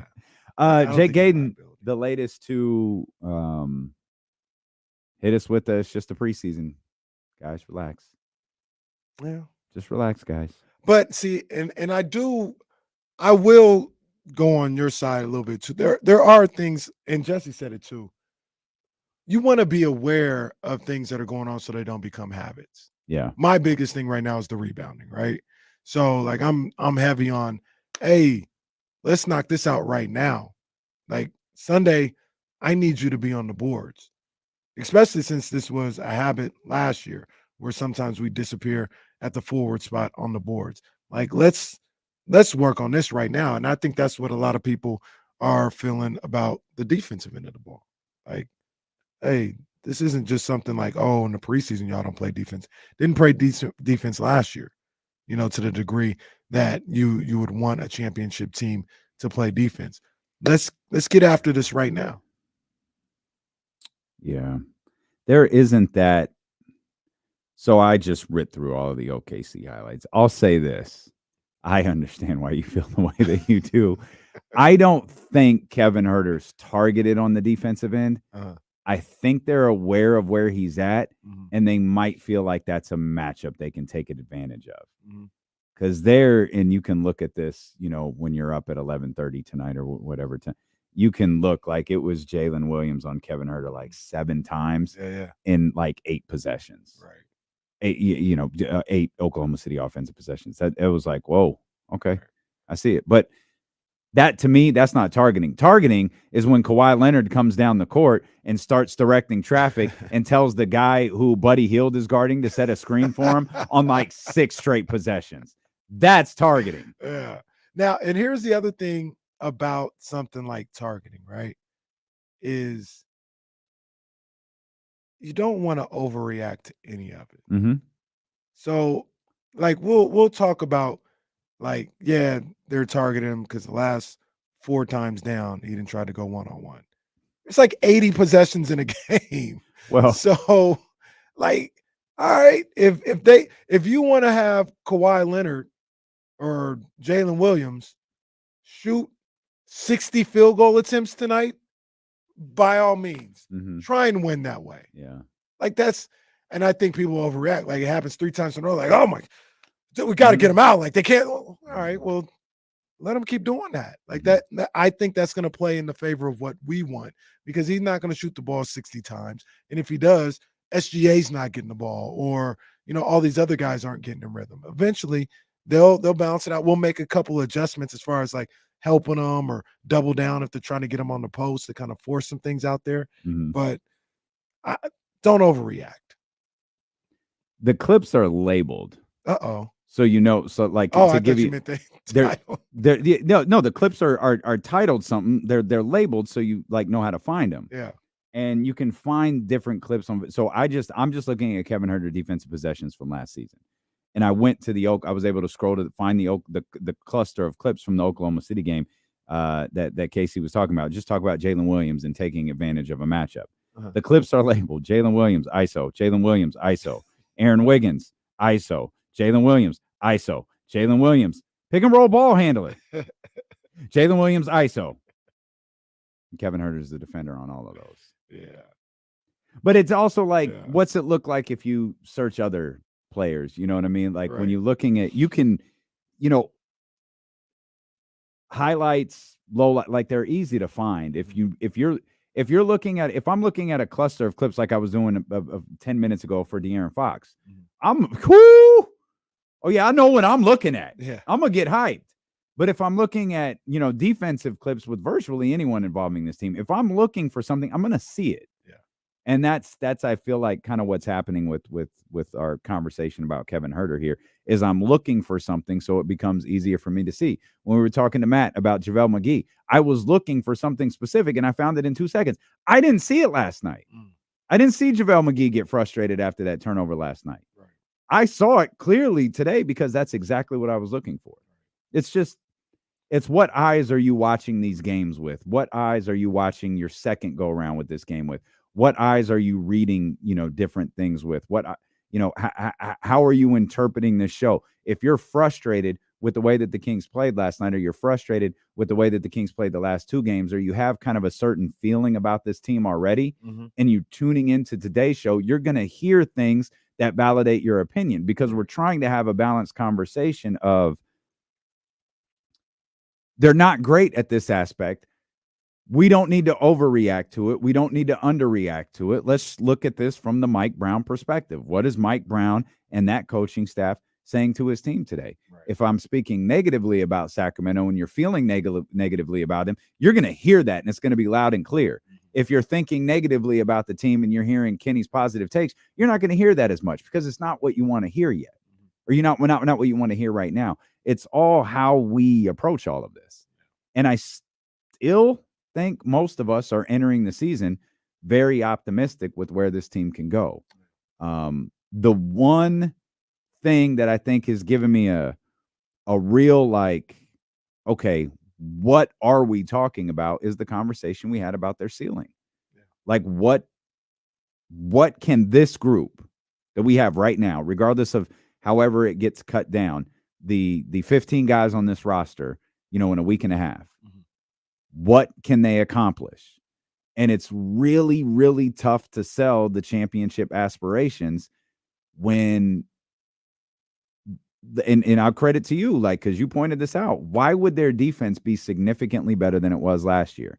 Their personnel is virtually the same. Chris Duarte may be a great defender. Hell, Davion Mitchell is a great defender. It's not going to change the overall outlook of this team, especially since we just named two guys who, especially with Duarte, at best are playing with the second group.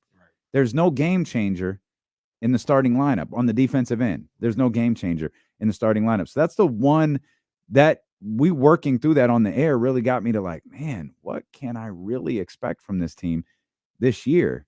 Because thinking they can get to a championship while potentially being a 25th ranked defense, that's a tough sell, especially as we did earlier. You look at history. This I'm just talking. We're having a conversation. Pod. Do you think the Mike D'Antoni teams, the good ones, didn't get to the finals because they didn't play defense? Yeah, I think that's part of it. Yeah. I think those teams, like I mean, we're really just talking about the Suns, right? Suns and the Rockets. Oh, right. Yeah. I forgot he would coach that team. Yeah. Those Mike D'Antoni teams fell out every postseason, I feel, just because they never had a backup plan for when the shots didn't fall. Yeah. And that, well, I asked that because they got to like the Western Conference Finals. They did. Yeah. And they lost in game 6. Yeah. It's not like they were overwhelmed once the playoffs came around because they didn't play defense. No, I completely understand. But all we're talking about is a title. That's what we're talking about. He didn't win a title. They didn't win a title. There were, what was the Shaq to Phoenix theory? That's to counter the Spurs and Greg Popovich. And Pop was like, you've got to be kidding me. That? Right.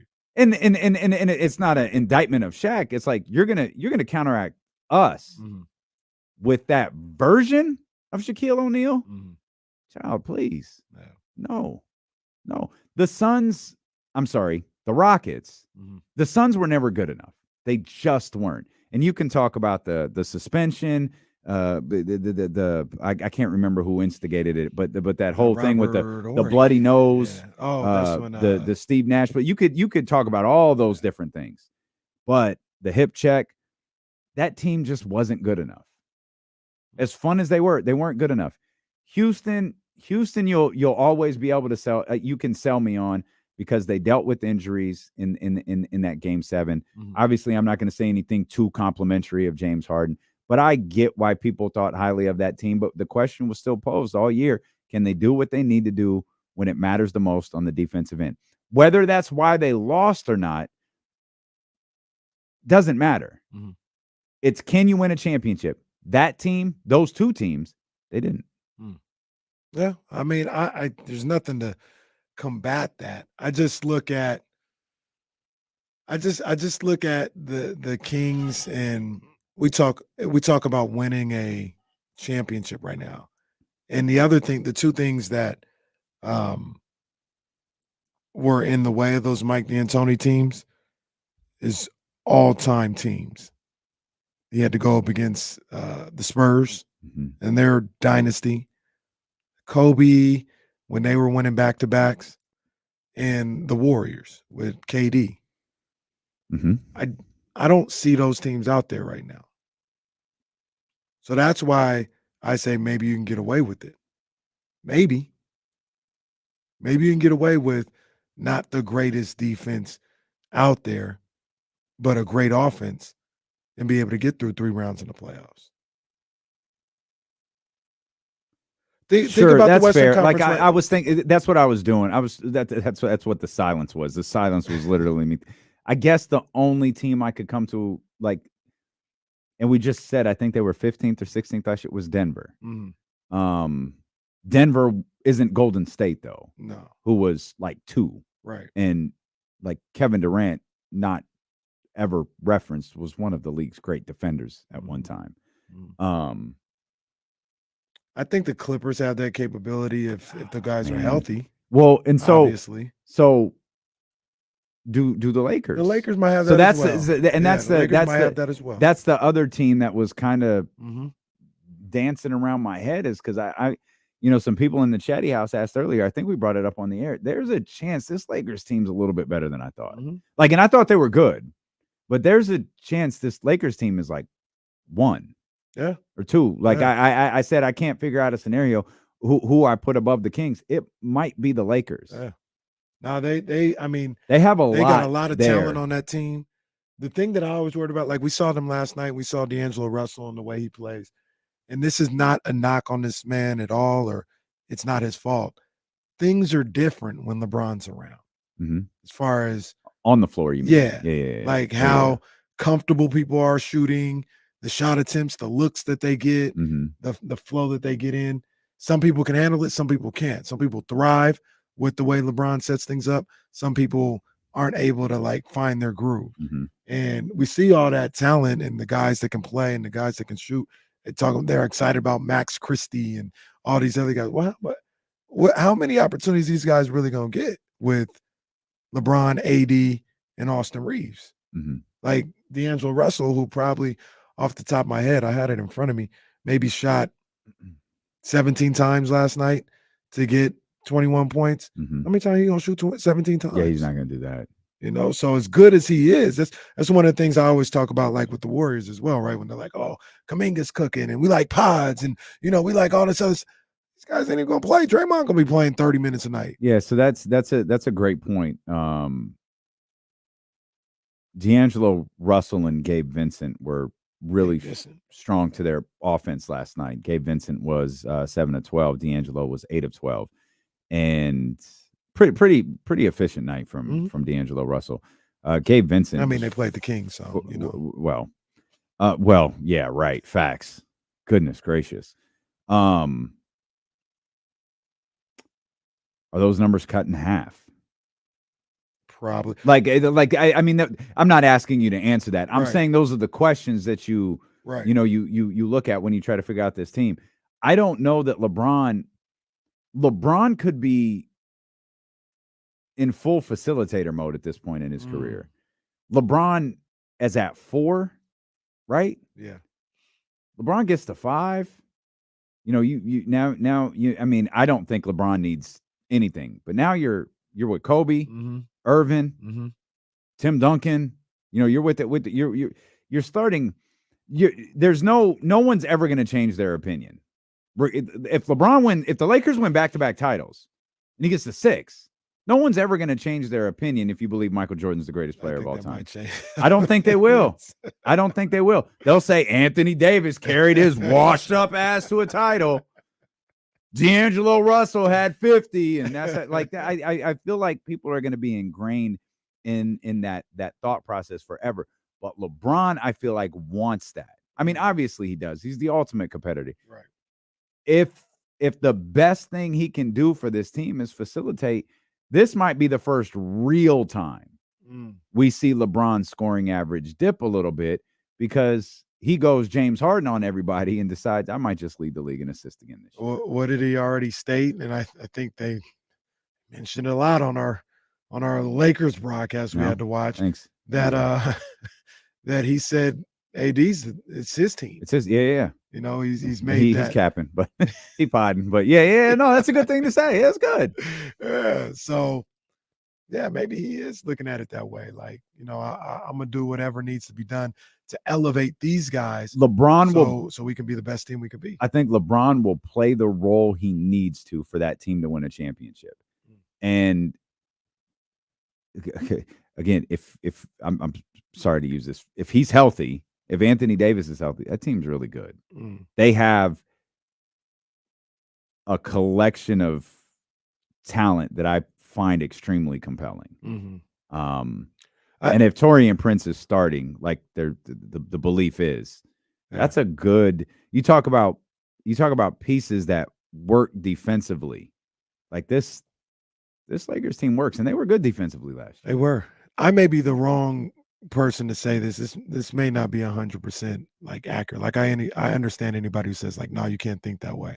But going back to the Kings and being exposed for their defense, I hold in high regard how the Warriors are offensively. Warriors were the number 2 offensive team in the game last year. Mm-hmm. And I don't feel like they exposed the Kings on defense last year in the playoffs. If they can't do it, I don't think they will get exposed defensively. They got exposed on the boards, their size, and that's part of defense as well. But if that Warriors team couldn't expose the Kings, and like we never came in here and were like, well, the Kings they don't play no defense. That's why they're not going to win. Like we didn't feel that way. If they couldn't do it, I don't think there's teams out there that are going to do that. Okay, I'm gonna hold on to that for 1 second because I want to ask more on that. And also, it's 2:13, and I haven't said anything about my guys down south. Okay, we'll do that next.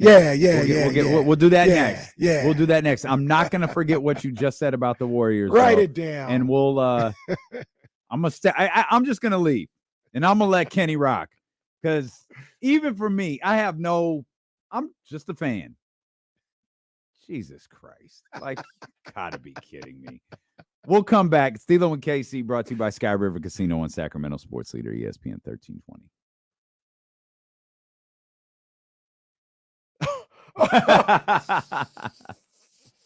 Got beat by a streaming app. We don't even need the radio signal no more. Let me pause the all 22 of the Niners beating the hell out of the Cowboys. And I'll talk about kicking it with KC because we had so this is the funny thing. We had a shock drop this morning. Hold on, let me get it up for you. There we go. We had a shock drop this morning of the Jordan 12 cherries. And I say that in quotation marks because I knew last night this drop was going to happen. And if you followed, it's not even like the right people. It's not even like a secret blacklist of people to follow on TV. There's people who know like a day or two before the shock drop is going to happen. So it's not really a shock drop. But either way, shock drop this morning of the Air Jordan 12 cherries. One of my favorite Jordans of all time.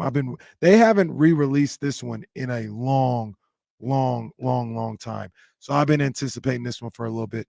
I did not get in on the shock drop, but I'm going to see what I can do when these things drop. I think they drop on, what are we in October? I think it's the last Saturday in October. I think they drop. And I'm going to be trying to make it happen. I'm just telling the wife right now, I'm going to try and make these happen, man, because these are some of my favorite Jordans of all time. The Cherry 12s. And yeah, good luck and congratulations to anybody who caught the shock drop and were able to get them. And good luck to anybody who's going to try and do it when they come out later this month. So shout out to the Jordan 12 cherries. It's kicking it with KC.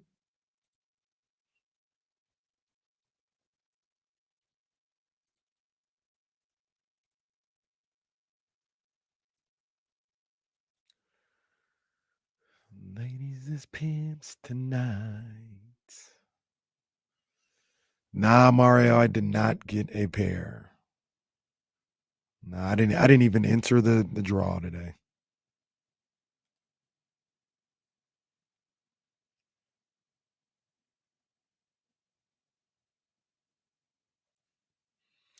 I got a text from my man, Matt George. He wants to know what I thought about the influencer boxing going on this weekend. KSI versus Tommy Fury, Logan Paul versus Dylan Dennis.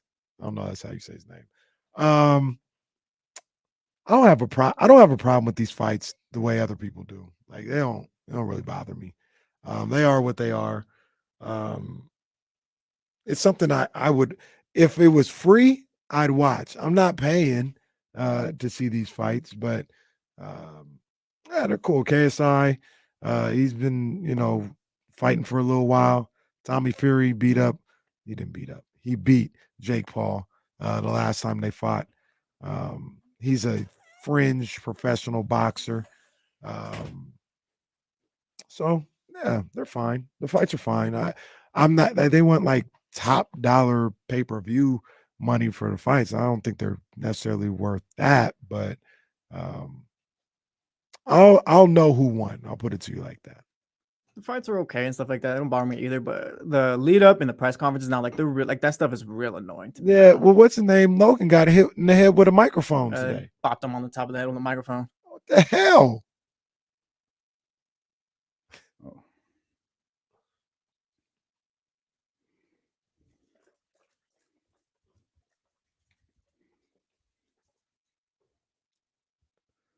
Oh man, Katrina Loki, she always saying some you gotta pause.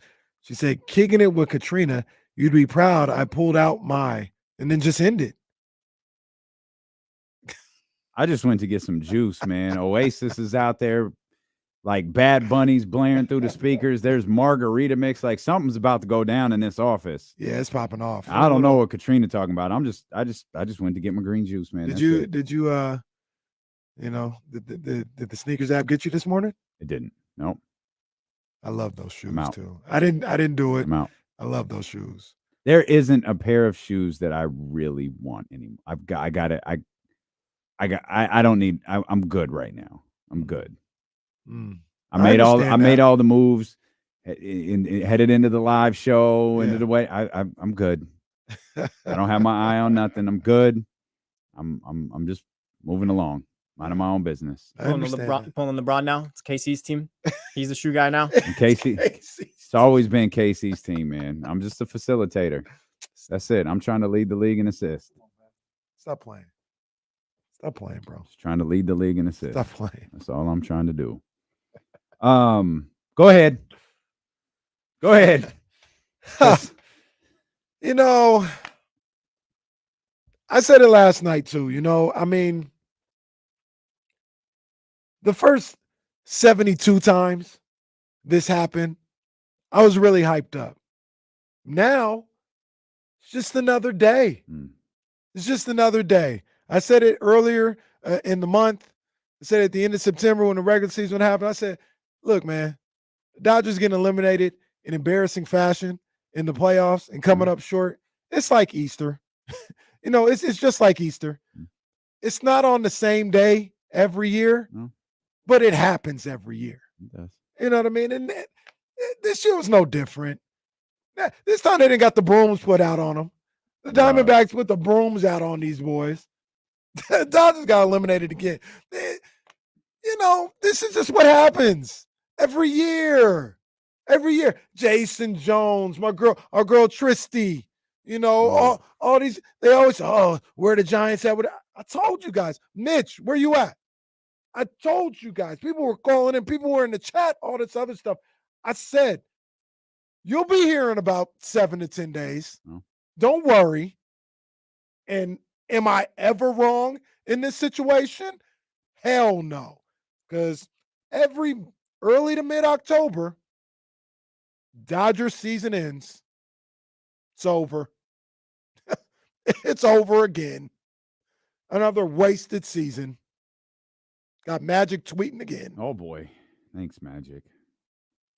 The Dodgers have won 100-plus games in every full season since 2019. They didn't advance out of their first-round series in 3 of those years. That is incredible. Yeah. They're the second team in history and the first since 1963 to win 100 games and never have even a lead in a postseason game. Like, how? Yo, man, that's pathetic. That's pathetic. It's the same problem the Dallas Cowboys have every year in the playoffs. But this is worse. No. I'm glad you brought that up, Jesse. I'm glad you brought that up because you got your Jason Jones, you got your Tristies, you got all your other little Dodger fans that want to deflect and be like, oh, they're people talking about the Dodgers, they're 49ers fans. No. Let's not deflect. The 49ers went to the Super Bowl one year as the 1 seed. The very next time, they were a wild card. The very next time, they didn't have home field advantage. Look at the 49ers right now, right? They're looked at as the best team in football. They are 5-0 right now. People look like they're penciling them in for the 1 seed. They'll have home field. And if they were to lose this year, that would be 1 year of doing what the Dodgers have done for like 15. It's not the same. I think it was since 2003. Don't try to make it the same. It's not. The Dodgers are in a class of their own. They're in a pathetic, embarrassing class of their own. And Jesse brings up the Cowboys, and you said it's not the same. It's not the same. It's not the same. Well, when I say the Cowboys, it's the Dodgers and Cowboys are two teams who aren't able to handle the moment or the pressure. That's why that's what it is. It's not the Cowboys, but I'd argue. Well, okay. To be fair, Jesse's not terribly far off, but I'm looking back. I see 12-5, 12-5. I see a 10-6 team. I see a 13-3 team, a 12-4 team, an 11-5 team. That's dating back to 2009. The Dodgers have been 90+ wins. We looked it up yesterday. I think it was since 2003. Yeah. This is the Dodgers' postseason failure. I'd argue is unlike anything in any professional sport. It's a one of one. It's a one. And that you brought this up yesterday, the Clayton Kershaw thing. Oh, that's just crazy. It's just crazy. You're literally talking about one of the greatest pitchers that ever existed. He is a scrub when the postseason gets here. It doesn't make sense. And once again, Cowboys are a little comparable, but they're not because the Cowboys will have those, and then they'll have a injury plague season, and then they'll the Dodgers do this every single year. Every year they win in 100 games. They're winning the NOS. They win the NOS like 10 of the last 11 years. Like they do it every single year, and every time I sit up here and I tell them they're gonna lose in October. And they lose. Sometimes, very rarely, they lose in the World Series. It's starting to get to the point where more times than not, they lose in the first round. Yeah.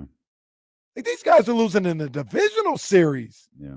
Pathetic. It's and the one ring you did win, so unique. Like the one you did get, like come on. We Summer Ball Invitational champs. They got the same medals that they be giving at Hardwood Palace. For that one, they won a tournament, man. They ain't win a World Series. They won the tournament. Let me ask you both something. I'm an impartial observer. I'm gonna ask Jesse first. Do you think they look at that ring as real? I think they try to lie to themselves and act like it is. The fans, especially. I think the fans No. lie to themselves. I'm talking about the too. actual players. Yeah, the Dodgers are too. Like the players too. I think they lie to themselves and oh yeah, we won a ring. Like let's keep it a buck. Like come on now. Do you think they look at that ring the same? I think they do because part of me feels like they don't. I mean, they'll probably say something like Gilbert Arenas, but the diamonds are real. Because I mean that's true, but with like all because people turn their nose up at these 2020 titles, and that's fine. I'm not defending any of this, but at least with the Lakers had a 72 game season, right? The Lakers won series. You could argue home, away, video board. I don't care. They played essentially very close to an entire basketball season. The Dodgers didn't even play half. No. Lakers one we like to have fun with. Like the bubble, like you said, they played 72 games still, went through a whole playoffs. Like we have fun with that, but that's way more legitimate than the Dodgers won in 20. Yeah, and I don't have as much fun with it as you do because I don't want it to become too overbearing. Like that Dodgers World Series is so fake, dog. Look, tongue in cheek. It was an AAU tournament. That was not And let's not forget the it's reason not the same. It was an AAU tournament was the incompetence of the Major League Baseball. Mm-hmm. They were supposed to be 1st. Mm-hmm. They wound up being last. They would have played like 120 games. They were that was the whole setup. Mm-hmm. And then for reasons known to no one, it fell apart. And it wound up being 60. It just clicked. They won the 2021 because the 2020 World Championship or World Series, there was no pressure on that. Nobody cared. No. That's why they won. Cared. Yeah. There was no traveling. There was no nothing. There was no nothing. It was the least amount of pressure. So, of course, they won that one. And once again, Polo L, I said before, we ain't doing this. Talking about in the chat, trashing the Dodgers when we hype up the Niners every day. They are not the same. This would be the equivalent of the Niners always losing in the wild card round. Having the best record all year, going 14-2, whatever the record can be now with all these teams, 14-2 and losing in the wild card every single year. They're not the same. Don't try to deflect because we're talking about the bum-ass Dodgers. Polo and any other Dodger fan can feel a certain way today, but there is nothing in all of professional sports like the Dodgers postseason failures. I'm trying to envision a scenario where Carl Lewis wins every race leading up to the Olympics and then just loses all of them. They're the anti-Patriots dynasty in the playoffs. You've been losing for 20 years. And this is the thing about it. They do it every year. This isn't they get there and 2 straight years in the playoffs and they kind of rough for 2 or 3 years and they get back and they do it again. Every single year we go through the same thing. It literally is a holiday. You guys think I'm playing? It's a holiday. It's the same thing every year. It's Easter. You just don't, it's different days, but it's the same thing every year. Matter of fact, next, I don't know, October 15th, just save this and we'll have an extended break and we'll play the same segment again next year. We'll do run it back for next year's 217 segment. Next year's annual Dodgers were eliminated from the playoff segment. That's all we got to do. Now, I want to ask this. I've had my fun with the Dodgers. And like I said in the tweet, I mean, I can't even really get hyped up about it anymore. It happens all the time. Like, who really cares at this point? It's going to happen. It's going to happen again next year. So what? I'll talk about it then. Is the big discussion going on right now are the teams that dominate during the regular season at a disadvantage with this playoff format? Because they have like a week off. And in theory, it's supposed to be like an advantage.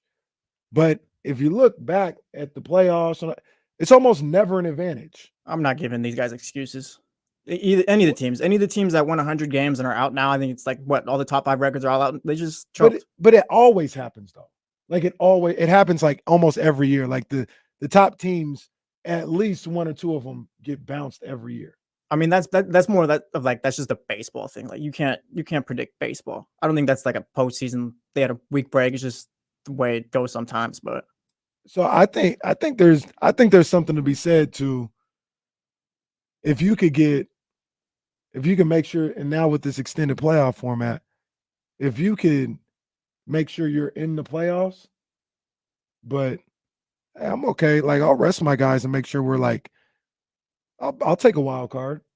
I'll take a wild card and keep playing. So it almost kind of feels like that. I guess, but win your games, bro. Allison is telling me I'm wrong. I'm not specifically sure what about, but she brought up the Braves and how they won their division under Bobby Cox for 13 straight years and won 2 titles. Well, Allison, they went to the World Series. They lost. They went to the World Series. They lost. They went to the World Series and won. They went to the World Series and lost. At least they didn't lose in the first round. And they only won 1 title, by the way. And people trash those Braves teams. They won 1 title. They went to 2, 4, 5. They go to 5 World Series. They got swept once.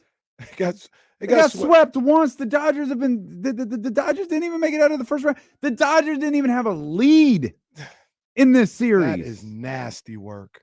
nasty work. And on top of that, like the Braves are out here losing to the Jeter Yankees.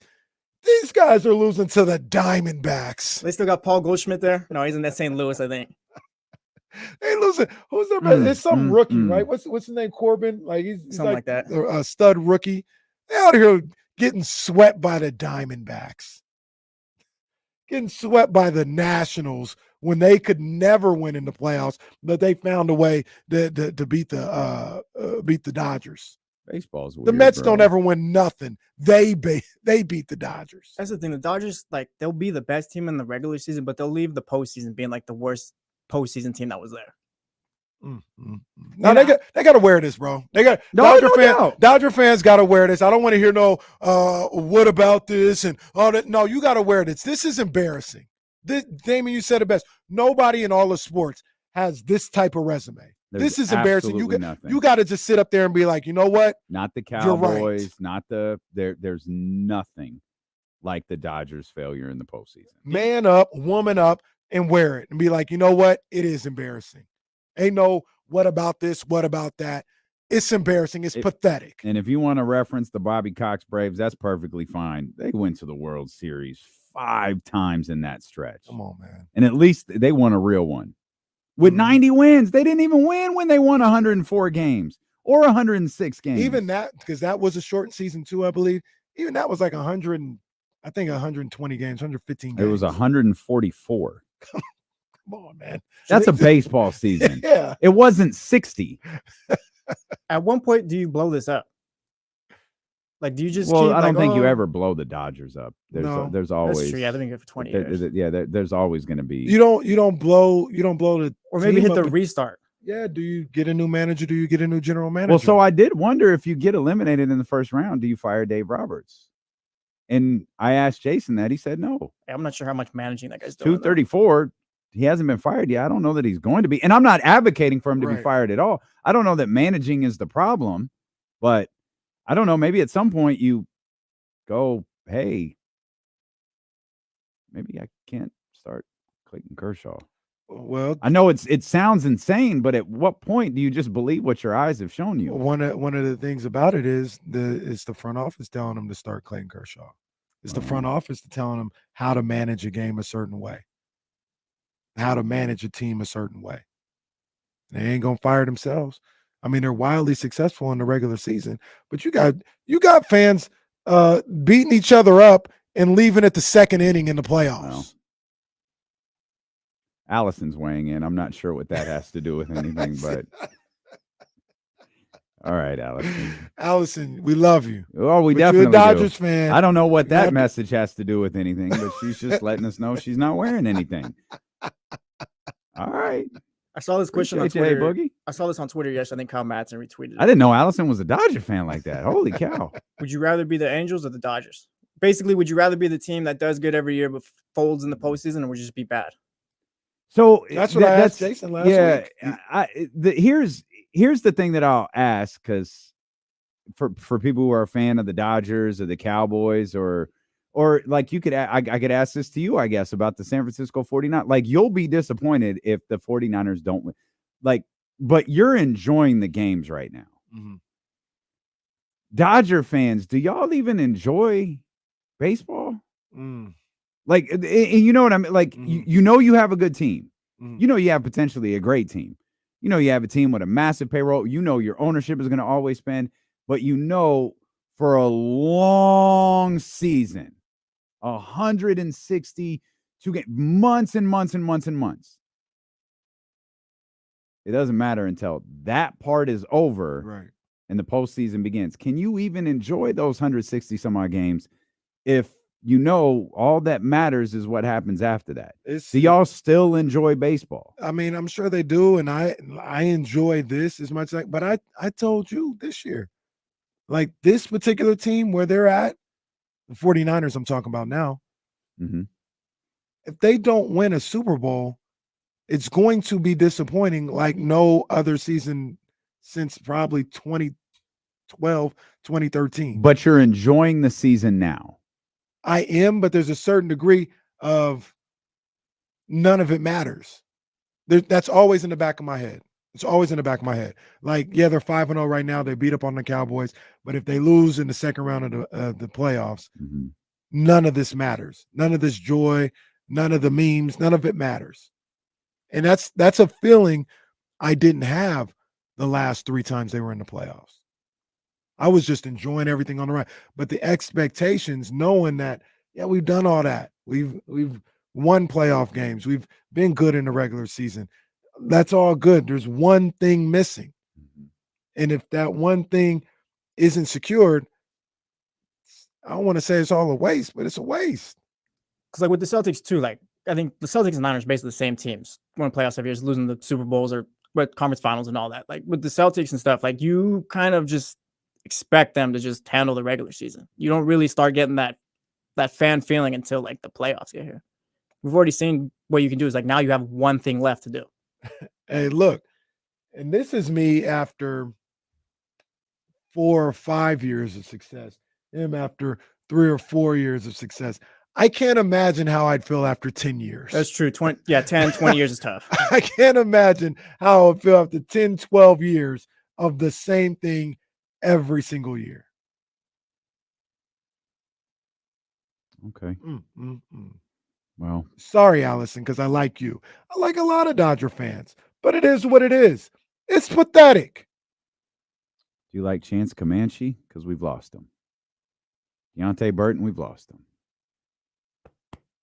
According to the league scores, James Ham, I believe, tweeting from the kitchen. The Sacramento Kings have waived both Chance Comanche and Deontay Burton. If they clear waivers, both will join the Stockton Kings. Roster now stands at 18 for the Sacramento Kings. That according to James Ham tweeting, I believe, live from the kitchen. See you guys in a couple weeks. So that's whose fault it was, Chance Comanche and Deontay Burton. Heads are rolling right Heads now. are rolling. Oh, Mike and Monty, they're not having this. I don't think either of those guys played in either game, if I'm not mistaken. No. Chance, nope. DNP, yeah.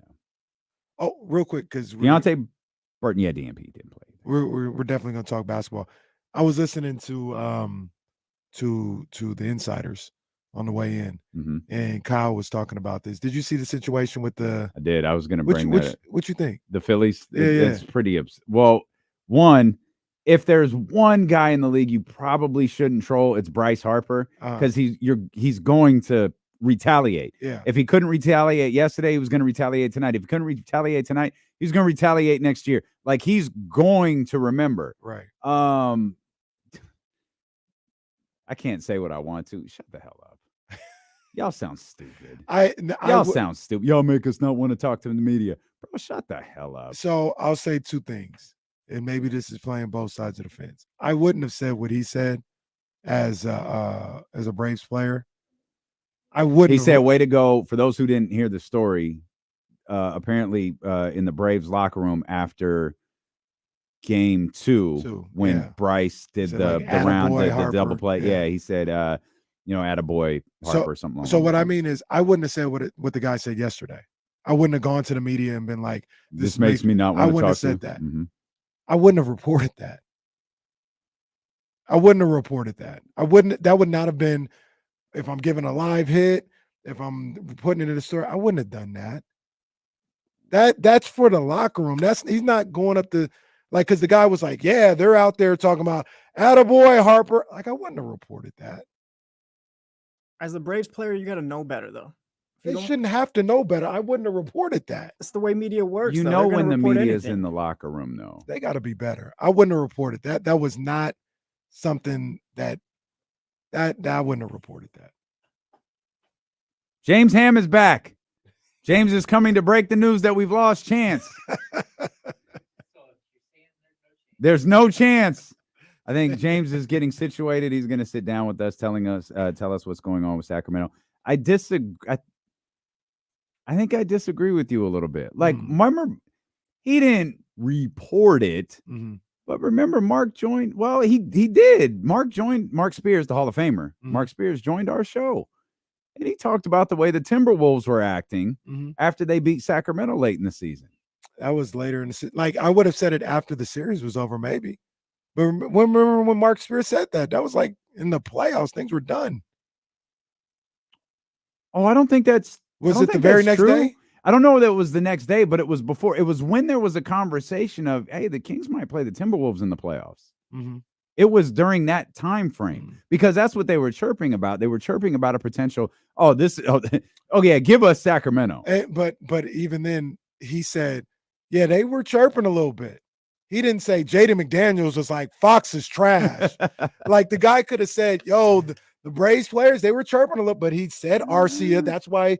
That's exactly why Harper was looking at him, because he knew exactly who it was. I wouldn't have said it's not the worst thing in the world, but I wouldn't have said that. I would have just left it at like what Mark said. Yeah, they were chirping a little bit. They were chirping and they had a good time in the Braves locker room and left it at that. I think I disagree. Well, fine. We'll just go to break. We'll come back. We'll find out what's going on with Sacramento, with the Sacramento Kings, with our man James Ham when we return here on Sacramento Sports Leader ESPN 1320. Can you log in over there, James, or do you need me to? Oh, I did. Oh, you're right there. I'm literally looking at you. I got you. Oh, my bad. That's my bad. Sorry. Oh, there we go. Yep, that's my bad. I had you potted down. Sweet. All right. Roster now stands. Are you hanging out for the party? Yeah. Oh, okay. Like it was kind of like wink, wink, nod, nod. You probably need to be here for the party. That's very nice. And then my wife is Who coming. the hell wink, wink, then not nodded at you? Okay, got it. Gotcha. Yeah. Gotcha. Yeah. So the wife is heading to the Pink concert tonight. Nice. With some I heard friends. she puts on a show. Yeah. So I think that they're going to I think she's going to swing by for a minute. So I'm only going to be here for a few. That's okay. That's good. We're going to be in here. We don't even get to go to the party. Yeah, we'll grab Ramsey real quick. He was at the Aces game, right? Or he was at the Kings game. Oh, okay. Jesus, Ramsey. I thought he was at game 2 last night. That's what I thought. Oh, okay. Well, got you. I thought game 2 was last night. Oh, all right. Well, what the fuck do I know? Like I said, we'll find out. What the do I know? This is terrible. I'm going to drink a margarita to get this terrible. I'm definitely going to have a margarita here in like 5, 4, 3, 2. I'm just waiting for the tacos. Oh, yeah. I love you too, Allison. I just don't know what I said. What was I so wrong about? I was measured. At least I thought I was. I just thought what the Dodgers have done, it was embarrassing. Maybe she got you mixed up with KC. That tends to happen It's from time to possible. time. Maybe Allison. It's okay, Allison. No one can tell me and Kenny apart. Oh? No one can tell. I am going to need you to freak Kyle out one of these days with a Scream mask. We talked about that today. Oh, he's not a fan of what is that character's name? I think it's just the Scream guy. Oh, he's got a name. He does have a name. Hello, Sydney. Don't they have like a relatively new one of those? Yeah, they just put one out like last year. He's Ghostface. Ghostface. Ooh-ah. Like shark bait. We were talking today and I was just like on the air. I was like, one of these days someone's going to just come up behind you and I'll be able to see it coming long before you, Kyle. Mm-hmm. I'll be like, no, Kyle, get out. He's got a knife, Kyle. Look out, run. Don't open the door, Kyle. You show up right in that window right there. Oh, you would freak him out. See, I'm down for this. I'd have to come in slightly more discreet clothing if I'm going to wear that mask. Yeah. Okay.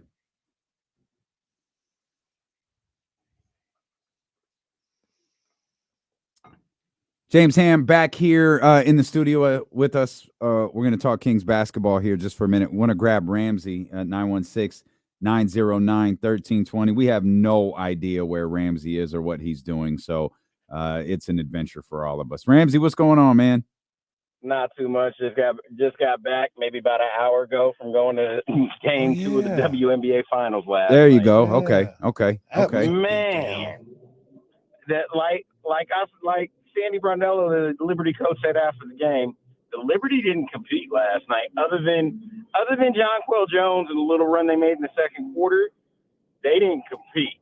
And that Aces team, I'm not counting Liberty out because they still got to go back to New York. But that series is close to being over. And I got to give, for what I've seen in person, Chelsea Gray is the truth. Oh, yeah. I don't care what he – and she dropped the dime in the third quarter. There was no look. I looked. I'm like, oh, my gosh. I was like, I'm done. She's the truth. She is that and then some. Appreciate you, Ramsey. I love that Ramsey had to see Chelsea in person to know that she's the truth. I love Ramsey so much. I saw LeBron James one time, and I think he's the truth. Thank you, James. Thank you, James. I wasn't sure about Steph till I saw him last year. Yeah, but that game 7 changed my perspective. I actually thought he was overrated all these years, but man, seeing game 7. We love you, Ramsey. I feel entirely different after seeing Draymond Green. But well, never mind. Let's get to James Ham here. James, heads are rolling. Heads are rolling at the Golden One Center.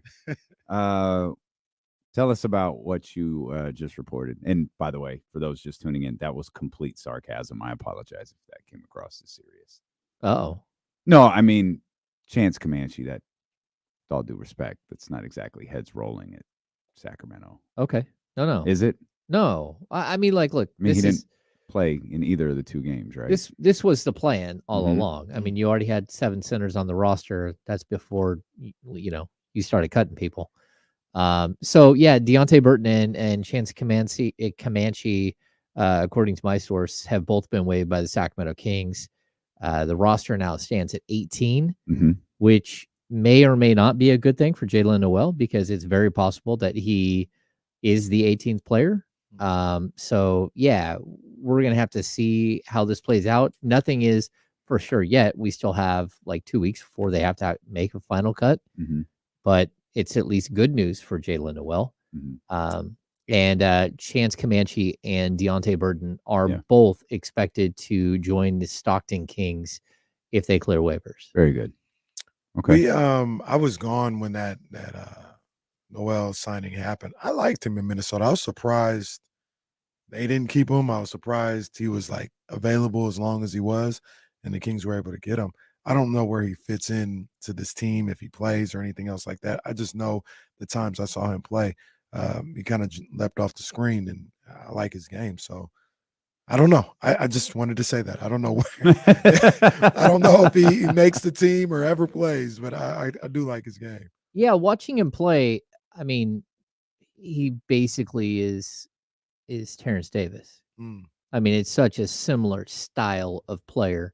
Aggressive, little point guard version of Terrence Davis. Yeah, I mean, and I wouldn't say he's a point guard. He's point guard. He dribbles the ball. He handles the ball. Yeah, but he also, he likes to make a poster. He likes to throw down on somebody. He's really good in transition.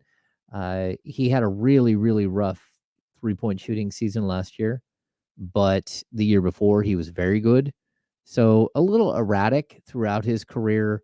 I think and on the defensive end, very erratic. And so I think that's kind of like, if he's going to make his way into the league, and the same thing I'd say with Terrence Davis, like, you have to play really hard on the defensive end, and you have to start thinking about the game on the defensive end. They've spent their entire lives being offensive weapons, and coaches have allowed them to be that and not really focus on the defensive end. You can see it. And especially like smaller school guys, they kind of make their way through. And if he's gonna be a player in the league, it's got to be on the defensive end. He's got to figure it out. He's too athletic. He's too long. He is too physical a player to not be able to be impactful on that end. And so far, he has not been in his career. Is there a chance? Because there was an open roster spot or guaranteed. Is there a possibility that's his? Yeah, it is. So we say the roster stands at 18, but Mhm. the Kings have 3 two-way players that are included in that. So Jalen Slauson, Keon Ellis, and Jordan Ford are all on two-way contracts. Mhm. Now we're seeing that the Kings have cut their roster to 15. Now I don't know what his guarantees were. It's to be honest, I didn't even ever look because Jalen Noel was such a late ad and a really solid player for a late ad. I mean, he averaged over 10 points a game last year in the NBA. Mhm. That's a guy who can actually play, and for a team that was a playoff team, right? So you're kind of we'll have to wait and see what exactly the specifics are, whether it's a $50,000 Exhibit 10 contract or if he got a little bit more. And it's going to be like a minimal guarantee throughout the season, and you'd have to wait until like January 10th to see if he's going to be on the roster for the rest of the season. But as of right now, that's what it kind of looks like, that he may have made the team. But again, the NBA has a way of working itself out here. If a better player becomes available in the next 2 weeks, it gets cut by someone else. Like look at the OKC roster; they have to make cuts. You could see the Kings easily sort of transferring over and looking at someone else. Nothing surprising has happened yet, right? Nothing surprising about today's cuts. Nothing. No, none of that's just part of the process. Yeah, it's gone according to Hoyle. Like as like this is exactly the way it's supposed to have played out so far. Yeah. And like I think the Keita Noel situation was a bit jarring when it happened, but it also kind of felt like that might be the case. As soon as JaVale McGee became available, like they wanted to give them an opportunity to go play somewhere else. It's worked out maybe for Keita, who's actually played really well in the last 2 games for Boston. Yeah. He struggled with foul trouble in the first game. Second game, scores 10 points, perfect shooting, I believe, and did not foul anyone. So maybe he's learning, maybe he's listening. So always an opportunity. I'm just always interested to see situations like this where they come in with 20 guys or whatever the number was, and they know they've got to get to a certain number. And I don't know, do these guys come in thinking they have a chance to maybe make the main roster, or is it kind of understood? All right, we're here for a little depth, maybe training camp depth, and we're going to go back to Stockton or get waived or something like that. Yeah, I think typically teams are very honest and upfront with players, especially guys like this. Deontay Burton played on a 10-day contract last season for the Kings. And again, you always have to remember, like G League players they don't make a ton, right? So I think it's either 70 or it might be up to 90,000 at this point. And, it's for a pretty good part of the year. When the Kings brought Deontay Burton up for a 10-day contract, I think he made like $130,000 for a 10-day. Like it's something crazy like that. So like that's big money compared to what he was making in the G League, even to come up for a couple of days. Right. So they're definitely honest and upfront. And even I think that there was some confusion with Scalabiciere, who started talking about like competing in camp, which was never part of the plan. And then it wasn't. Right. They signed him and then waived him like the same day. And that's not to say that Scal doesn't have an opportunity to somehow make it back to the league, but like again, Chance Comanche is a like 4A guy. Deontay Burton is a 4A guy. Like guys that are so close but can't quite get there. Chance started the season last year on Portland's active roster at the beginning of the year, and of course Deontay made it up at one point. So you'd like to see him get an opportunity, keep their dream alive. See them with KC along with James Ham here on KIFM West Sacramento 98.5 FM KRX QHD2 Sacramento ESPN 1320. Always live on the free Odyssey app, live on Twitch, YouTube, Facebook, Twitter, wherever you are. Thank you so much for tuning in. If you're watching on YouTube, hit the thumbs up while you're here. Hit the subscribe buttons as well. You can catch not only D1 KC, but you can catch James and Kyle Monday through Friday on the Insiders from 10 to 12 here on this very same channel. Since you're here, James, we don't have to wait till tomorrow to talk about some of this stuff. Yeah. We got a few minutes before you go out and party with the rest of the staff. You brought up JaVale McGee earlier. He was someone we were talking about with Matt George earlier. How do you feel about JaVale's play through the first 2 games of the season? Preseason, excuse me. I don't know. Like he's not so much a defender as he is a goalkeeper. And I think that that's sort of like a misnomer with him. Everyone thinks of him as this great defender, but Rim protector, a shot blocker that, shot blocking, I know it's necessary. And I like the fact that he deters so many shots just by standing down there. But we even saw it in the game last night where his one true block, he just swats into the stands and it's like, okay, well, what does that do? That does nothing. So it's not like a steal. You just threw the ball out of bounds. So, okay. I don't know. I want to say that like they're still meshing and trying to figure themselves out. And like, that's okay. But I also think that in the back of my head, I still look at this season as the Kings might be much more effective with Trey Lyles as a small ball 5 for long stretches than they are with having JaVale McGee on the court. Now, JaVale may play.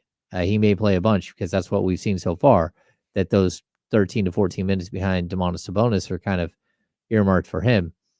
But, like I think Chris Duarte took a big step forward. I think Sasha Vezenkov is trying to get more comfortable and he's starting to build a little momentum. So you also want to see those guys, and it's going to be really hard for everyone to play.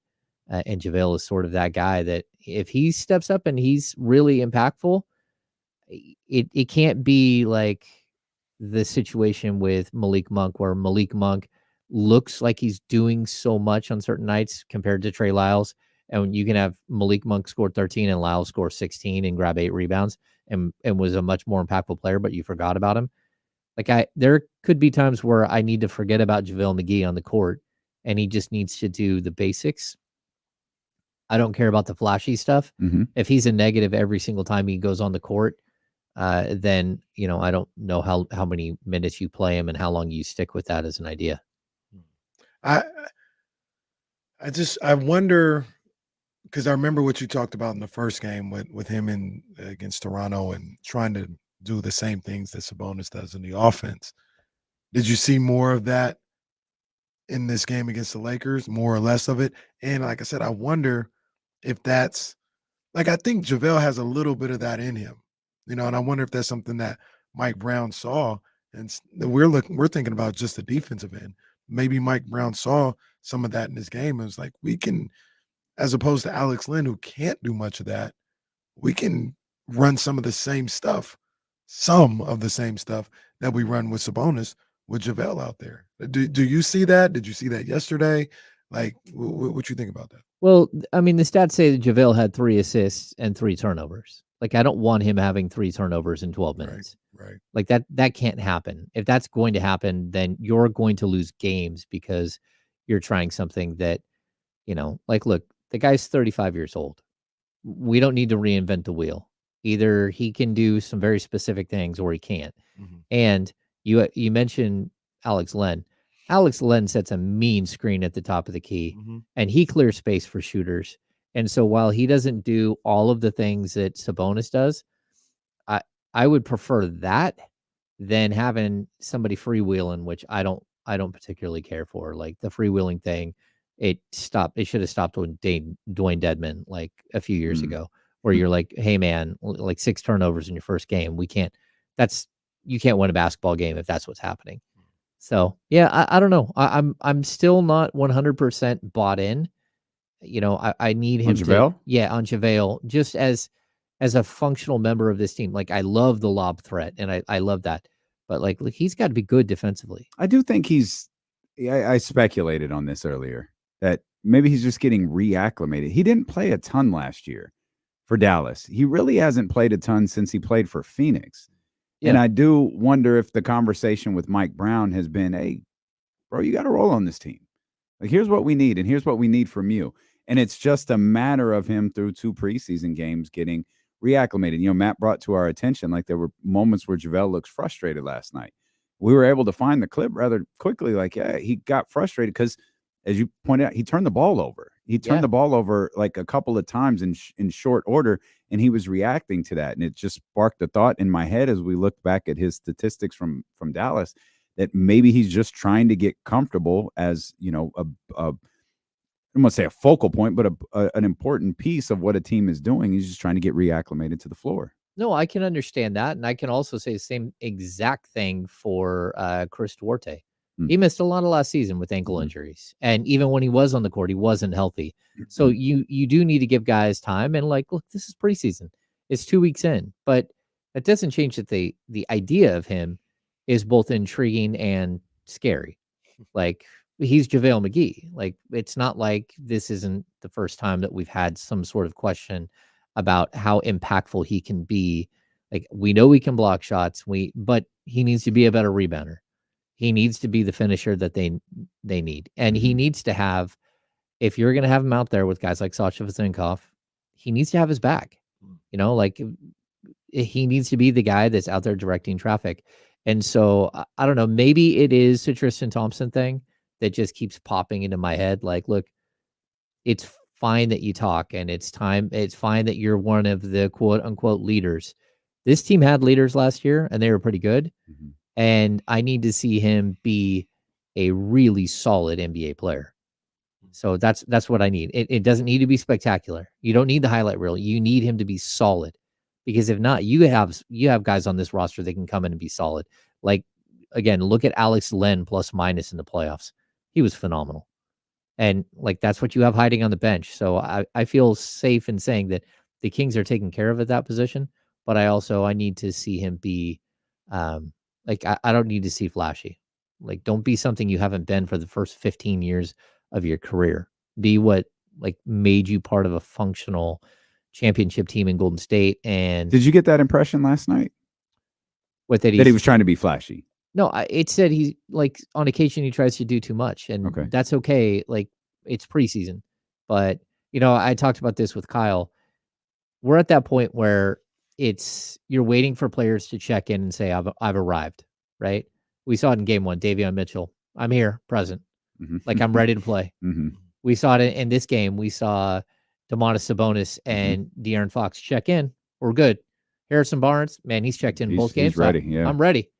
Okay. Now I need Kevin Huerter. I need Malik Monk. I need Sasha.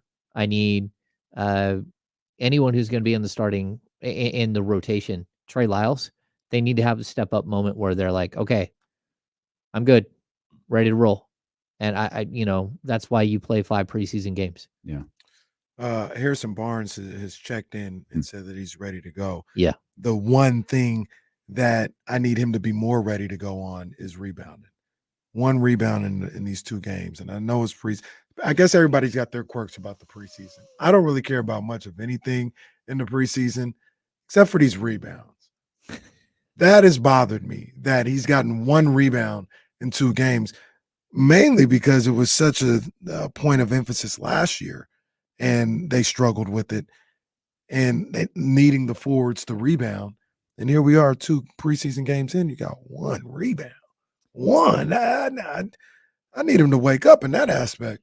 It's a little jarring that he only has 1 rebound. The one thing I would tell you is, especially against the Lakers didn't run any of their key guys out, right? Except for Russell, right? Outside of that, it can get a little loose. I think Taurean Prince is probably maybe even a potential starter. No, I like Taurean Prince, but they didn't have any of their. No, I got 5 you. starters. No Reeves, no. Yeah, and when they go to AD, their bench, the last thing I want to see is Harrison Barnes going up against a 3rd or 4th string guy trying to grab a rebound in traffic and getting hurt, because that's where you're like, oh, okay, I'm okay. Show me in like the final preseason game that you can go get 5 rebounds really quick and then just like step out and say, I'm good. There were definitely some in the preseason now moments last night. Like someone fell into Domas. There was a couple of plays where I was like, oh, Huerter. Yeah. Someone rolled up. Huerter was like, hey, it's over. It's over. Cut. Cut. Everybody out of the game. Cut. Preseason concluded. Preseason over. Yeah, there was a couple of those last night. I was like, oh, yikes. Yeah. Yikes. So I guess I get that line of thinking. I don't think Mike Brown is selling Harrison Barnes on that. Yeah, give me 2 rebounds. Yeah. I mean, damn, 1 rebound in 2 games. Well, I mean, we're entering Coke machine range. You know, Oh boy. like Yep. that's what George Coke Karl machine. Yep. called Derek Williams. But it's also, they have Manny the Mannequin, and Manny the Mannequin is a very specific tool to say, look, if we put him just right underneath the rim, he is going to get like 7 rebounds a game. just standing there, just a mannequin standing there. It's going to hit him that many times. Where are you guys? And so, yeah, when your 2 starting forwards have a combined 1 rebound in the first 2 games, although Keegan didn't play in this last game, that's still a little like, what you guys doing? Well, what's happening here?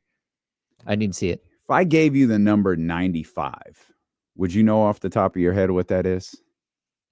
Number 95. Probably not. Not number 95, the number 95. No, unless that's possessions in a game or something. It's the number of threes they've taken in these 2 preseason games. Okay. 50, 50? 50 and 45. So you reacted to it. Casey and I have very differing opinions on this. Where are you at with 50, 45, 95 threes over the course of 2 games? Let's just go back to the same exact thing I was talking about with Harrison Barnes.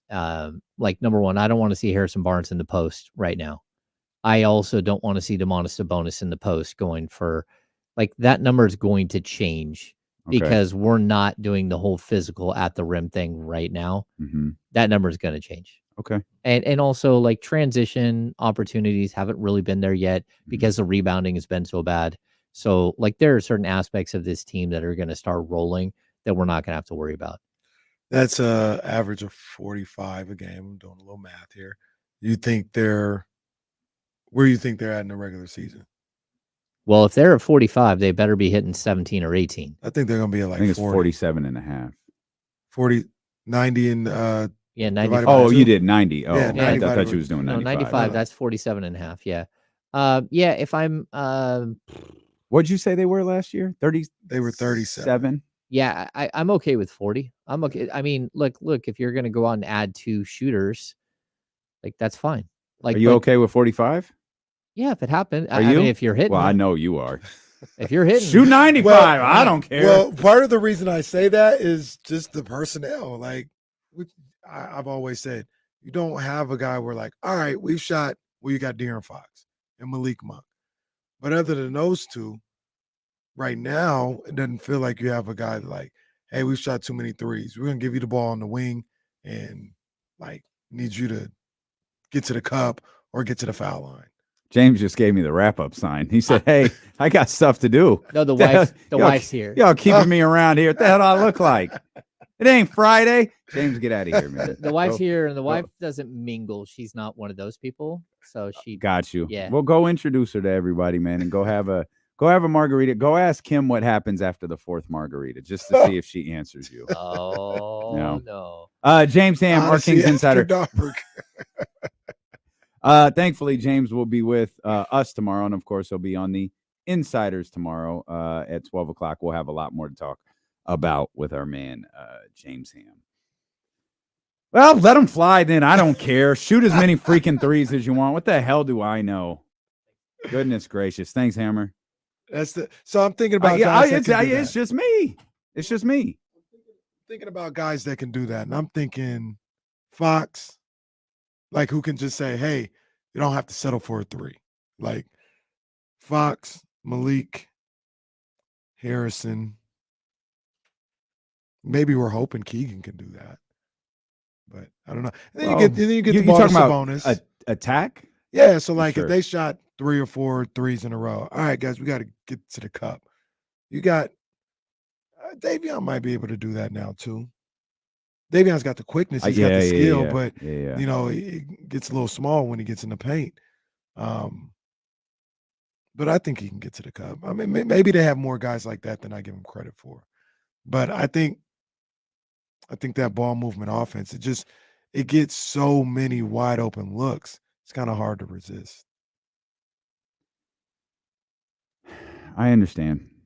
I'm not advocating for them to pass up on open shots. I'll go back and watch later. I don't feel like they got baited into anything last night. I feel like maybe James's assessment is accurate. Like it'll probably change. Maybe it'll change a little bit. I don't. What'd you guys say? 40 to 45? Yeah, maybe it's that. I'm sorry, I keep asking this.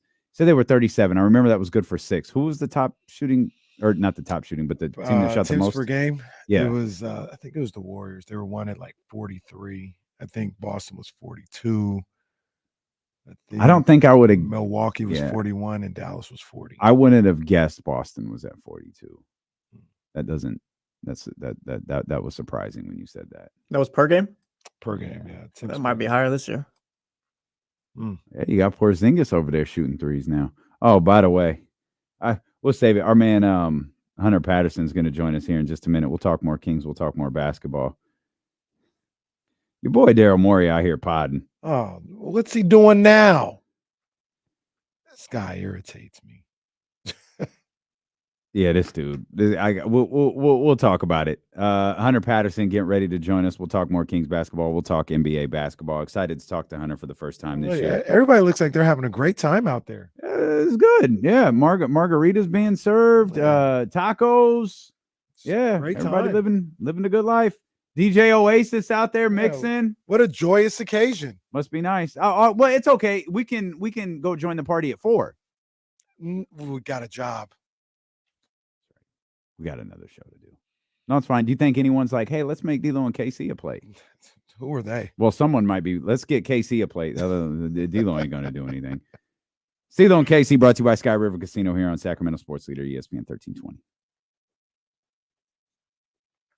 That's facts. That's facts. That's facts. You bitches get nothing. Yeah, that's facts. Looking over there. Hey. How much did you sell this month? Put the plate down, dog. Hey. IT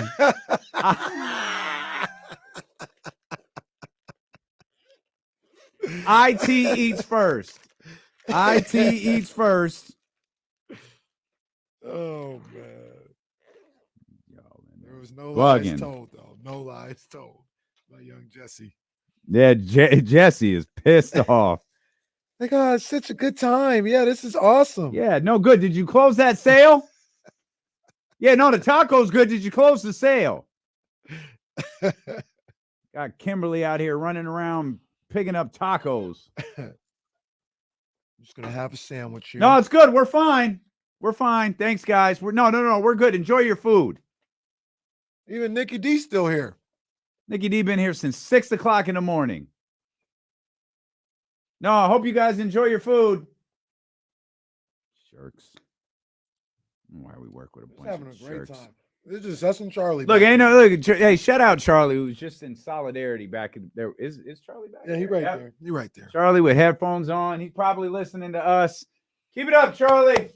1320 is going on a hunger strike right now. Yes. As Kenny eats. Like Kenny's eating right now. Kenny's like Brad Pitt's character in the Ocean's movies, where like I think every scene Brad Pitt is eating. Really? Yeah. I think if you like, he's always just like you see him like eating something small. Like I've never like really watched those movies. They come on like TNT. I'm like Ocean's is on, and I'll watch it, but I'll never like paid attention. I thought yeah, we can. No, we can try to get TC if Hunter jumps on though. Yeah.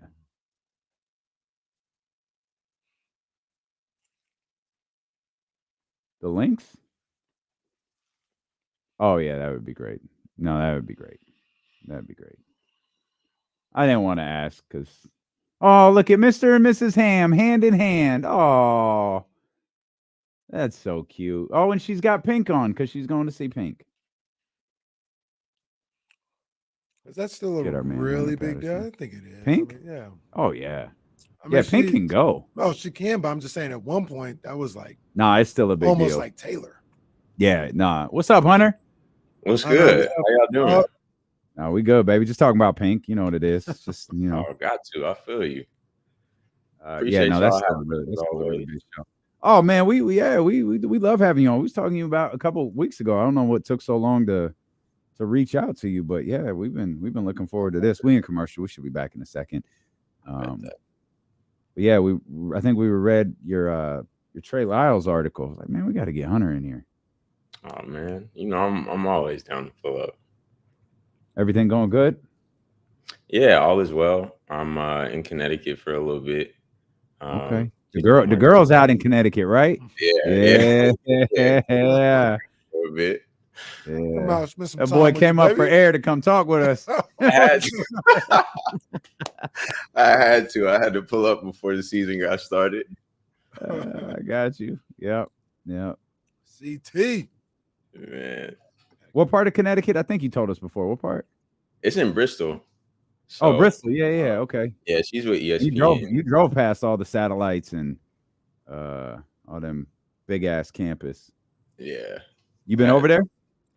Yeah, a few times. I actually interviewed there right before grad school and ended up choosing to go to grad school, but it's cool. Me pulling up out here is definitely how I know I love her, because it's not much to do. At least you didn't say Bridgeport. Nah, I don't think we've been to Bridgeport too much. No need to go to Bridgeport. Bridgeport is the Compton of Connecticut. Congrats to you also, Casey. Thank you, big dog. Appreciate That's it, man. Yeah. Yes, sir. Yes, sir, man. Made a move, man. Made a move. Really? No, Jasmine just finally said fine. Pretty much. Needed an excuse to having an amazing party. That's what it was. Me and Ace to stand outside and smoke cigars. Well, me, Ace, and then Wanda. I nagged her into it.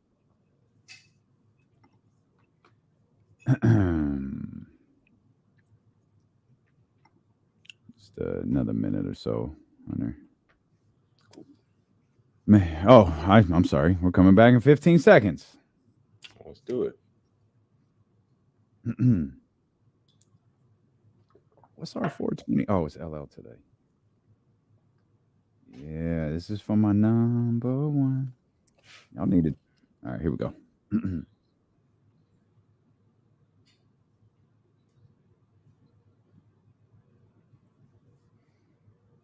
All right, we back here. Appreciate you so much for being with us wherever you are. Appreciate our man Hunter Patterson for joining us. Hunter Patterson of The Athletic, joining us live from Bristol, Connecticut. Had to go see his girl before the season started. And I'll be out there, baby. It's been about a week with you. Yeah, you know what it is. But he took a little break to come hang out with us, man. It's long overdue, Hunter. Great to have you with us, man. Everything well? All is well. I appreciate y'all. Glad to be back. Yeah, no doubt. There's a lot to talk to you about, man. You wrote some great pieces over at The Athletic over the course of the last few weeks, and let's just dive into a couple of things. We'll start with last night, the Sacramento Kings and the Lakers. Actually, we don't have to analyze last night's game. We'll just combine the preseason. Anything about the preseason have you excited? Anything about the preseason have you concerned? Anything from these two games that you feel like, hey, this is a solid takeaway of what we might see this season? Obviously it's only 2 games in and it's preseason, but I do think JaVale and Malik could have a connection off the bench that people should keep an eye on.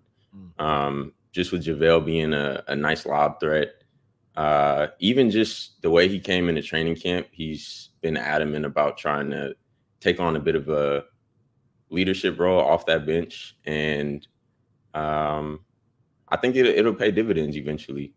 We'll probably get to the defense at some point, but I think that's something that definitely needs to be improved on, but we'll be in due time. When you think about JaVale and what he could bring to the table, do you think it's like what basketball wise you think he could bring to the table? You think it's just the leadership and he's kind of past his prime, or there's some things on the court that he could really help with his team? He is a bit older and it's a little later in his career, but I think just his willingness to initiate DHOs, we saw a little bit of it. He looks comfortable in that role. Rim protection is going to be a great thing defensively that the Kings definitely lacked last season, that hopefully he can provide a bit more of. And you can see when guys come off the picks with him, they're usually looking to get a lob to him, but as teams kind of pick up on that more, that might open up a lane for them to score as well. You mentioned you talked about the JaVale Malik connection there a minute ago.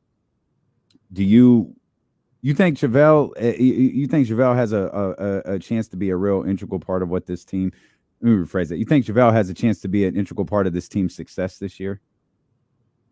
I definitely think he could. I'm kind of tempering expectations there, but I think just his experience.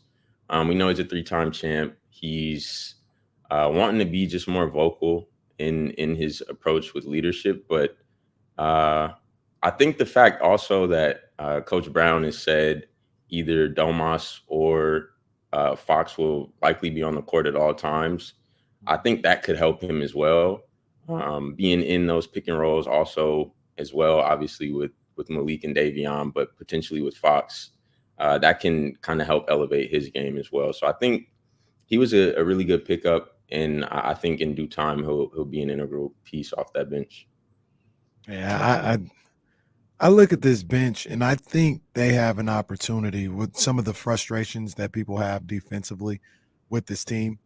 I think with Davion and JaVale and what he could bring, I kind of think they can, I don't want to say make up for it, but they could have flashes of some defensive dominance is a little strong. I don't want to say that, but playing some good defensive basketball with Davion on the perimeter, JaVale helping out around the rim, Monk kind of in the passing lanes and doing things of that nature. I think they can do some stuff on the defensive end with the second unit.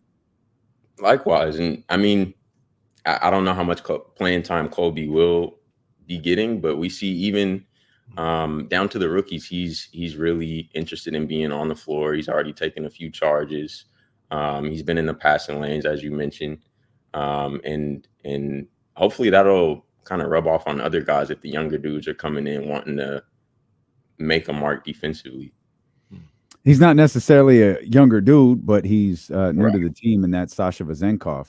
He's a guy, obviously, people talked, including us, all off season about early impressions of him and how do you think he fits in with this group? I think offensively, we saw, especially last night, with him getting a chance to start, everyone knows he's a high-level shooter, but his ability to kind of draw attention away from other guys. There was a play last night where he kind of like slipped the screen and two guys went with him and it created an open look for HB.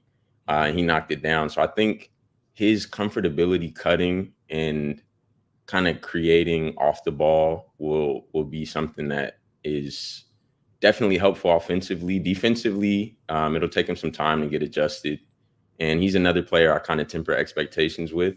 I don't think he'll come in and have a huge impact immediately, but over time, I think he'll adjust and be able to help the Kings a lot. Do you see him playing some at the three? I know that's something that we've talked about a little bit, but just with the potential log jam with JaVale and Trey Lyles getting out there, do you see Sasha getting some time at the three, or do you think he's just not really cut out for that spot? Potentially, he'll be up against some stiff competition with just having to guard threes. But I think he could, at some point when he gets more comfortable with the defensive principles and kind of just the speed of the NBA game, he could step into the the three potentially. But I do see him kind of more at that four spot.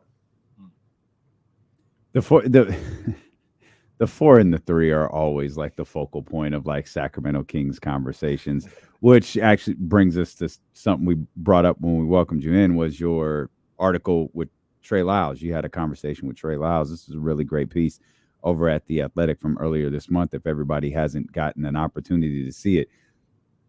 What do you think Trey's role is with the team this year? Because it feels like with Sasha, now JaVale, we've kind of been all over the place as to what it could potentially be. Yeah, I think just the fact that he was there last year, he's already up to speed on defensive principles, the things that they want to do offensively. And last year, he shot more threes than he had in his career. So I think that is only going to kind of expand for him. And I see him, and Coach Brown talked about it a little bit in practices, training camp practices as well, but he has the ability to be that stretch five if they need him out there in the second unit. And and he's just provides, I think, a lot of offense and kind of a spark off that bench, along with Malik, Davion, those guys. And I'm kind of thinking that he'll definitely be getting more minutes than Sasha initially, but yeah, I expect some solid things from Trey this year. He's a wild card, man. He's a wild card. He's a guy that can come in because he can do a lot, right? Yeah, yeah, absolutely. And he's a guy that can come in out of nowhere and give you 4 threes off the bench, give you about 6 or 7 rebounds, some solid defense, and change the game. So that's a guy that I feel like he's earned his playing time. I agree with you, Hunter. Like, he's going to be playing over Sasha. And I think you mix and match him and JaVale sometimes.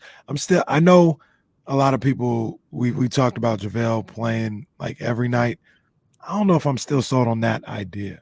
I think that's what might happen, but I don't know if I want JaVale out there every single night. I kind of feel like I'd rather have Trey sometimes as a small ball 5 like we initially thought was going to happen, and Sasha at the 4, maybe Kessler or Duarte or any of those guys getting run at the 3. I think that's where Mike Brown should pick and choose his spots of when JaVale goes in there. I agree, because they bring obviously different things. And Trey is a bit undersized for that 5 position, but he's shown that he can compete with most 5s. And again, he just brings a different edge offensively than JaVale does. While crediting JaVale and everything that he does around the rim. You know what?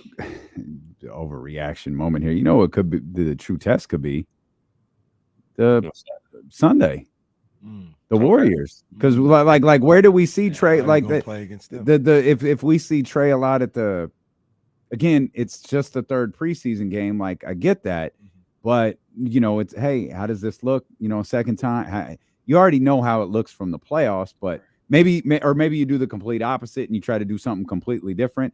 But I feel like the way Trey played at that position in the playoffs is what really sparked the, Trey could play the 5. Like, Trey could be a small ball 5 for Sacramento, even though he had done it a couple of times during the year. Like, that was the moment. That's the big stage where it's like, he might really be able to do this. What we see Wednesday could maybe give us a little insight into that. Could mean absolutely nothing.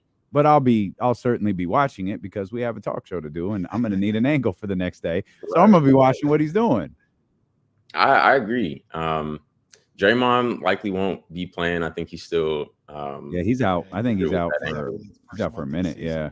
Right. But it could be a good opportunity for Trey against Looney, Trace Jackson Davis, the different guys that the Warriors have brought in. And like you said, he kind of made his mark in the playoffs against them. So that'll be a good test. Looney get 20 rebounds on Sunday. Oh, man. Yeah, I just quit. This man, he's just out there just getting 20 rebounds in a preseason Looney game. is the rebounding version of D'Angelo Russell. Oh my gosh. He definitely woke me up a little bit. I mean, we saw what he could do throughout the regular season, but the postseason was ridiculous. So I had to. You were sleeping on Looney? You were sleeping on Looney? But I didn't think he would do what he did in the postseason. That was incredible. I didn't think so either. He was. I thought he was a good ball player. I didn't think he'd be doing all that. That was impressive. He did. As we're all very aware, he did. We didn't see him yesterday. How about Keegan though? Keegan, I talked about Sasha. Everybody having their eyes on Sasha. There's no Kings player fans are more locked into than Keegan Murray and what potential jump he might take. Obviously, nothing from last night. Did anything stand out to you? One, in your time at practice, or two, in that game against the Raptors on Sunday? I think just the support he has from GM, Monty McNair. We see Coach Brown. Fox is constantly talking about how much growth he's had over the summer, averaging 35, even though it was only 2 games in the California Classic. He seems like he feels much more comfortable putting the ball on the floor. First possession against the Raptors, he kind of was driven off the 3-point line by Pascal, I think it was. He gave Schroeder a little hezzy going to the left and then dunked on 2 dudes. So I think that obviously would be the next evolution of the next step in the evolution of his game. And he seems comfortable. He has the support to do those things. And I think he's going to be put in just a lot of actions to allow him to create more off the bounce for himself and others.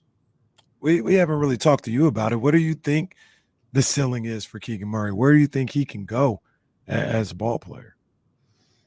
Man, I think we saw what he can do just with this jumper, like shattering the rookie 3-point record.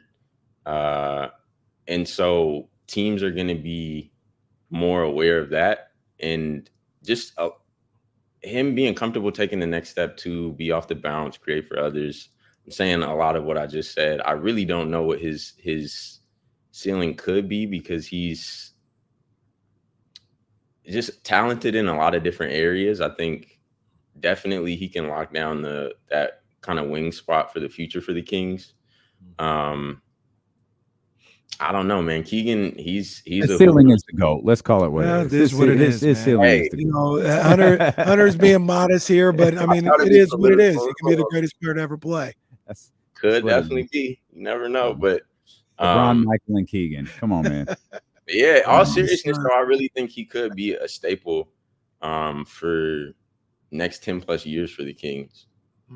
Yeah, we have so many conversations, and we did it. I feel like, well, someone at ESPN is doing it with De'Aaron Fox now, talking about De'Aaron's got to take a leap for this team to get better. It's like, Jesus Christ, it was an All-Pro last year. What do you want him to do? Like, what more do you want him to do? But Keegan, like, and I did wonder, Hunter talked about this with KC a few weeks back, is that what De'Aaron did from year 1 to year 2, I don't think was necessarily normal. That was pretty spectacular. It's just he did it in Sacramento on a bad Sacramento team. So no one, we Kings, like us in Sacramento, we saw it, we reacted to it. Nationally, it didn't get that type of attention. Like if the Kings had been a playoff team that year, De'Aaron would have been one of the biggest stories in the league. Right. But I don't think that leap is like normal. Like that wasn't. Yeah. So like, Keegan that quick. Like, yeah, Keegan making a jump like that would be like phenomenal. Right. Keegan, upping his points per game to 2, upping his rebounds by 1. Yeah, that's a pretty big deal too. Right. I think definitely everyone is excited for Keegan. Fox has talked about, again, how much time they've spent together, and Fox being that kind of mentor for him will be huge. But we can't expect like the world right away for Keegan. So again, I think same way he progressed during the playoffs, he had a bit of a learning curve like most rookies would against the Warriors of all teams. And I think that'll pay dividends for him this season and allow him to kind of step into the season with the confidence that he ended the postseason with. So, yeah, it may not look like a Fox jump, but there's not too many people who look like Fox in general right now. Right. So. Yeah. De'Aaron's special. He is. And the jump was, and Keegan can be too, but let's not put what De'Aaron did onto Keegan's expectations for the year. Hunter, great catching up with you, man. Likewise. Excited for the season to get here and for us to talk a lot more Kings basketball. I'm looking forward to it. I appreciate y'all as always. No doubt, my brother. Enjoy your time in Connecticut. Man. Yeah, we'll catch you when you get back. That's Cool. man, Hunter Patterson, right there at The Athletic. Make sure you're following him and reading all the great work that he does over at The Athletic covering the Sacramento Kings. Mike said something interesting last night. Or Mike said something, media scrum was pretty brief. I think JA might have been the only one there. Mike said that they haven't played the way he wants, and they haven't played the way they want. The hell do you think that means? I think they want to play a little faster. I think he wants them to play better on the defensive end, more physical. I'm glad you said that. I didn't want to cut you off. I'm gonna get back to that, but if you have more, I'm glad you said that, because that's been the word right since camp started. Yeah, like real camp started. physicality. Yeah. Physicality.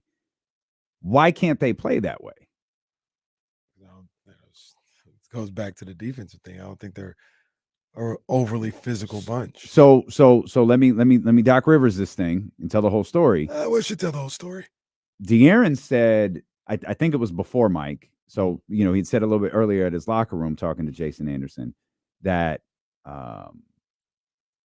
they didn't feel us. We heard that a lot last year, but he was like, they didn't feel us. We did well on a couple of possessions. We just didn't assert ourselves. Mm-hmm. And so it's basically what they're saying is they're not physical enough. It's that physicality word again, right? Mm-hmm. You saying clearly it's happening in practice. You go back to that game that they played, the scrimmage game that they played, that night practice that they had. Yeah.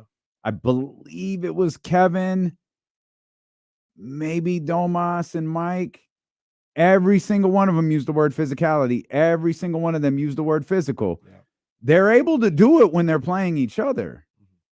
But it seems like at least through 2 games, maybe they haven't done that against their opponent. And so I ask again, why?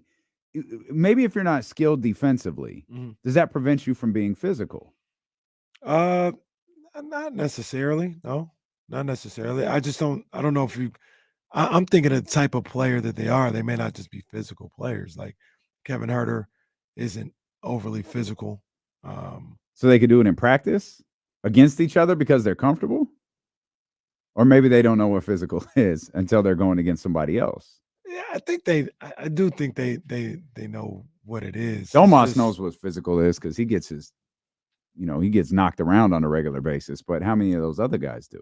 Yeah, I don't know how to explain it necessarily. Sometimes you just have those moments, those physical games, those physical practices that, you guys are getting after it. Then do you think that was one of one? The night practice, the scrimmage? No, I think they've done that because they talk about it. Yeah, it's clearly the word physicality is being used. That's clearly a buzzword inside the building because they're using it a lot. I just wondered after listening to De'Aaron, for 2 minutes last night, listening to Mike for 2 minutes last night, if they haven't been able to do it, is it as simple as they can't do it against other teams? Maybe they don't know how to do it against other teams. Maybe there's a mental component to playing physical with someone else. Maybe there's they say, I don't know whose line it was, but Doug used to say it a lot, probably still does, is defend without fouling, right? Can you be physical without fouling? And maybe that's not something they could do. And that's kind of where I was going to go to. Sometimes you have those physical practices and the coaches, they swallow the whistle. Yeah. They let them play. Yeah. Like it's going to be grabbing and, there's going to be bumping and stuff like that. And we're not calling play through it. Well, you can't necessarily do that all the time in an NBA game, right? Like they're going to call the grab that you have here. Or if you're being too physical on a box out or something like that, they're going to call it. I don't know what the foul situation was yesterday. Maybe that doesn't match up. But sometimes when you talk about a physical practice, it's something of like, you guys just going out there and we're not calling no fouls. We're not honoring you guys calling fouls or nothing like that. We're just getting after it. So that might have been the case in that practice. I don't want them to get too caught up on being a physical team though. Like it's almost like the defense thing. Like you're always going to bring it up, but I'm really worried about them forgetting who they are and what takes them to another level. James showing Mrs. Ham around while we're doing this. Mrs. Ham, ladies and gentlemen. Yes, attorney at law, Mrs. Ham. No, this not a live radio show or nothing. Please, just no. I know James is. Hey, come since we're doing it. Hi. Yeah, I figured this would be. James is margarita. How many margaritas are you in, James? 4? Are you 4 margaritas in? Things get a little sketchy when you get 4 margaritas in. Okay. Sorry to interrupt your live show. No, that's fine. That's fine. At least he's already speculating. Ham is lit. Bye, Mrs. Ham, attorney at law. Yes, indeed. Ham got a red cup. It's going down. I saw James turn the corner. I was like, James coming in here? Yep. James, bring Mrs. Ham in here. Wonderful people. Lit Ham. Yes, indeed. I don't think it takes much to get James going. I really don't think it takes much to get James going. Lit Ham. Yeah. Tequila smell was strong. That's what we here for. We've always said we ain't a regular radio show. Ain't no punk ass radio. Hey, it's 77 degrees outside. Yo, that's not us. James want to walk in here with a drink in his hand. Come on in, go, man. Let's go. What we do? Walking in here like Montez Ford. We just walking in. Love it. Love it. That's what we do. What I was going to say though is I don't remember what the hell we were talking about. We were talking about the physicality and all that. And I said I don't want them to get too caught up in that. Yeah. Yes, you want to be a physical team. You're an offensive juggernaut. And I'm not saying disregard everything else. No, that's not what I'm saying. You're an offensive juggernaut. That's your identity. Don't lose that trying to be something else. That's all I'm saying. I'm not saying don't improve in other areas. Don't work on that. Don't try to be well-rounded. I'm just saying don't lose that trying to be something else. And that's one thing I got my eye on. Okay. All right. Real quick, is it really that much to ask for this team to just be 15th?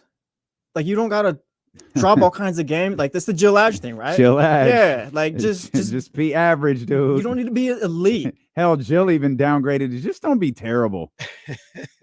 Hell with average at this point. Just don't be terrible. So the other thing about that, though, is, and the other teams do it as well, so it's not inconceivable.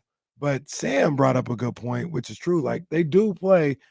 If you're playing the way we want them to, I want them to, Jay Triano wants them, they're getting up and down on the offensive end.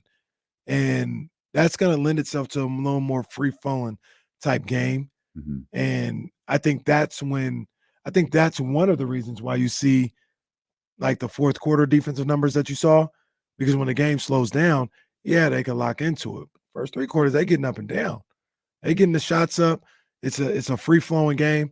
And I think that lends itself to being, that's one of the things that lends itself to being 25th in the league in defense. Like, they don't play a game led by the offense that's going to minimize possessions and that's going to like be this slow down type game. Am I misremembering, or were they better on defense on the road as well than they were at home? They were better on the road. See, that's the thing. Like, yeah, there were a bunch of weird stats about them at home. The including offense, their win-loss record. The offense is fine and all that. They can play defense. They've shown it. I don't think you have to lose anything. You play defense on the road. You've shown you can do it in the fourth quarter. Casey did say it slows down in the fourth and all that, but like you can do it, and you don't even have to be elite. I don't know. I don't think it just takes stuff from the offense to get the defense better. They can do it. They're capable.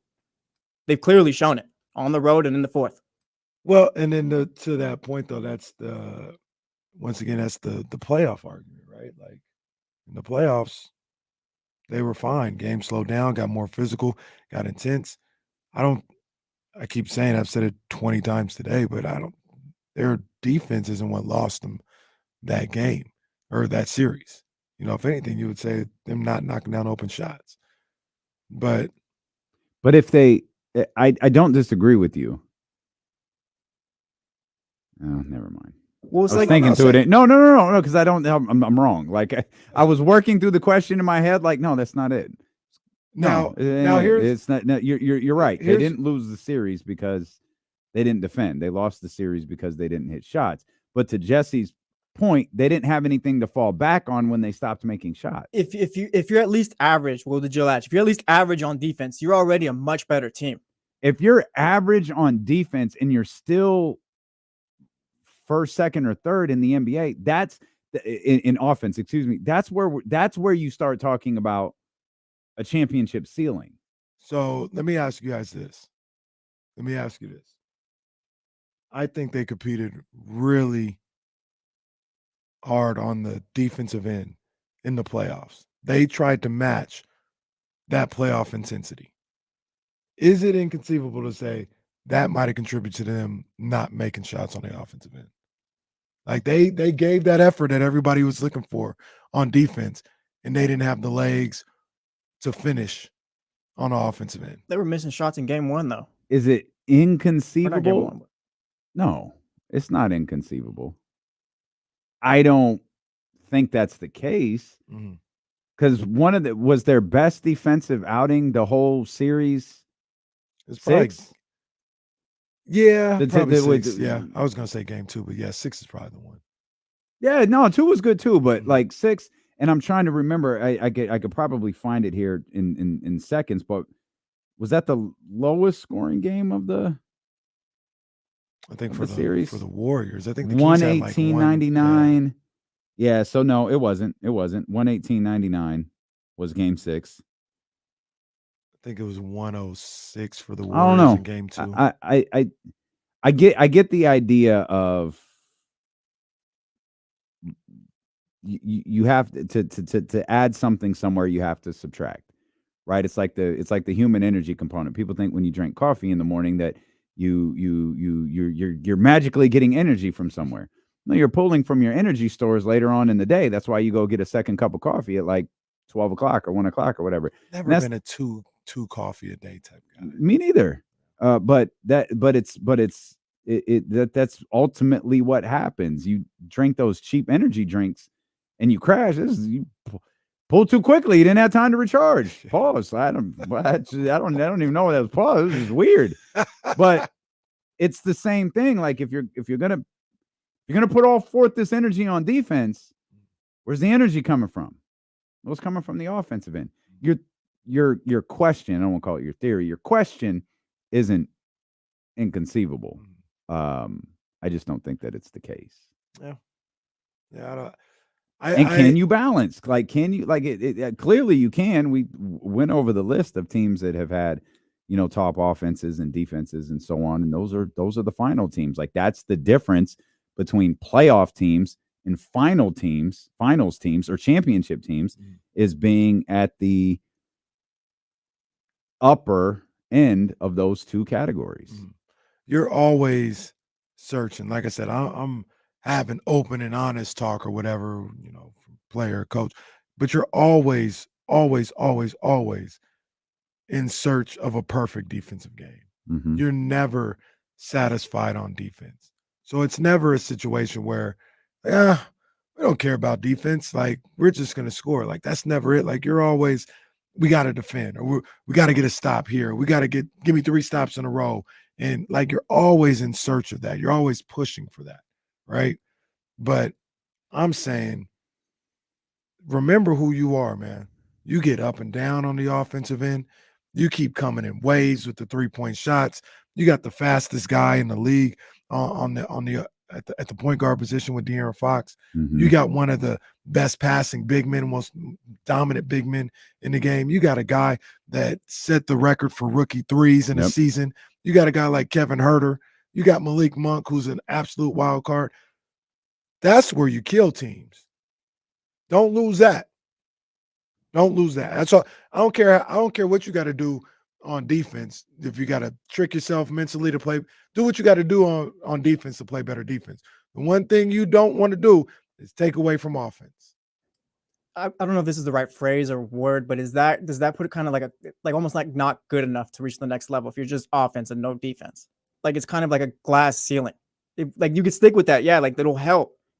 But there's a glass ceiling there. Yeah, for that's what I've been asking all day. Like you can stick with it, but only get so far being a great offensive team and nothing else. Well, but even to that point though, the Jill Ash point, that's not good enough. If we're talking championship, they need to be a top 10 defensive team.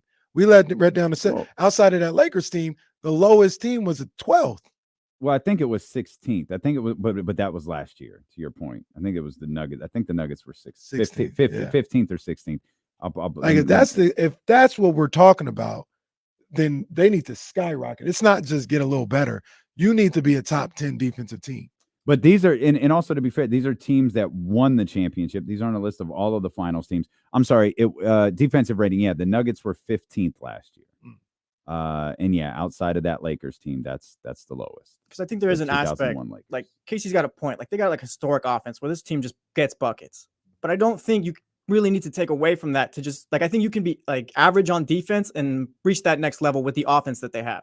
I don't think you have to take away from that offense to just be decent on defense. No, I get you. That's why I say it doesn't have to be either or. I'm saying don't disregard the historic offense. Do whatever you got to do on defense to get better. I don't care if you got to stand on top of your head. I don't care as long as you're still able to score. I don't know why you'd have to do that, but that's fine. As long as you're still able to score 118, 119, 120, then do whatever you have to do on defense. I think they're capable of doing both, being average on defense or whatever, have average on defense and being historic on offense still. Honestly, I think it's just a matter of effort, honestly. I think they definitely can be better than 25th. I know that much. 25th is just horrible. Like no one's asking you to be Kawhi Leonard. Just give some effort. Yeah, they can be more better than effort. I don't want to 25th. say they're not giving effort. The Lakers, the year they were 21st, had the second rated offense. The Nuggets last year were 15th. It's defense first, offense second, 15-5. That's one of the lowest ratings for a championship team. A 15-5, meaning, for example, the Warriors, they were 16th offensively, but they were second defensively. A 15-5. If we did like a combined score, that's one of the lowest. A 15-5, or I guess in this case, one of the highest. All right. Shout out to the Denver Nuggets. They got it done. They did. Like I'm looking at that Lakers team. You know, they were the highest. They had a combined score of 23, 21. I'm gonna. Well, you know, I mean, that's why they're fascinating. That's why they're the most fun team to watch in the NBA.